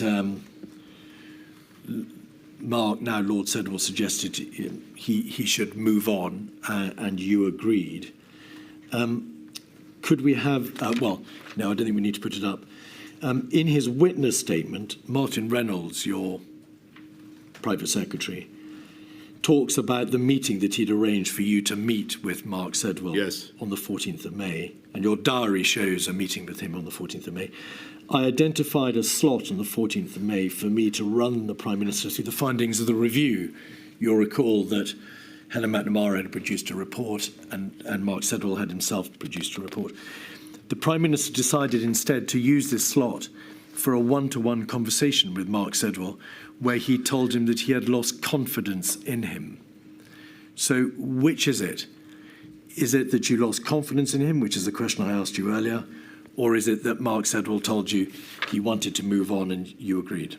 Well, Mark Sedwell did an outstanding job for this country for a long time, and he was a very distinguished Permanent Secretary, I think, at the Home Office. He was a National Security Advisor. He's done everything, and I was and remain hugely grateful to his service. He wanted to move on. The evidence from Mr. Cummings and Martin Reynolds and Helen McNamara is that, regardless of the genesis of why he moved on or was effectively sacked, whichever way my lady concludes, that regardless, as I say, of that genesis, his departure or his impending departure led to general bad blood, sowed chaos, says Mr. Cummings. Mr. Reynolds says damaged stability in the civil service, and Helen McNamara led to a real and damaging impact. It made those in the civil service in the centre less confident about challenging. No one was safe if the Cabinet Secretary was not. And dealing with the unravelling preoccupied a number of us for critical weeks. Would you agree that the consequences of his contingent departure did have wider ramifications, quite damaging impact, in fact, on the civil service in Number 10 and Cabinet Office? No, I don't think that's the case. I think that there was a fantastic array of talent in the civil service, and they did a very good job. I think that what did matter in that period, and the thing that was getting us all down, was the knowledge, creeping or otherwise, that this thing was coming back, and we needed to deal with it, and it was going to be very hard, and we needed to get organised to do it. And that was, I think, the thing that made people scratchy. Helen McNamara prepared, as you know, a report on the workings of Number 10 and the Cabinet Office, and without going through it in detail, because it's been placed before the inquiry repeatedly, it identified very significant concerns in the working operations of Number 10 and the Cabinet Office, did it not? I saw the. I've seen two versions of this document. Yes, there was a draft and then a final version. So I saw the final version. I think what this document reflected was a civil service unease about the challenging approach of some of the special advisors, and I had to make a judgment about that particular issue, and I decided on balance that at a very difficult time for the country, I'd rather have a Number 10 where people challenged ideas and where people brought new ideas and where people felt free to say things than a Number 10 where everybody tried to pretend that all was continuously well, because all was patently not well with the country, and we needed to fix it. So may we be clear about this, Mr. Johnson? If your concern was that there had been a civil service unease about the challenging approach of some of your special advisors, and you plainly mean Mr. Cummings there, your response was not to support the civil service and deal with Mr. Cummings. You sidelined your Cabinet Secretary and kept Mr. Cummings. Well, that's your way of well, is that not what you did? I certainly. Let me get back to Sir Mark. He decided he wanted to move on. That's what he told me. On the issue of my rest of my team and the culture in Number 10, yes, it was occasionally argumentative, but I think that was no bad thing, and we needed, frankly, to have an atmosphere in which people felt able to say things that were going to be controversial at the time. Mr. Johnson, without labouring the point, a great deal of evidence has been given to the effect that there were systemic problems in Number 10 and the Cabinet Office. Wrong people in the room, wrong people in the wrong jobs, people talking over each other, God complex, leadership issues, toxicity, misogyny, perpetual internecine warfare. Either you were aware of all that, in which case, why did you not act? Or if you were not, why were you not aware? So none of those things was put to me in the terms that you've just done. First of all, nobody came to me and said this is people have got God complexes and internecine warfare going on here. What I saw was a country that needed continuous, urgent action, and it needed solutions to be found. And what I wanted were meetings in which people could speak their minds without fear of being embarrassed or being seen to say something foolish. And that's one of the reasons, by the way, why I sometimes spoke bluntly and freely in meetings. I wanted to give everybody cover to do the same. I wanted people to feel that they could, if they had an idea, then I wanted to hear it. Sorry, can I just interrupt? I'm sorry, Mr. Keith, I appreciate it. Can you hold that train of thought, whatever it was? Mr. Johnson, one of the reasons I've been interested in the culture in number 10 is whether or not, if there have been different structures in place, then this kind of culture may not have arisen, and that might have provided you with a better framework for decision making and seeking advice. And so, and I was looking, for example, we were looking at how initially the ministerial implementation groups, they didn't really work, and so until eventually you got the COVID-S and COVID-O and they did work. And I was just wondering if you had a kind of structure whereby something like COVID-O, COVID-S, whatever, swept into operation the minute the Prime Minister said, right, this is a dire emergency, a pandemic. Yes. So might that help? Malay, look, I think that you've put your finger on it. And that the problem, frankly, was that the system, the Cabinet Office, the ministerial, the MIGs, it was all too diffuse, and things, in my view, only really started to come together when we had a rhythm of morning meetings where everybody could say their piece, and that would set the agenda for the day. That wasn't necessarily a decision-taking meeting, but what I would submit is that for future pandemics, there needs to be a more clarity about which are the discussion meetings and which are the decision-making meetings. Because what would happen is that I would be presented with a problem, and then within the space of half an hour, we would have got to the solution, and then we'd have to do it all again in a separate format, or through the cabinet, or whatever. And I think that some work, I mean, it's a microscopic issue by comparison with much of what we've been talking about, but some work needs to be done on those procedures so that the Prime Minister has when he goes into some meetings knowing that these are decision-taking meetings and is given all the evidence on both sides of the argument.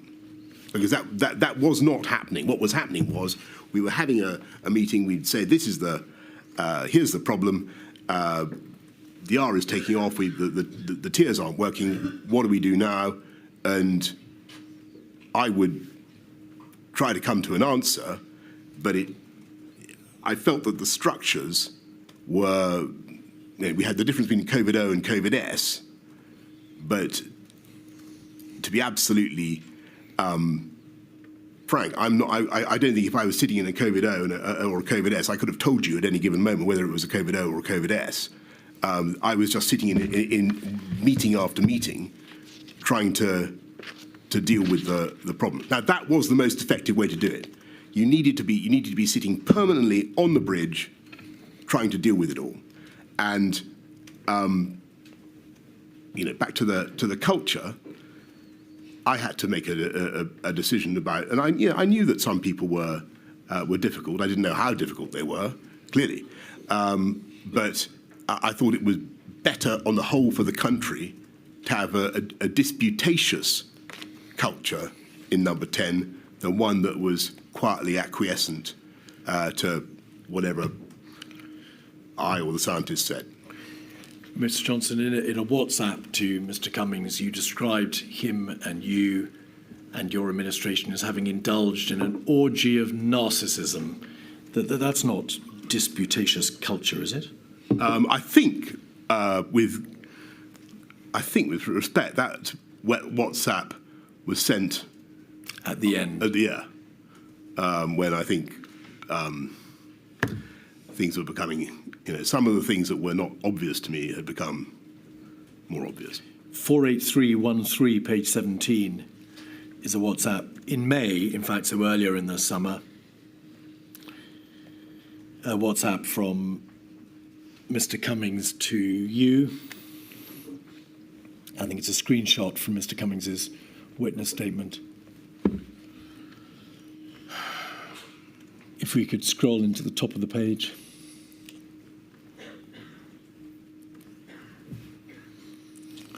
If Hancock texts really coming to meetings number 10, please just ignore. We urgently need to have meetings without him. That's Mr. Cummings. And then this, all too recognisable, we need to rebuild the government from top to bottom. We need to take over the Cabinet Office and run the whole thing. Yeah, this is me on the left, is it? Well, that was my question. The top right is obviously Mr. Cummings, because he's asking you to ignore Mr. Hancock's text, which says perhaps something about the system of so government. this is... No, just wait one moment. Is it Mr. Cummings or you who says we need to rebuild the government from top to bottom, take over the Cabinet Office and run the whole thing? So what I'm getting at here, and what this is a reference. Is this in May? It is the 13th of May. Yeah. So this is a reference to a plan that we hatched to try to have a massive data-driven revolution in government, and to use COVID and the this moment when we were finding out so much about people's propensities to illness of all kinds, to try to run a much more effective government. And we opened a big office in 70 Whitehall, a big open plan, a bit like this actually, where the idea was that we would assemble data and we would try and do things in a different way. I have to tell you, it was not a success. And, Mr. Johnson, it is well known that a new data system was set up, the 10DS system. Yes. It's called 10 Data System or 10 Downing Street, whatever your preference. And there was a greater provision of data throughout the summer of 2020, particularly from April, May onwards. But this message, it doesn't refer to data, does it? It doesn't refer to setting up a new data stream. It talks about rebuilding the government from top to bottom and taking over the Cabinet Office, which wasn't, of course, itself responsible for data. It had multifarious functions, not one of which was the provision of data to central government. But sorry, what I meant, the office that we created was in the Cabinet Office, or it was in 70 Whitehall. And so that was what I was talking about. I agreed that things needed to change, and I wanted a data-driven reform of government. Two further points on this topic, please. Firstly, Mr. Case's WhatsApp messages with his predecessor, Mark Sedwell, 303-245, page 1. I don't want to go through this line by line, Mr. Johnson, but if you just scroll your eyes down the page, you'll see multiple references to the behaviour in Downing Street, and in essence, Mark Sedwell saying, I've agreed to stay on for now subject to various conditions about behaviour and systems. The fact that he says, I've agreed to stay on may say something about his departure. But there are references on this page to not willing to agree to do any job in the version of the centre without guarantees on his conversations with the Prime Minister about behaviours. I will work for you and the Prime Minister. Where is this? You'll see that in the middle of the page. Oh, yes. There we go. 1805, 0829. So that passage, I'll not support any version of number 10 that undermines any Cabinet Secretary, let alone you. I'll do my utmost to support a Prime Minister, but I'm very, very cautious about walking back into this. There is then a reference to the conversation with you about behaviours at 1805, 20, 08, 59. 1547, I don't want to go near these people unless there are guarantees about behaviour. 1805, 20, 22, 50, 32. I'm here from everyone that you've made the Prime Minister see sense, and the only thing that is happening is creation of a COVID job. I'm almost more appalled that the Prime Minister has done all of this, and that's completely put me off my stride. That has done all of this damage when all he really wanted was a point person for COVID. 1805, 20, 22, 29, 46. I hammered the game playing, COVID now, lead the work, fine if it sticks. I'm not sure that's you, saw sense. He just gave in when I made clear how angry I was at the behaviour, and so on and so forth. They made it absolutely plain to you that there were very real problems in the operation of Number 10, in part because of the behaviour of Mr. Cummings, in part because of your own approach to leadership and the decision-making, and in part because you had effectively sacked Mark Sedwell. Well, several things.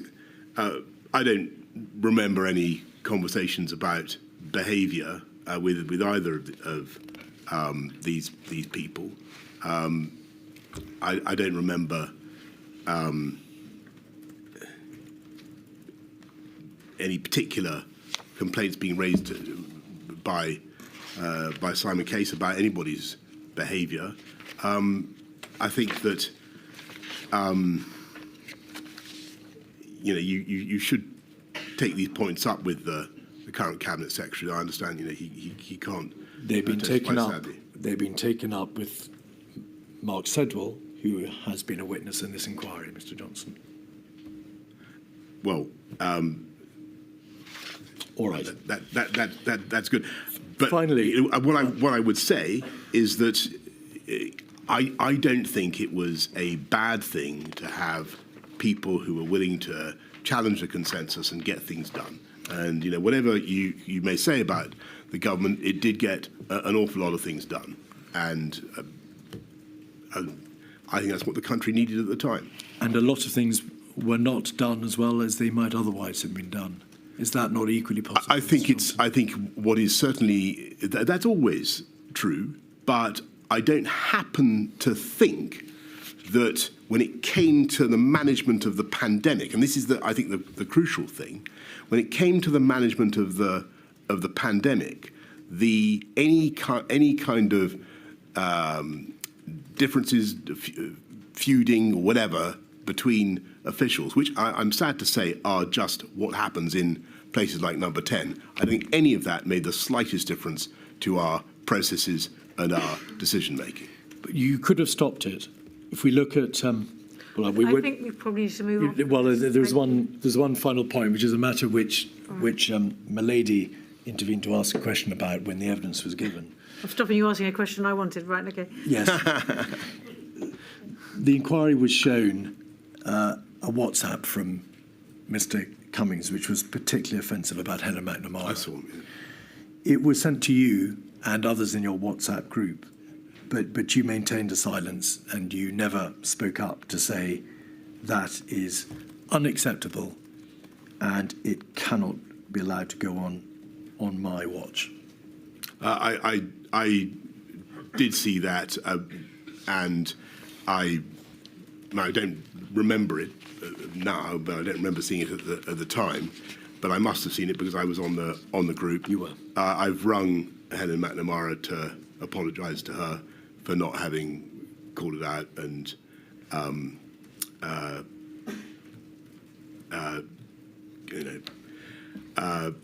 so that if you've done that, and I've apologised to her.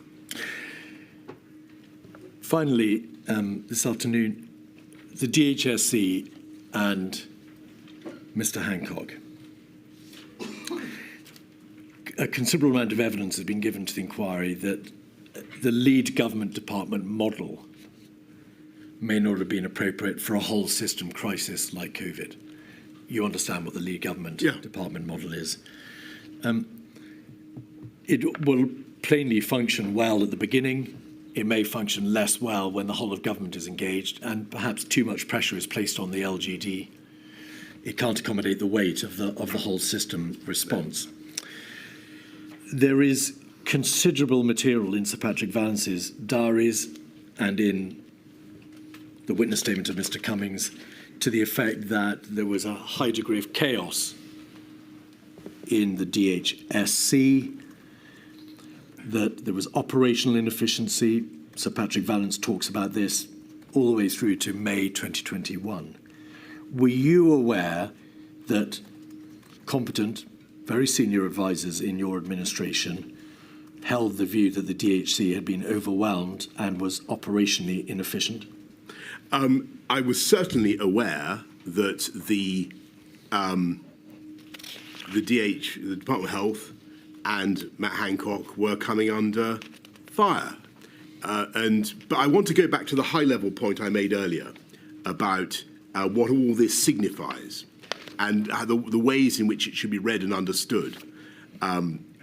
First of all, it's the kind of stuff that would never have previously come out from any administration because it's now on instant social messaging of a kind that previous governments didn't have. This is instant chit-chat between people who would normally have said this to each other's face wherever.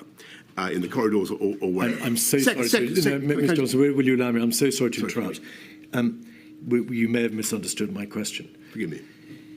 The material consists not just of WhatsApps and evening notes, but also witness statements, which talk about a high level of operational inefficiency or chaos, however you in the DHSC. I'm not talking about the more personal or intimate remarks in the WhatsApps. I totally understand. Were you aware that view was taken generally of the DHSC? I was aware, yes, certainly. I was aware that the DHSC was under fire from loads of people. But that was hardly surprising because the country was going through a horrific pandemic. And I just want to say what I should have got more quickly to the point. The point is, you've got a lot of very talented, sometimes super confident, sometimes egotistical people who are crushed with anxiety about what is happening to their country, who are racked secretly with self-doubt and self-criticism, and who externalize that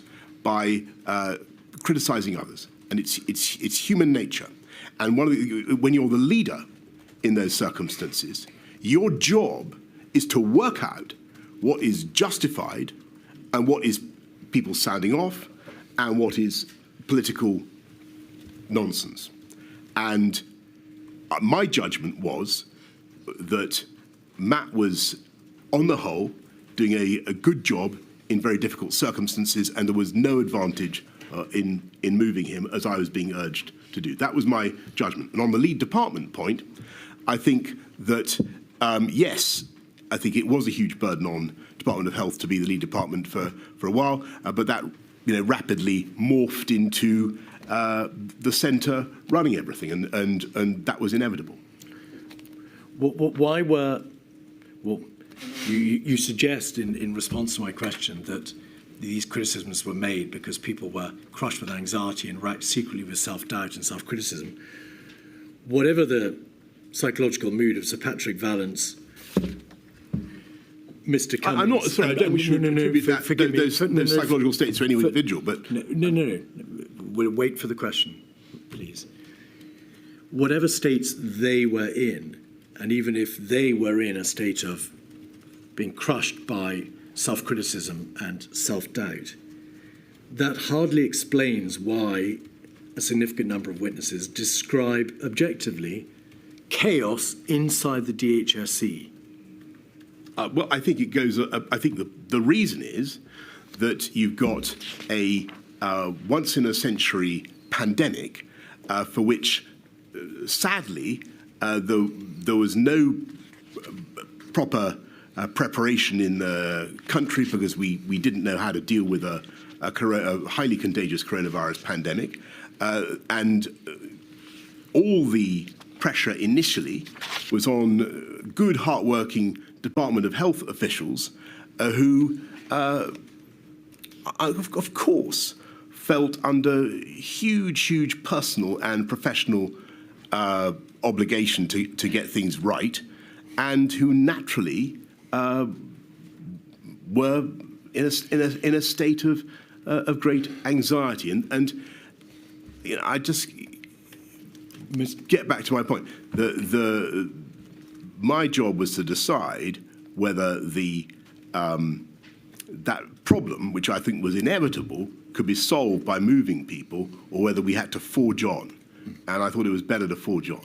Regardless of the state of the individuals in the DHSE, and acknowledging the remarkable and extraordinary efforts made by so many people individually within and without government to respond, it was part of your function as Prime Minister to ensure that the lead government department, the DHSE, was responding and dealing with the crisis as best it could. You were obliged to ensure that your government was operating properly, systemically. You knew that other advisors, senior advisors in your administration, were telling you that the DHSE was not operating well. It was chaotic and dysfunctional, and there were very real concerns being expressed about its Secretary of State. Why did you not take a grip on that issue? Because first of all, I thought that the permanent secretary at the Department of Health, Chris Wormold, was outstanding, and secondly, for the reason I repeat what I have said, I thought in the circumstances that Matt Hancock was doing a good job. He's he's intellectually able. He was on top of the subject, and whatever his failings may or may not have been, I didn't see any advantage to the country at a critical time to the country in moving him in exchange for someone else when I couldn't be sure that we were necessarily going to be trading up. And I did think about it. Of course I thought about it. But I thought that was the best thing to do. But what we also did was we took control, and the management of the pandemic was basically centralised in Number 10. So is this a nub of it? Throughout April, May, June, July, you were aware that a number of senior advisors and civil servants were highly critical of Mr. Hancock.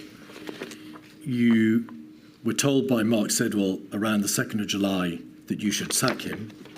You were aware that he had a tendency to overpromise because you debated long and hard with Mr. Cummings the merits of what you were being told about testing.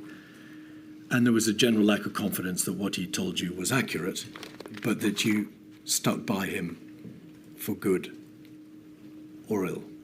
I didn't stick by him for any reason other than that I thought, on the whole, in incredibly difficult circumstances, he was doing a good job. That it was not obvious to me that the moving him would be worth the disruption. And I also thought, which is true, that in any political environment, at some stage, somebody is always telling you to sack somebody. And that is just what I'm afraid what happens in politics. And so I had to aim off. And the last question, please, on this. In his witness statement, Mr. Cummings says, in the summer of 2020, Mr. Johnson refused to replace Mr. Hancock despite repeated requests from me, both cabinet secretaries and many others, and being told repeatedly that leaving him there guaranteed further disasters and deaths in the autumn. His political secretary told me the Prime Minister wanted to keep Mr. Hancock as the sacrifice for the inquiry. Now, that is, of course, you may say, a piece of double hearsay, but Mr. Cummings has it in his witness statement, and therefore you need to answer it. No, well, sure. Well, I don't remember that at all, and it's nonsense. My thinking was very straightforward. I had a health secretary who was able, who was a good public communicator, in my view. I felt that whatever his defects, I wasn't clear that we were going to trade up by by doing a swap. I thought it was a very, very difficult time to do that, and I wasn't persuaded by the arguments. And I don't, by the way, remember, he says both cabinet secretaries. I don't remember either of them specifically saying this, but you know, maybe I certainly remember. There was anti-Department of Health militating. That's for sure. On the 2nd of July, Mark Sedwell WhatsApps Simon Case and says, "I told the Prime Minister to sack Hancock to save lives and protect the NHS." Right. But you don't think he did? Did you ask him about that? Indeed. Right. I mean, I don't remember him saying that in so many words. There we are. Milady, is that a convenient moment? It is. Thank you very much. A very long day for you, Mr. Johnson, I'm afraid. Thank you. Another long day tomorrow, but that will be it. We'll finish tomorrow. Thank you. So 10 o'clock tomorrow, please. Thank you, Milady.